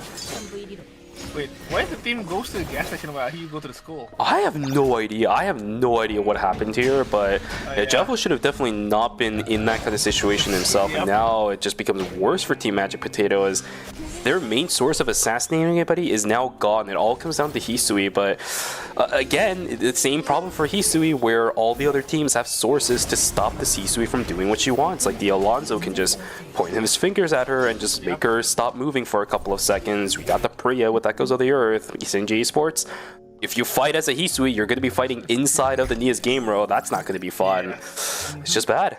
Exactly, it is quite bad, and I think Lumi will be getting occupied here, so there's no any revive for Magic Potato. They did fly though. I think they noticed someone is there. Wait a minute, Rocks might found out that there is Magic Potato near them. I think are they eating some timer? Oh no, I think they're just gonna stay in the corner of the forest. No timer will be used. Hisui looking at a little bit to maybe try getting a res over onto the Lumi. They should be able to do so.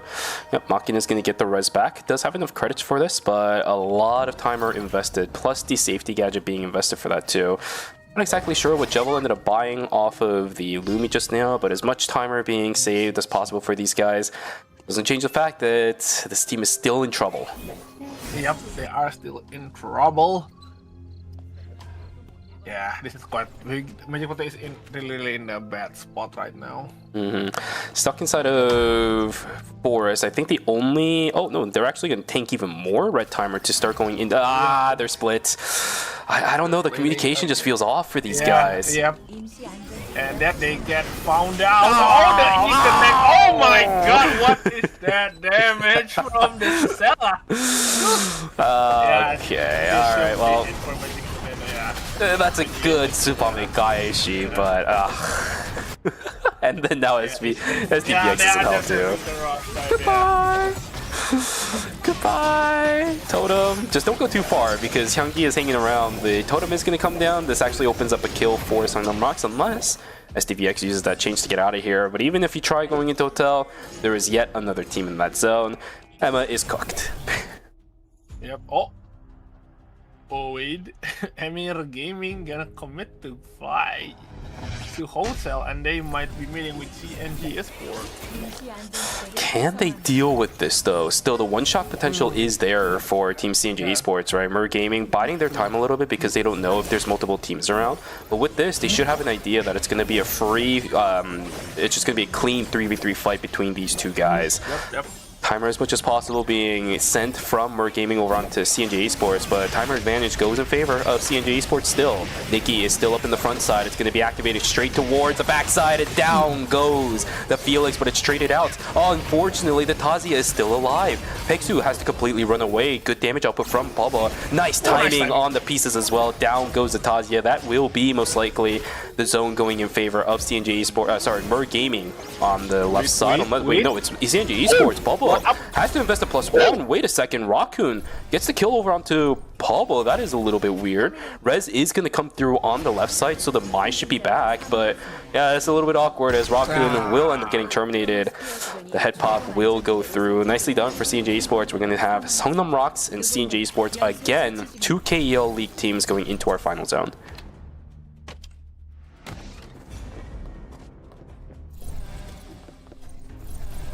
What a rough situation there for Team Mer Gaming. I mean, it looked fine, right? I think the potential for this team could have been incredible, but Nia's game world is way too difficult for them to deal with, especially considering the fact that none of them are playing tank.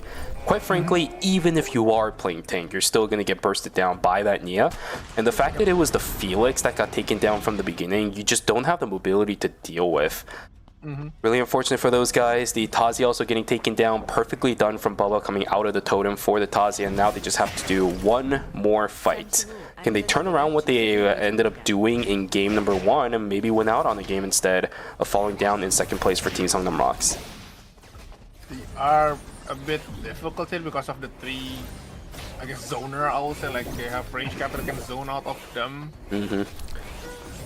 I guess Nikki needs a good ult here to get into Nadine or to Stella, but oh my god, the Fox just really use of the quarter of the HP of that Nikki right now. Yeah, we'll have to see. Chronosphere.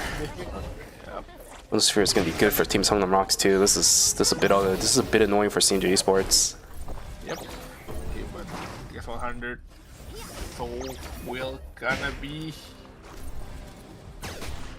try to turn around faster with JCW still trying to find any opening, any chance to at least get close to Nadine. You're planning on fighting a tight corridor up against the Nia? Yeah, I think this is the wrong idea for Songnam Rocks. Yep. I think Rock is in the bad spot right now. Oh my god!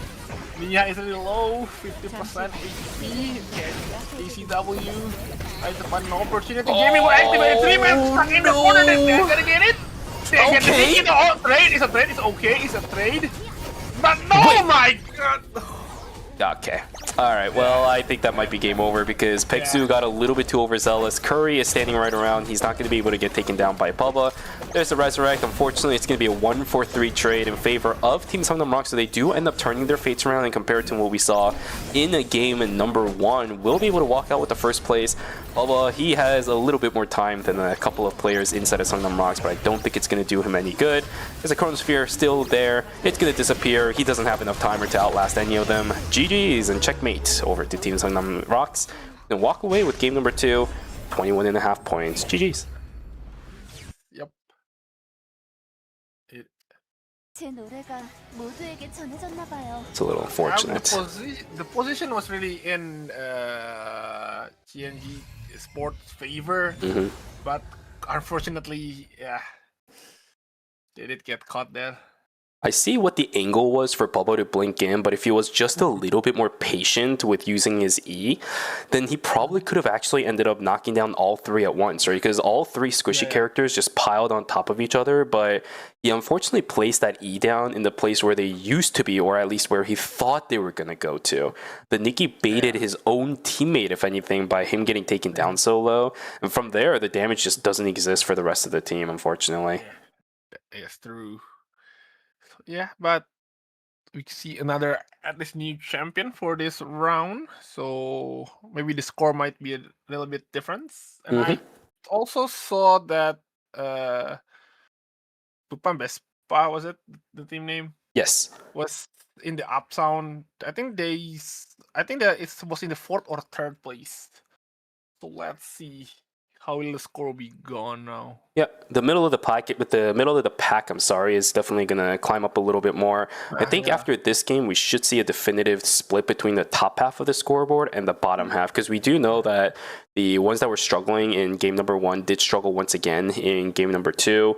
Overpride had a pretty decent game for themselves. Wait, is it Overpride? No, it's gonna be Go Back Fish Roast. Had an okay game.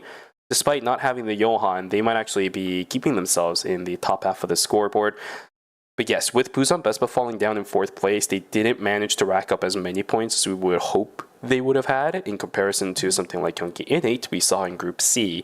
The score is going to be a little bit closer than game number 1, which is good for a majority of the players in this lobby.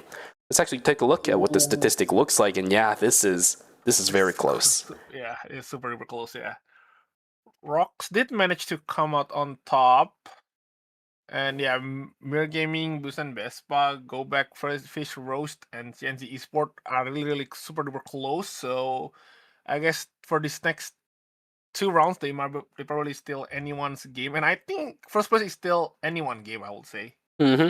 Absolutely. It's just game number 2. We still have 2 more games remaining inside of this group. So especially considering with the break that is upcoming for these players, they're going to have a bit of time to talk amongst themselves, figure out what maybe went wrong, figure out what maybe went right, and play off of those. So yeah, definitely the series is not over yet for anyone in this lobby. We'll have to see what ends up happening when we come back from the break. But Gasbucks, you know what time it is. Chat knows what time it is. It's game number 2 of Group D, which means it's an even number of games that we watch. So we're going to go to a break. We'll see you guys back here for our final 2 games of the night. So grab some water, go grab a snack, and go take a stretch for the last time for today. We'll see you guys for the next 2 games.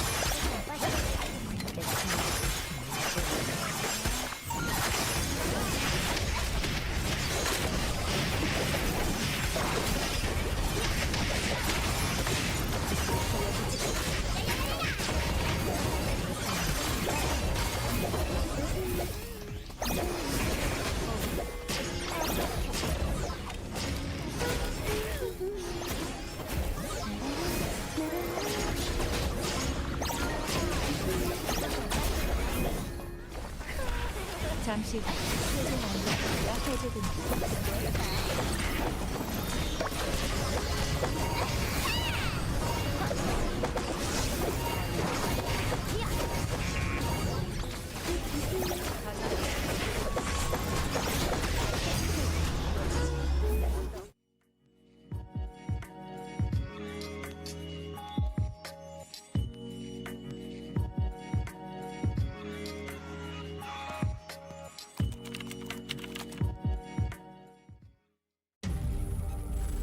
You're ready to get in the game now. The last thing you want is to wait. WD Black, performance storage, purpose-built for gaming. SSD speed that obliterates load times. Performance to transform your game. Expanded capacity to store more. Customizable RGB. WD Black. Because the game never waits. WD Black. Drive your game. 안녕하세요. 루미아 섬의 생존자 여러분.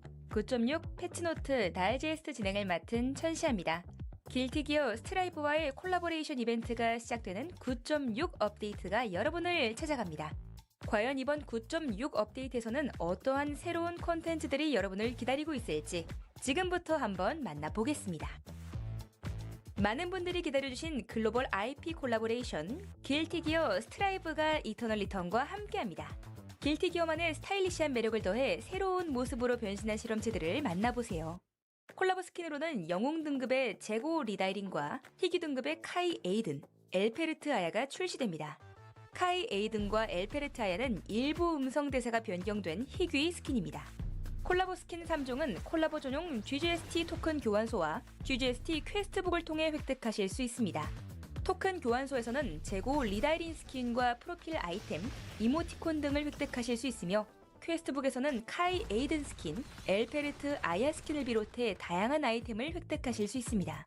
콜라보 상품으로 판매되는 상품은 NP가 아닌 스팀 지갑 자금 추가를 통해 구매가 가능합니다. 자세한 상품 구성은 별도의 공지를 통해 안내드린다고 하니 공지를 꼭 확인해주세요. 이터널 리턴의 이야기들이 기록된 스토리 컨텐츠, 아카이브의 문이 열립니다. 로비 우측 하단의 이미지 버튼을 클릭하여 접근 가능한 아카이브에서는 이번 콜라보 이벤트 스토리를 감상하실 수 있으며 추후 더 많은 스토리 컨텐츠가 추가될 예정이라고 하네요. 이번 변화로 우측에 고정되어 있던 1일 미션 리스트가 제거되고 별도의 미션 버튼으로 통합됩니다. 아카이브의 첫 번째 이벤트 에피소드로 길티기어 스트라이브와의 콜라보레이션 에피소드가 공개됩니다. 다음은 새롭게 추가되는 상품입니다. 11의 새로운 이모티콘 4종이 상점에 추가됩니다. 11의 다양한 모습들을 이모티콘으로 만나보세요. 다음으로 시스템 변화점들을 소개해드리겠습니다. 이제 아시아 서버 랭크 대전에 휴대폰 인증 시스템이 도입됩니다. 하나의 휴대폰 번호는 오직 하나의 계정에만 연동할 수 있습니다. 인증 요청 대상 계정이 인증을 완료하지 않을 경우 아시아 서버 랭크 대전 입장이 제한됩니다. 한 번 인증받은 계정도 보안을 위해 불시에 재인증을 요구받을 수 있으며 최초 인증된 번호와 동일한 번호로만 재인증이 가능하기 때문에 번호 변경 등의 사유 발생 시에는 별도로 고객센터를 통해 조치해야 합니다. 인증 방식은 SNS 인증과 보이스 인증 두 가지 방식으로 진행됩니다. 이번 업데이트와 동시에 제재 경험이 있는 계정과 랭크 대전에서 특정 지표를 충족하는 계정에 1차로 적용되며 업데이트 기간 중 적용 범위가 단계적으로 확대됩니다. 9.7 업데이트 시점까지는 아시아 서버 랭크 전체 적용을 목표로 하고 있다고 하네요. 추후 아시아 외 다른 서버의 랭크 대전에도 인증 시스템을 확대하는 것을 원칙으로 하고 있으며 각 서버별 상황에 맞춰 적용 일정이 조정될 수 있습니다. 치열한 실력 경쟁을 지향하는 랭크 대전이지만 주요 랭크 보상을 획득할 수 있는 골드 티어 이전 단계는 본격적인 경쟁을 위한 준비 과정으로 보아 매치메이킹의 안정성을 보완하고자 합니다. 따라서 이제부터 랭크 대전의 하위 티어에서는 최대 실버 티어를 가진 머신러닝 봇이 등장할 수 있으며 매칭 대기 인원이 부족하여 대기 시간이 과도하게 길어질 경우에만 투입됩니다. 머신러닝 봇은 랭크 하위권 매치메이킹을 개선하는 역할에 한정되며 상위권 랭크 매칭에는 투입 예정이 없습니다. 일반 대전에 비해 보다 엄격한 조건으로 투입되기 때문에 랭크 대전 매치메이킹에 어려움을 겪는 지역이 중심이 될 것입니다. 지난 시즌 9 업데이트 중 하나에서 불법 프로그램 추적에 대한 기술적 보완이 업데이트되었습니다. 강화된 추적 시스템을 통해 적발된 불법 프로그램 사용자에 대해 대규모 제재가 진행되었습니다.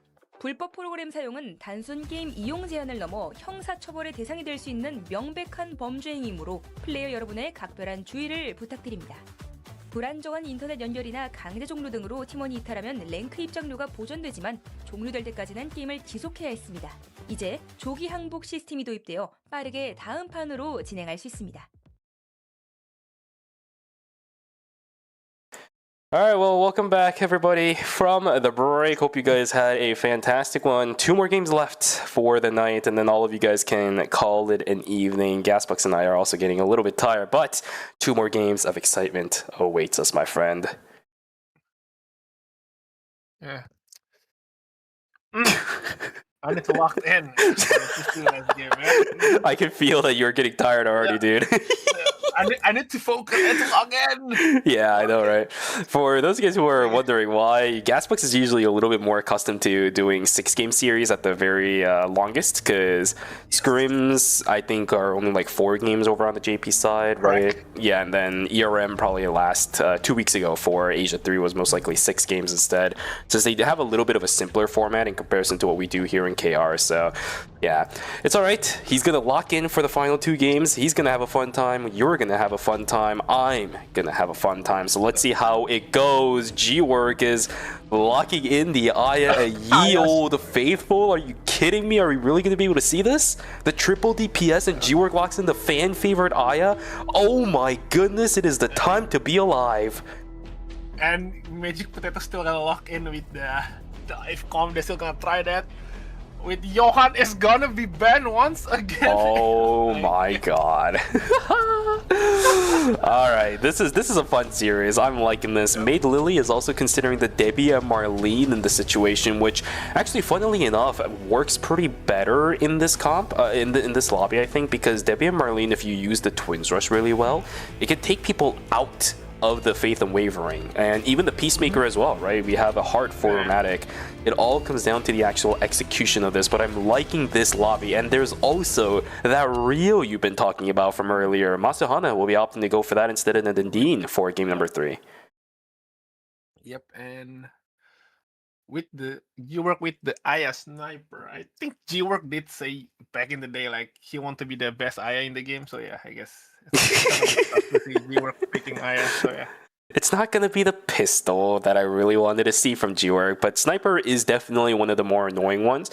And in order to actually get access to it, you're going to have to go through Romantic on the heart. You're going to have to go through the Henry of, who is that? I think that's... no, is that Romantic? Is that Romantic on the Henry? Yeah, romantic. Romantic. Oh my god. Okay, this is going to be a fun one. We saw how good Henry was yesterday, for those of you guys who were here. Very good at dissuading a lot of these initiation teams. But my issue with this lobby is that there isn't too many of those. Yeah. It's true. Yeah, I mean, yeah, there's no like skill shots heavy, I mean, projectiles heavy character, so... I don't know about the Henry picks here, but I think they're gonna use him as kind of the initiating one. They just want the CC from the ult, I think. What they want to. Okay, can you tell me the difference between pistol Aya and sniper Aya? Ever since they removed the Q, I think if you use sniper back in the day, Q range was really far if you use the sniper. Yeah. Yep. I think that still exists in the game because, really? yeah, Aya's Q is a little bit... I think there's a reason why back in the days too, people used to build a little bit more attack range on that because it did scale. I don't recall if it does that anymore, but Sniper Rifle Aya is a little bit more focused on using the double shot of Q to do damage, whereas Pistol Aya is going to be kind of like a mix between the double shots as well as the steady shots. You actually do want to incorporate your W into your combination. But you don't really need to do that with the Sniper Rifle Eye. You get enough damage as it is from the double shot, so do expect that to be a bit more of the gameplay. Bintum staying alive, Rockman also with the Faith and Wavering, keeping his teammate alive too. Masuhana is just stuck in the middle of nowhere, but he's actually opting to look for the fight, whereas the Felix, yeah, it's just not going to happen. Doesn't have the sword to go over the wall in towards Factory. Unfortunate for Masuhana, but it will be the, I think, 1-for-0 inside of Cemetery. Yep, and I think 102 here going to be. Oh wait, there are his teammates. Gonna pop the ultimate, try to survive. ECW gonna try to kill the Chloe, but not enough. Johan still surviving. And oh, I am Johan might be in trouble. Yep, there goes I am Johan. And oh, the Chloe also there actually turn around this fight and go back. Fish Rose might be in trouble. He's gonna get break. Yep, there goes the break for go back Fish Rose. And you see here in the oh, there's also another break here for wait a moment. Two different teams getting broken right at the beginning of the game. At least for Go Back Fish Roast, this is a little bit something unfortunately that they're accustomed to at this point, right? It happened in game number 1. It's going to happen again for game number 3. Wait a Myamet though, getting broken this early on is actually not that great of a good sign because this is a very brawl-heavy team composition. You want to be brawling at all points in the game. You should theoretically be having good results from the beginning.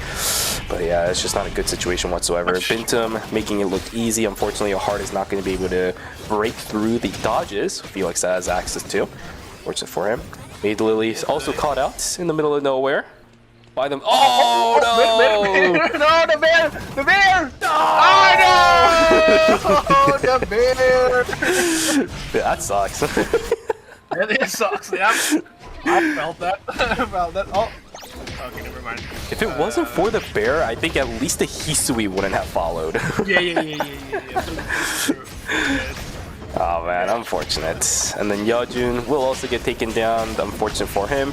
This is the good time to fall down though, right? Because if you fall down right around now, you actually get advantage of the satellite radar for any free objective contests, and you get to res before the objective actually spawns. So it's pretty good time for you to fall down right now, give your teammates a little bit of information. So this is the reason why I'm actually okay with the Nia as well as the Priya falling down. But if Umu falls down now, that's a problem. This is a little bit too late, 20 seconds to go. So this EVA is not going to be up until about 10 to 15 seconds into day number 2.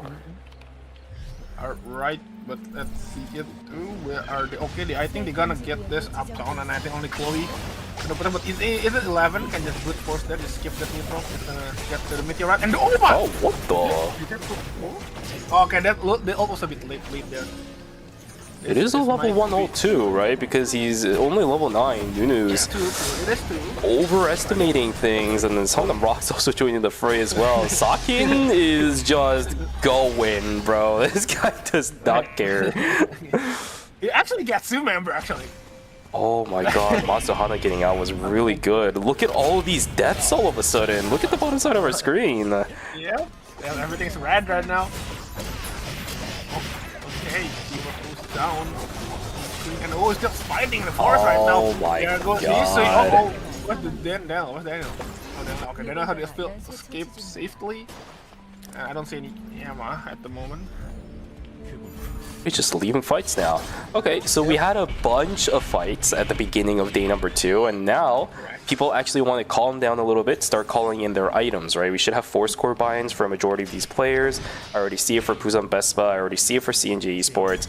Mer Gaming, Go Back Fish Roast, they're getting ready for it in just a second.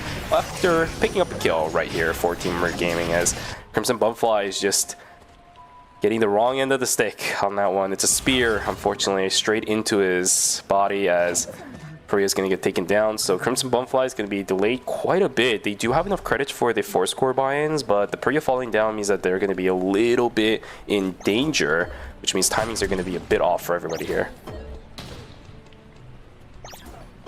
Okay, you're gonna kill the Lily there. I thought you were gonna get in with the Lily.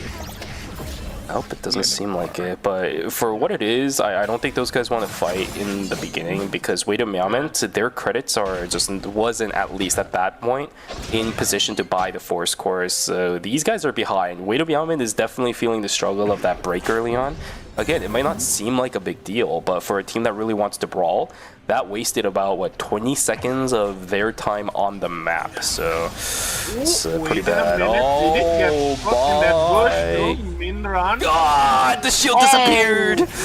The shield disappeared right as the Priya last came in. Unfortunately, yeah. It's unfair for that Priya here. Crimson Bumfly do have a rough time right now in this game number 3.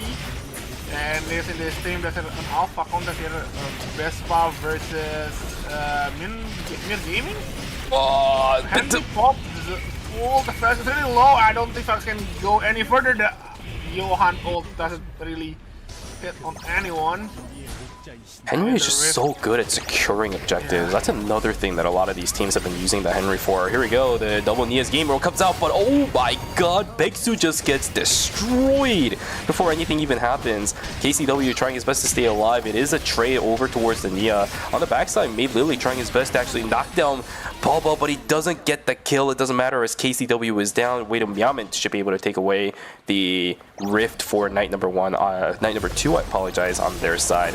Nicely done. Good stuff for these guys.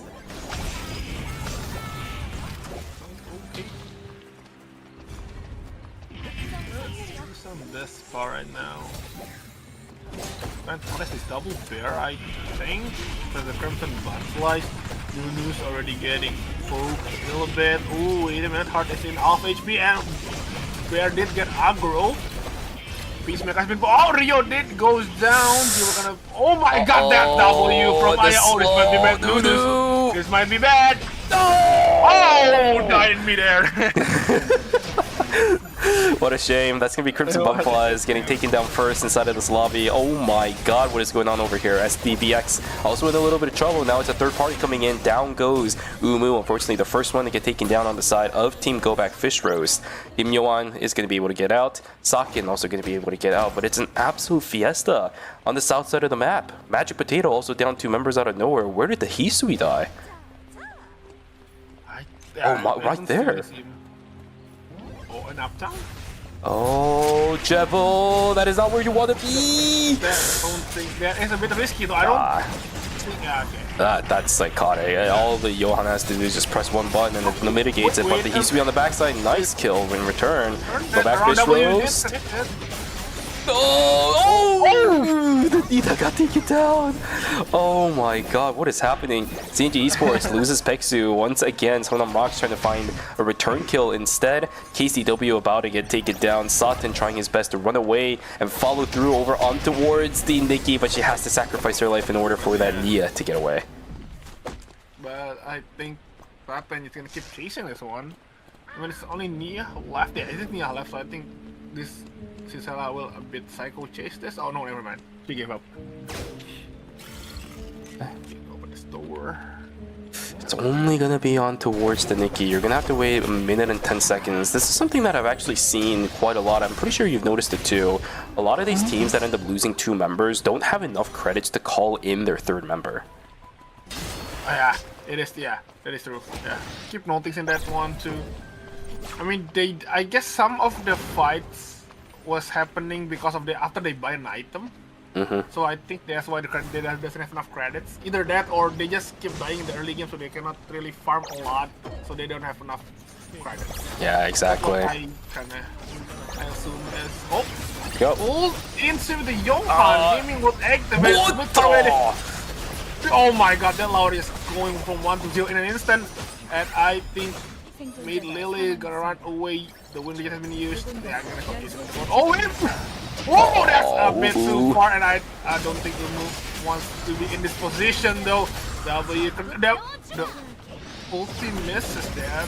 Can they follow through on this? They're over chasing. The Emma gets caught out. Yeah. Totem is going to come through. Machina does have the flash cut. He does get it over onto Saki, so we should see the Chloe dying in just a couple seconds. There's 1, there's 2. Okay, can Magic Potato finally find something? They have 10 points right now on their side. Umu, Masterpiece has been locked in. There we go. Can the Daniel get the lock in? Yes, he can, but it's... go! Umu, he's still running, and the phase vortex is good. He's still trying to run away. SDVX, I don't think he has the distance to chase Umu anymore. Oh my god, the Eva still lives. Timer though, can they get in? 3, 2, whoa! Oh my goodness, but now the problem is they have no credits. Oh, actually they do have enough to get the reses. Unfortunately, this is just not a good place for the Eva to be anymore, but man, that could have been close. Yep, that is true. We might... I mean, finally Magic Potato have that chance after those 2, not really top-form game. But this comes Made Lily with the ult challenging 2 guys in the backline that can immediately actually 1v2 this Daniel and Hisui. but in the back line, they actually get the kill on Emma. Magic Potato might be in trouble. There's a nice one. Oh, wait a minute, Devil. Devil, you are in the low on HP. Oh, and Machina also has to run. They did get the res back over onto the Emma, so they are 3-man strong. Everybody's split apart though. What is the option here? Redbox about to drop onto Machina. This is the reason why these guys were fighting, but you can't afford to die right now, Jevil. It's going to be the VLS wrist away for Jevil. Just barely gets away from the Nia as well. My goodness, the amount of close tension that exists inside of this lobby. Holy moly. Yep. It is. And they got the blood item, chess piece. No, it's a chess piece. They all have transitions. Yeah. You need an arm piece. Yeah. Machina really wants that blood ripper. If they can, it'd be good. But I really wish if they can just put in the Lumi and then swap into something else, but I don't think that is possible. Yeah. I don't know. Maybe in the near future they're gonna add that feature. Maybe. It would be nice because getting pieces like that just feels really bad even after you invest quite a lot. Umu! I think Eva forgot her timer. Okay, go back. Okay. What are we doing? Oh I no! think they know that Vespa is down there, so that's why he don't want to go there. But I think he forgot the timer. Yeah. I love how he like panic blinks to try getting up. Oh shit! Oh shit! 2 seconds! Oh man! Oh no! I forgot. There's no way he had enough points for a safety drone either, because he invested so much earlier already that individually speaking, he just doesn't have enough. Unfortunate. For Team Go Back Fish Roast, they're going to be down to 6 points for this game. 28.5 going into our final game. It's definitely not bad. But with CNG Esports still alive that are tied with that team, it's still going to set up for a pretty rough final game for this roster. Again, with the Johan being banned, we're going to see the Shukai coming back for Im Johan. It has to be the answer that they were looking for in our final game. Yep, it's true. So, but I think I'm not going to pick Shukai probably. Yeah, it should be, right? Because if the Johan is gone, I don't think they want to risk anything by going something else. I don't even know if this team even anticipated a Johan being banned, because how do you even predict that? Yeah, true, yeah. Machina in trouble, parry. Oh my god, this is... It's so... Where's the damage? Nobody did anything. Yeah. I mean, it's really hard. There's Johan and there's Nikki. Yeah. And oh my god, that Tazia is in trouble. Half HP in an instant. Tazia will have been used. Nikki getting in. Parry did connected, but only the parry connected, but the follow-up doesn't connect anything. Tazia didn't run away, and we see in the weak line, we see Vespa versus Rocks trying to get the weak line. Everyone goes to G-Work with the steal and Peacemaker being used. So I say, oh, that's a lot. That's a lot. And I actually got to. Oh, they did get the wick, but they lost 2 members. So I think they lost the blood also. Oh, this is not good. This is not good. We're gaming is right here to intercept. The G-Work can't get back. G-Work can't follow through. Oh no! I know you can make that blink, but you need to perfectly place yourself. That just sucks for these guys, because they just use the one source of reses they can have. They have perfectly enough to get 2 reses, but now that another member has fallen, that's 3 reses in total these guys are gonna have to do. Not enough credits for that, so it's really unfortunate. But for Puzan Vespa, they're gonna have to wait at the very least until the Lumi rotation for that last res if they want to have a chance back into this game.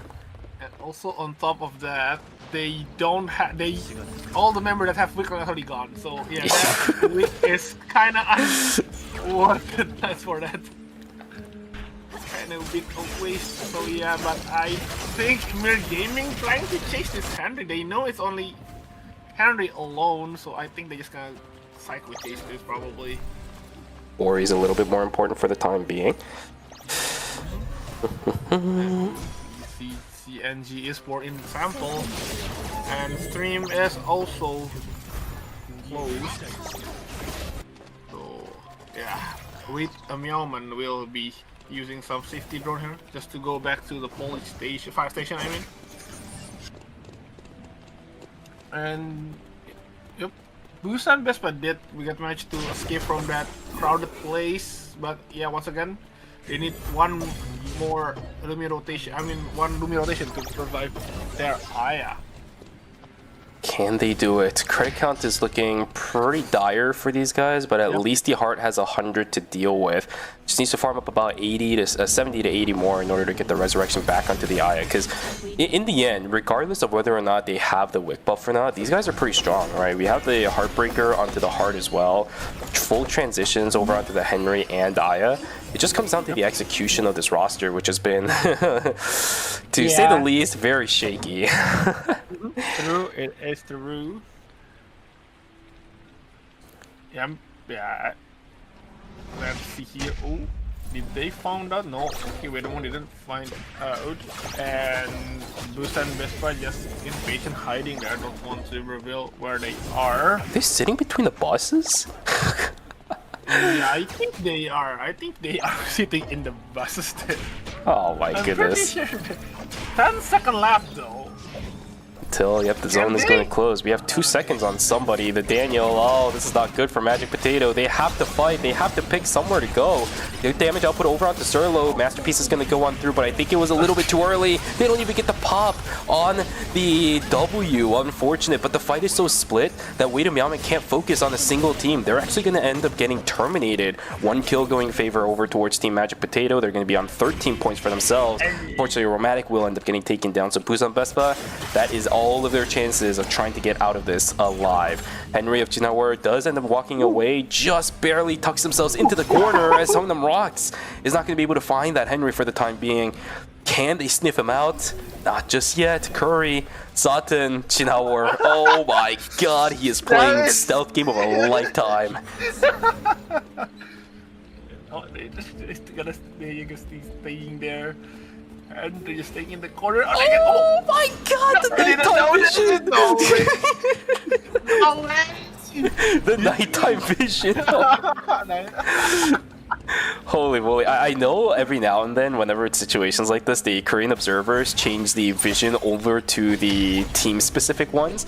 Alright, here we go. Nice totem coming out from Totem. This actually does nullify the Pure Rage Uppercut, but it's just a simple disengage. That's all Team CNJ Esports has to do. Mer Gaming, after game number 2, these guys are scared of that combination. They're playing so passive into this. Everything has to stay in the corner, huh? It's gonna hide in the corner and then, oh, I'm here, and then, oh no. That makes it so that there's 4 teams inside of the gas station temporary zone. It's going to get pretty chaotic unless one of these teams wants to make their way on out of here. Oh no! They found him out!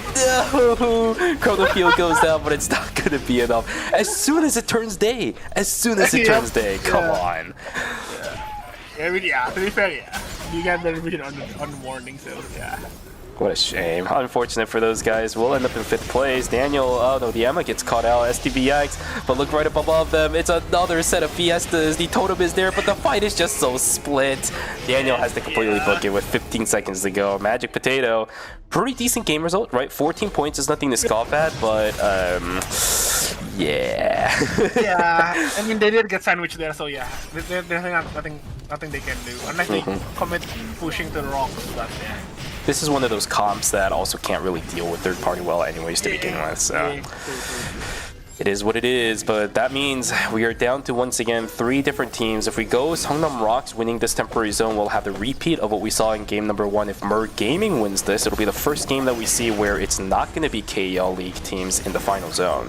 They do have pretty good positioning inside of the temporary zone right now, but Totem is eating a good amount of damage.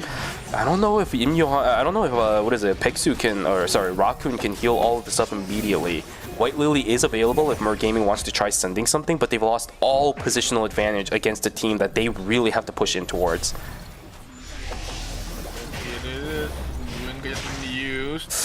This is iffy. But it is a Freya, so it is kind of difficult. Oh, there goes Alex. Oh my god.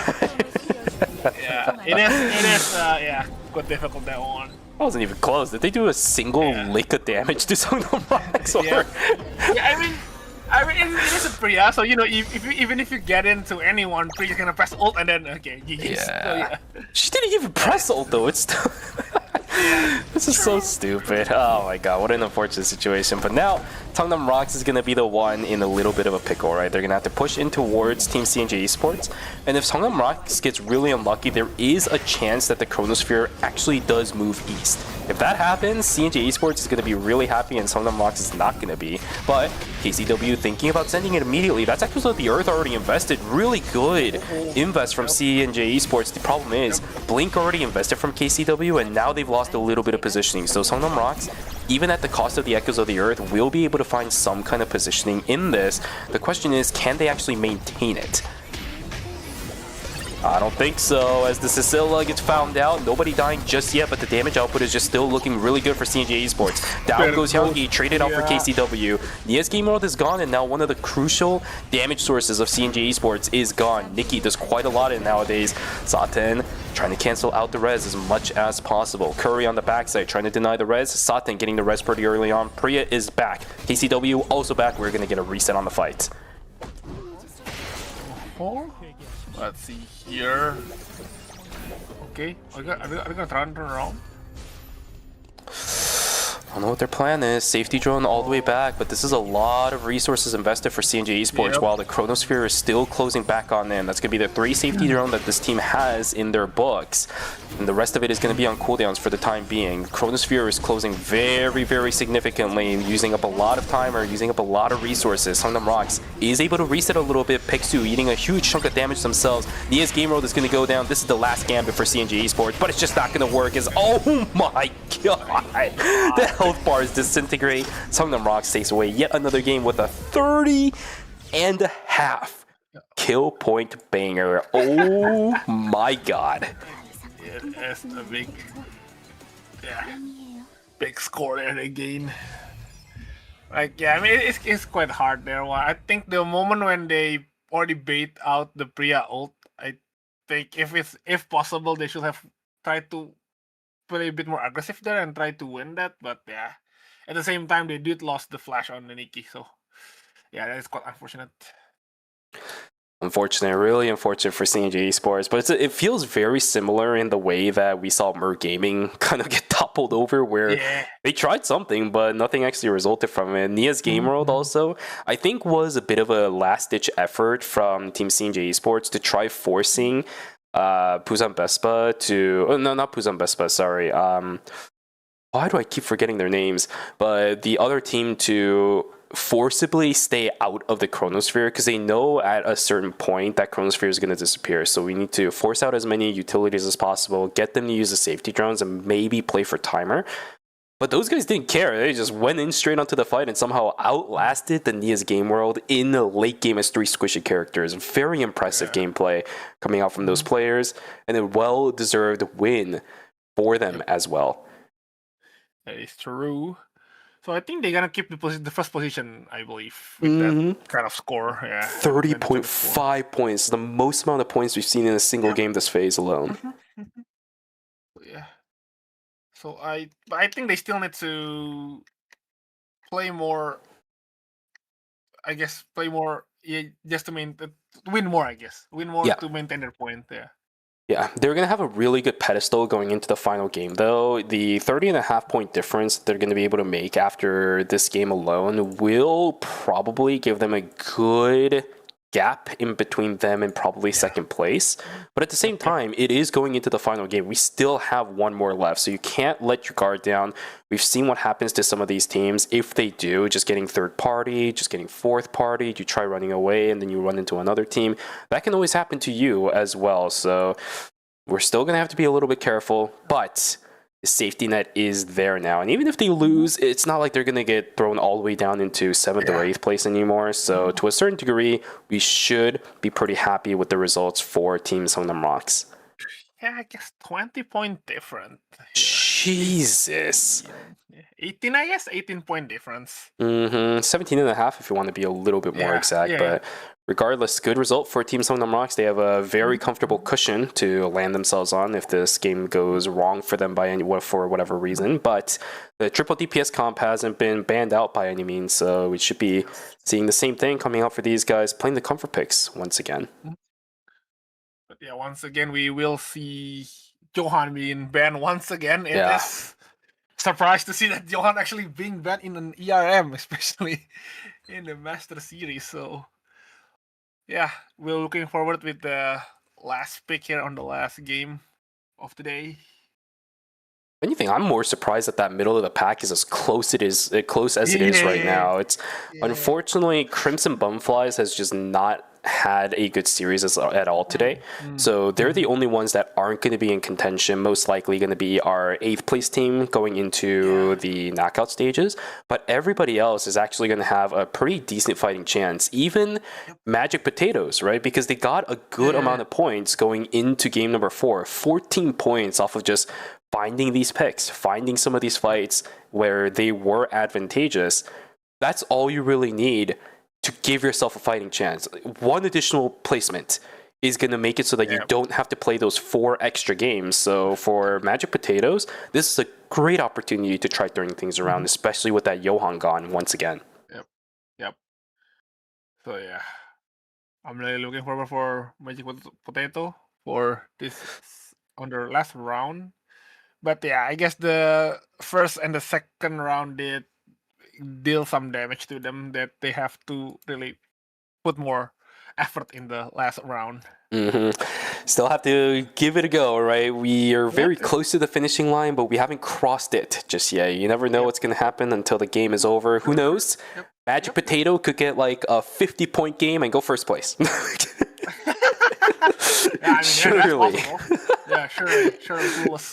Day 2, night 2, they're just gonna like go crazy, start looking for fights everywhere, kill everybody, and then walk away into day number 3 with like 30 points. Yeah, I mean it's possible. Who the heck knows what'll happen? It's eternal return after all. You know, we can make these funny predictions, and even if it seems nigh impossible, there's always that very maybe like 0.0000000000001% chance that it could happen. So Yep, that is true. So if this is the dimension in which that can happen, this is the universe that can happen. All the power to Magic Potatoes. Yep. I'm looking forward for the Daniel just killing everybody in the lobby.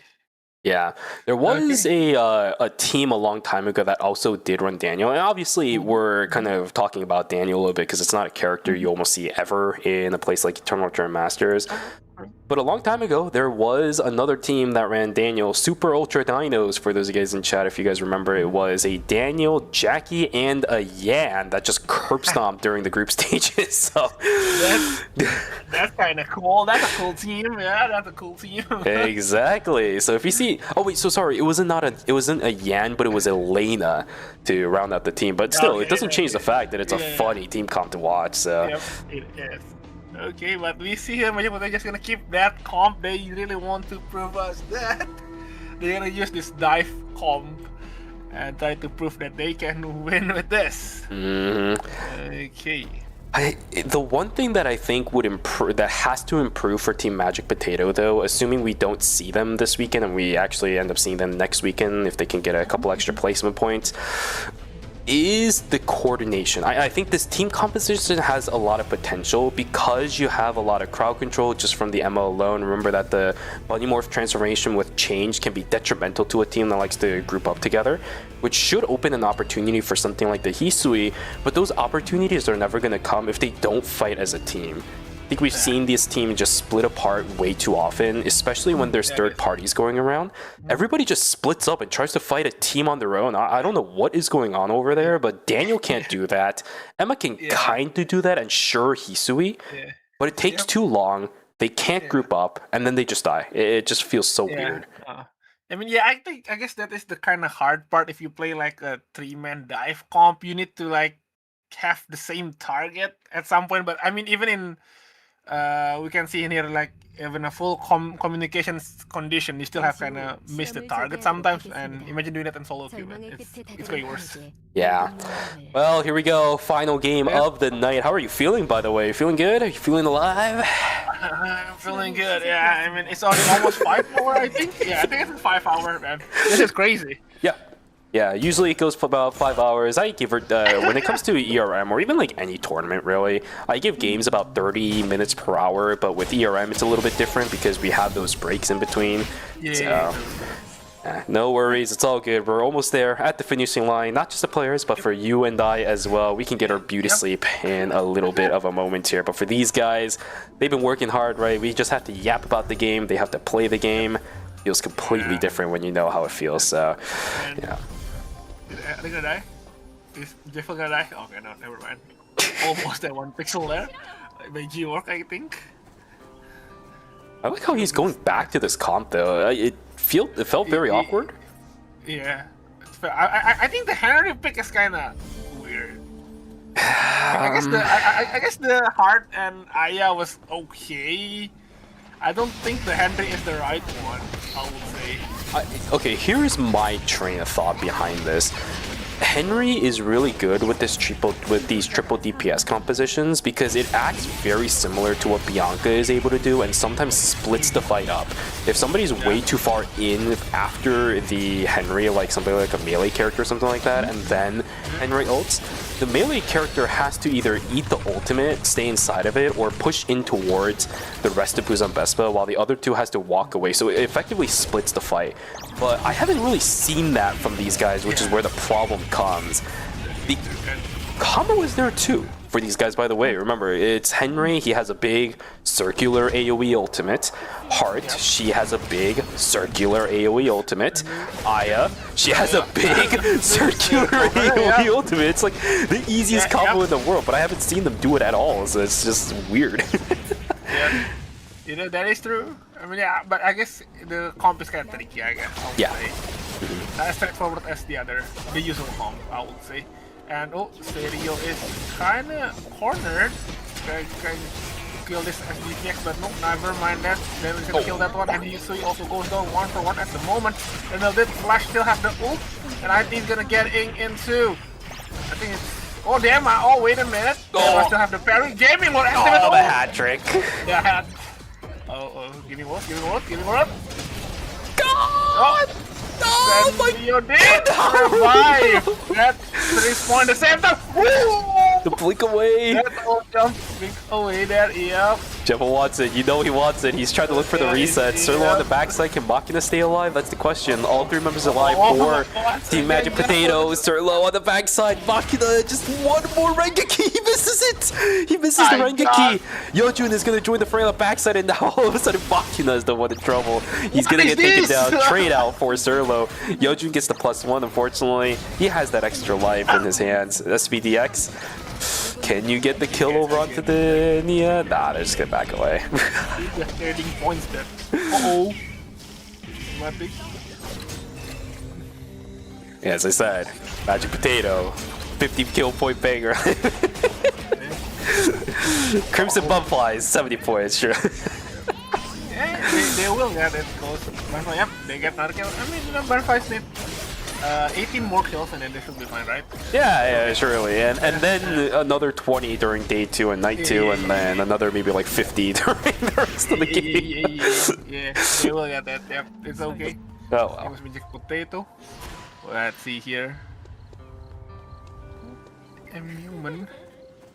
I think the one is chilling right now is Mere Gaming. No, they're not chilling actually. They are getting boarded actually with 0 kills, 0 point at the moment. But I mean, it's still day 1, so people can chill. And 1 second into day 2 morning, and we see they are still at it. Yep, SVDX eating a lot of damage though from the color changes. He's in a bit of trouble. Sirlo, yeah, this is just permanently going to be fights going on. Machina trying to do what he can, but goes straight back into Nia's game world. Jevel on the side as a Daniel doing nothing. Yeah, SPDX is gonna keep fighting with Maid Lily in here. I think they nice cancel on the Lily. Devil might be in trouble. There goes Devil, and Emma gonna run away, I assume. Stay SPDX. You know you want to stay on the south side of the map. Just keep ego fighting these guys. Look at wait a moment, they're at 5 points now. Because of that, they just keep fighting with Magic Potato in the dock and the warehouse there. Only Wait, Myamet is another team that also needs points, by the way. They're the ones in 7th Yeah, place, yeah, so this actually yeah. works out in their favor. Yep, and the gaming was activated. Oh, there goes Priya. Rosie, oh my god, the Striking Tiger. Ooh. Also had to dash into that. Yeah, true. I think Masuha tried to dodge that. I think he read that he will go to the way that he was supposed to be, but he instead overread the island. Uh-oh. Made Lily called an item, but this has to go. It's probably going to be a 4-score for this team, too. They really need this 4-score, but they're losing out on it. Serlo's going to go away, but where's the rest of the team? Where's the rest of the team? 1-for-1, but I don't think, Oh, what's 4-score now? Oh, it's just a tree. Okay. Not bad. Okay. Nah. Could have been worse. Yep, true. I used to tilted then when my item gets stolen by other people. I always tilted then, and I think we lose this game. You know, Yeah, hey, at the very least, yesterday there was a team that lost a blood sample. Oh my god! Oh Yeah, my the actual god, worst feeling in the world, right? Superior caught it. I'm just like, bro, that has gotta feel so bad. Oh my god. Is it in the last game or in the like? Oh round no, 3 I don't remember, but it was basically a I think it was actually Taejeon Auto Arms losing the blood sample because they were trying to give it to One Circle for Bikini, but then they ended up losing it for somebody else. I don't remember what it was, but here we go. Alpha gonna get picked up over by somebody. I don't know who ended up getting it, but Bintum goes down. There goes to Priya, and again, it's the Henry with the lockdown on the objective. We see here Rift fight here. We gonna see the Hades Umu gonna fight with the Potato here. Let's see, can Potato get in? Devil trying to. Oh, they actually get into Eva. Not enough damage still. Eva still free here. I think gonna use the E to try to poke more. Your character sucks. Let's see here. Chloe gonna 1v1 there goes easy. And actually get Eva though, don't worry. The Devil still gotta do some stuff there. 1-for-1 at the moment. But it is Chloe, just auto attack. Oh! They actually get the Chloe. I think this is it. Oh my god. Go back. Fish Rose. Unfortunately. Magic Potatoes. We're seeing a whole new side to them after the break. What happened to these guys during that break, man? Oh my goodness. We'll end up winning out on the Rift for themselves. Thanks to the fact that also, by the way, Makisa, who was it? I forgot what their name was, but because the Hisui fell down pretty early on into the fight, they're not even losing that much value on the map either. It's actually a little bit of a blessing for them because they also ended up winning their Rift on top of that too. I think Magic Potato just ate that Magic Potato for the second half. Not the poisonous potato, but they ate the magic potato. Yep. I think they supposed to eat it first, but I think they we're late, so I think we don't have to eat our potatoes. So yeah, they went from like game 1 eating a regular potato into a sweet potato for game 2, and then after that, during the break they ate the magic potato. Now they're looking good. Yep. I think exactly that's what happened there. I think, and wait a minute, Felix is going to fight with the Lumi, and this is day 3, so Crimson Bunfly needs to be more careful. Yeah, they're gonna run away. Crimson Boneflies. It's really unfortunate to see a team like this be in a situation where they're just so scared, right? There was no way in, but here we go. Okay, Umu blinks away to the wrong side. No, actually, the Masterpiece actually overwent onto Saki, and I think that might have been a misclick, but can they get the kill at least over onto the Chloe? Oh, they're so close. Yes, they can. There's the execute. Oh, Magic Potatoes, you're so close. You're so close. The shield is there. Umu trying to support. No, he's just going to run away. Imyoan is dead to rights. 2 kills for 0 on the side of Magic Potato. Magic Potato once again winning that fight against Go Back Fish Rose. And we see here with a Milman gonna run away, fighting with me Mirror Gaming, and Mirror Gaming gonna get found out in the first session with TNG Esports. No ult from the Nikki yet. Okay. Stuff. All right. Yeah, Mirror Gaming is also scared, man. They're definitely a few teams that are giving respect to some of the other adversaries they fought throughout the course of the evening, especially for Mer Gaming. Rightfully so, because they don't have that many tankier members, but they're giving a lot of respect to CNJ Esports. Garden Reverse has been procced. The Fury jab is there. Beautiful Tempest Hydra to cancel out on the Pure Rage Uppercut, but pulled in is going to be Totem. Totem activated. Rakun is still alive. Now look at this. Nia's game mode is done. Totem on the backside. He gets pulled back in by the Nia. Oh, the damage output is good. At first, the first time this entire series, Mer Gaming is able to overcome their adversaries of CNJ Esports. Clean 2-for-0 as Bubba and the KCW are knocked down. Pixu is hobbling away from the rest of that fight. Actually, nice speed skill there to cancel the jump pad on the Nia. Yeah. Great stuff. Oh my goodness. Okay, CNG Esports, all members are back, but that's a minus 400 going towards that team for a team that they fought time and time again tonight with easy results. No, this time around, the Tempest Hydra just ruins their life. Again, it's going to be another fight inside a stream as we see Team Wait Meowman struggling a little bit. Oh, Fish Roast. Now they found their mojo once again, made Lily in trouble. Umu is on the chase. Can they get the kill? From the looks of it, they can. But inside a factory, oh, Magic Potatoes again! Again, 2 kills once again. Magic Potato. And Crimson Gunflies looking super grim right now with no credits whatsoever. This is going to be a hard time for Crimson Gunflies. The thing is, Magic Potatoes right now, just looking at the scores, right? Like, just right now, yeah. They're actually in 5th place. They're ahead of Go Back Fish Roast by about 1.5 points at the moment. So if Magic Potato keeps this up, they can actually go into week number 2. It might actually be Go Back Fish Roast that has a little bit of trouble dealing with this, especially if the Chloe gets taken down first. G-Work is on the chase. Down goes Im Yo-han. 2-for-0 in favor of Busan Vesper right now. Umu trying his best to run away, but that's going to be even more credits lost for Go Back Fish Roast. They're trying to look for this, but the blank cartridge is there, and now Umu needs to run away from G-Work, but he's already done his job. Romantic is on the chase. Unfortunately, Ballistic Advantage is not going to be there. Blink coming through for Umu. He is trying desperately to stay alive. But the Hyperloop, the VLS comes in, and there's another one! There's another one! This is crazy! This is... Oh! Go Back Fish Roast is done for. With the crazy chase there. Go Back Fish Roast. Yeah. I think that's the end of their run for today. Yep. And I think this will gonna affect their score really hard. Now it's a matter of whether or not Wait Meowman can overtake Team Go Back Fish Roast. Wait Meowman is behind by 5 points just from the leaderboard, so what they need at the moment is 8.5 points. So these guys need 2 more points in order to just make up the difference. But you can see Surlo is the last one alive on this team. Oh, sorry, excuse me. CNJ Esports follows through on this. We should see Go Back Fish Roast securing their spot at the very least in 6th place. There's another team, and there's another jump pad coming in. Pexu on the chase. Surlo is in hell. He's got the slide steps, but straight into Chinhawar. Down they go. It's going to be a 6th place finish for Team Go Back Fish Roast. We will unfortunately see Wait Meowman in knockout stage 1 starting tomorrow.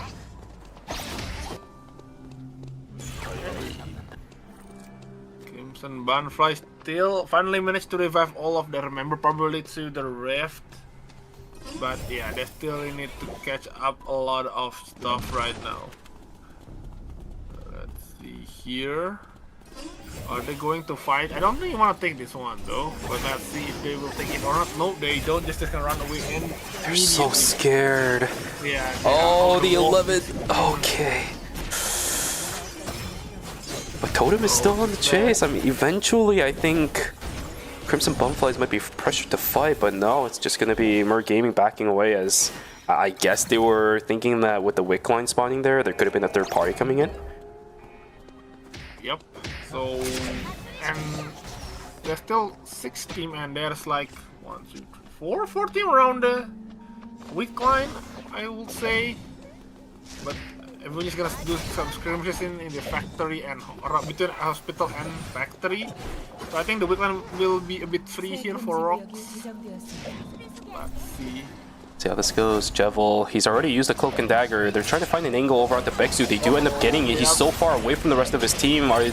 Magic Potatoes, can they do yet again? DS Game World isn't really that good. We got Machina on the backside, but misses the flash cut over onto the Nia. Problem is, KCW is now just completely isolated away. I don't think the rest of CNJ Esports can support this anymore. Totem activated, but it's just going to be in vain. KCW trying his best to stay alive, but it's just not going to be enough, or is it? Because look at this. Songdam Rocks just finished the Wickle Line, and no! Magic Potato! No! Yeah, No! they just took a lot of time to kill that Nikki. Don't do it. Unfortunate. No! It is quite unfortunate there for Magic Potato. They did took some time to kill that Nikki, and yeah, that they get punished for it, and yeah, Rocks is gonna clean up that 2 kills. This sucks. Magic Potato was on the cusp of being able to call in a blood sample for the Hisui as well. Look at the credits on her, 442. It would have been the first time in a while this team has been able to pick up a worthwhile blood sample item. Because the last time I saw them doing that was game number 1. This time they're actually playing with their item advantage and trying to look for kills, but when it comes down to it for the final zone, we're not going to be able to have that massive advantage of the Blood Ripper this Hisui is looking for. Still 16 and or almost day 5. So yep. Ooh, it's gonna be poking with each other. I'm streaming on Itsu team here, which is Mir Gaming and Busan Vespa. Ooh, wait a minute. Crimson Butterfly might get found out in the back of that wall. I'm gonna check. They did check the wall though, but check in the wrong angle. Okay, I think they're gonna get it. It's fine for Magic Potato. They're still in it. They're still in it to win it. Oh wait. Oh, good check. This is such a good check from Curry, but the Striker Tiger lands. Pull it. Oh, it didn't cancel. Oh my god, if that canceled the Monkey War, that would have been the play of the century. All right. Here we go. Crimson Bumflies trying to do what they can, but up against Mer Gaming, it's just nigh impossible. 3 seconds off on Matsuhana. That is going to be it, most likely, for Crimson Bumflies. They do have the credits for the res back on towards these members, but even with Lumi, they just don't feel confident at all, especially with the items that these guys have. It is looking dire. Busan Vespa on the hunt. Busan Vespa on the hunt. Blank cartridge with the blink on it. No! It's not enough to find the trade. Crimson Bumflies is just not going to have it for today. We'll see them tomorrow for knockout stage number 1. So we have CNG Esport, Busan Vespa, Mir Gaming, and Rocks. Oh, and Magic Potato. But heck yeah. Yeah, I think Rocks might be still gonna be the first place, I would say. But we still have Mir Gaming with 7 points, so there's still a chance here to somehow gonna chase Rock's point. They're gonna fight it in Cemetery. It's going to be a little bit tougher, I think, for Magic Potato, because CNJ Esports is actually grouped up right now, and they also have a Sanders situation coming behind them. They should see this and immediately start reacting. We will see everybody from Magic Potato just jumping around, trying to get to a little bit of a safer side. Controlling the bush is a good idea, but Gaming doesn't want to fight this, which is actually kind of surprising for how strong this team composition is right now. There is a potential to be 4 teams in the cemetery. So let's see. Will we have... Oh no, wait, but this is the last zone, so they need to get out of there anytime soon. And I think Rocks is already securing factory, and remaining as CNG Esport, Magic Potato, and Mir Gaming. Where are they going to go? It's going to be a little bit risky. We have 30 seconds until it turns to day number 6. We have CNG Esports, who could potentially be going and making their way up towards Pawn. Magic Potato just doesn't react in time. Totem activated for the Emma, but she doesn't have something to change over to. Never mind, she does. But straight into the hands of the Felix. Down she goes. Execution straight over onto the Tazia, though. It's a 1-for-1 trade so far. Jevel on the backside. Can you do anything? Machina on the side. Can she do anything? This Hisui fighting for her life, trying her best, but the Daniel is just not helping at all. She's trying, she's doing what she can. The shields are there, but it's not gonna be enough. Or is it? No! Magic Potato! The one trade is there, but it's not gonna be enough. They will end in 4th though, so we will see them next week in knockout stage number 3. A valiant effort, but Bintum is just way too good with it. They did end up killing Totem though, right? That's the real big problem for Mir Gaming. Now they're stuck on 2 instead of 3. So Mir Gaming, they need to at least 1 kill, I would say, to, I don't know, they didn't 1 kill to just hold their position. And I think on the backside, here we go. Thinking of, yep. Oh, God! The Peacemaker. KCW trying to. They actually get the ult into the Henry. Duke is alone, but every member of CNG is really low. I think as 1v3 is possible. The parry has been used. The 2 connected. There goes KCW. Duke just 2 more member. I think you can do it, Duke. Come on with the W, with the Q. Let's see, can he be the item master over here? Yep. Oh, Duke's everything. Yeah, no, I think there's no hope. Yeah, no hope. No hope there. And yeah. Hey, I respect the grind though. He tried. He tried. Yeah, he did try. He did give some challenge there to CNG. If he had Blink cartridge, maybe he at least kills the dial-in, right? Like maybe, just maybe, but this is not going to be enough. CNG Esports, once again, we are seeing this way too many times tonight for how often this lobby has been seeing some pretty big turnarounds. But we are back once again with Sangdam Rocks and CNG Esports. Can Sangdam Rocks, oh my god, my throat is killing me right now. Can Sangdam Rocks find their 3rd game of the night? Or will CNG Esports somehow finally knock down this godforsaken team they haven't been able to kill a single time this entire series? Yeah, I mean, it is pretty difficult for them, so yeah, let's see here. Even if they get to Nadine, can they still survive with the Cicella poking? Let's see here. Okay, he's not trying to go way around. I think Nikki is a bit too far. No, that was the plant. I think they're just gonna keep a bit, give some kind of flank presence there. It's a bit still a really wide space, so I think they can still. Oh, wait a minute, they get found out Nikki. They did catch the Nikki flank. Use the old gaming mode is activated. Hey, they might have win. That wait a minute. That is insane. That was a beautiful chef's kiss. Mwah. CNG Esports will finally take away a game, and that special ending screen of Nia will be the ending calling card for our games for the night. My friend GG's called out to CNG Esports. They'll take away the final game of the night with 22.5 points for themselves. Congratulations. Congratulations. Oh my god, though, that last fight was really great there. They caught like all of the members with the gaming world there. Yeah, it was a great flank, by the way, from KCW as well, right? Without that, I don't think that game would have been ending in that exact way. The Nikki bought way too much time for everybody on CNG Esports to follow through. That Nia's game role placement and catching out the Nadine, just beautiful. Coming at the perfect time, exactly when CNG Esports wanted it. Yep. So yeah. So I think the position I think Rock's still in the top, I believe.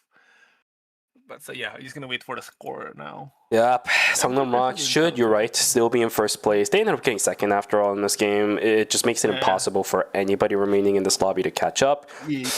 I think with that game though, CNG Esports should be able to jump their way into second place just because of how close it was between like second to maybe 4th, maybe 5th place.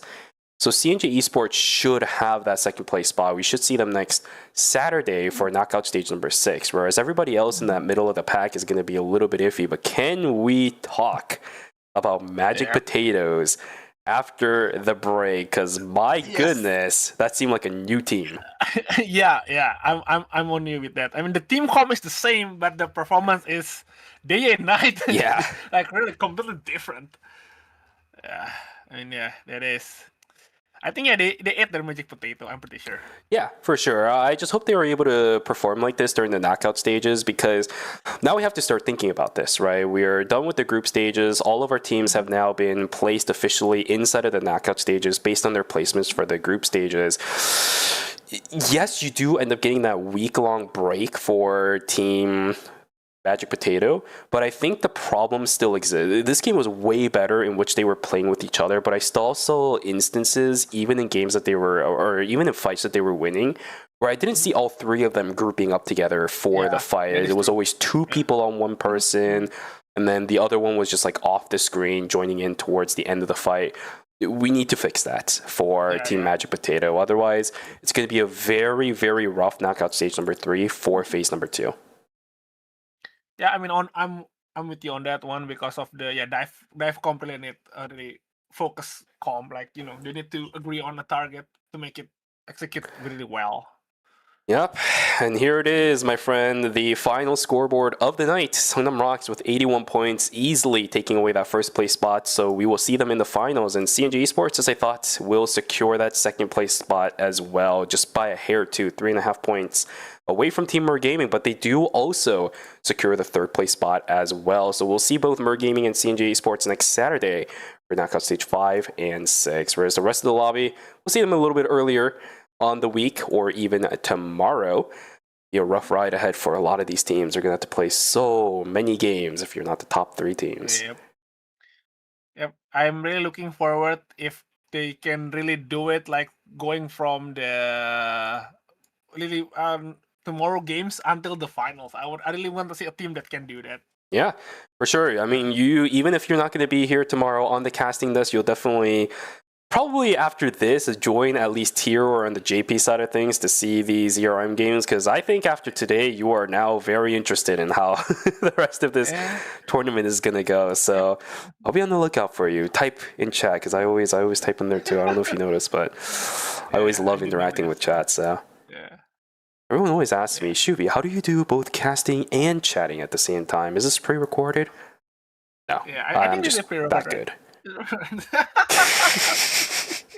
When you've been doing this for 5 years, you kind of get into the flow. You know what I mean? Yeah, I kind of get it, but usually I never have the time to chat because I have to do the production too. I have to. It does happen. Like I forgot to switch layout. I keep even until now, I keep sometimes forgetting to switch layout. And because of the streams using like 3 minutes delay, so I have to switch 3 minutes before. So yeah, it is kind of scuff. No, I get you. A lot of North American tournaments back in the premature days where a lot of community tournaments were going on, if I had to do production and change out the assets and all that stuff at the same time as casting, dude, I get exactly what you mean, because I'll forget to change out the banner that says what game it is for the event, and then we're at game 6, but it still says game 1 for the assets. Yeah, I feel you on that one. Yeah. So yeah, the moment when I can focus on only on production or only on commentating, so I can basically focus on one. So yeah, usually I really do small mistakes, but yeah, when I have to do both, yeah, my mistake is kind of so hard. Yeah. I understand the pain, so I know exactly where you're coming from. Well, I want to get your opinion on what you thought about this whole day today in general. It's your first time casting ERM. I hope you had fun, first of all. I had a lot of fun casting with you as well. I know you were nervous at the beginning, but I think at this point you are just super comfortable with the flow now. Okay. So basically, I have really had fun, and thank you very much for having me, because at first I thought I will never have the chance to do this, but yeah, thank you very much for giving the chance to do commentary, especially with you. And then the game wise, I think I'm pretty fresh because I usually watch as a spectator. I don't really pay attention to the game that much because usually I one screen the game, one screen the other. I do other stuff, so I don't really pay attention on the game.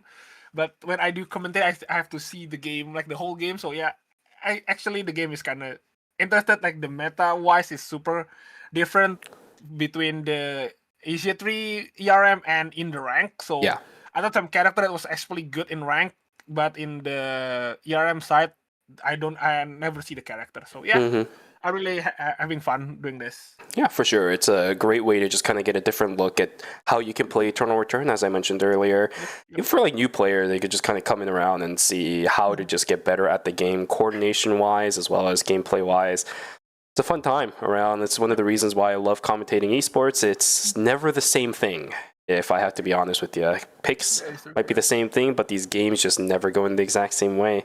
That's what I love to see for Eternal Return. All right, well, my friend, I believe with that is going to do it for us because group stages are done. We are now going to get ready for the knockout stages tomorrow. So let's actually take a look at that. It is going to begin tomorrow at the same time it did right here today, 3 a.m. Eastern Time at the Eternal Return game channel, like always, for both the YouTube side as well as the Twitch side. So make sure you guys are here at the correct time for the start of knockout stages. It's going to be 1 and 2. For tomorrow. That's as group stage C and D, but basically the same time. Actually, let me change it right now. You guys won't notice a thing. There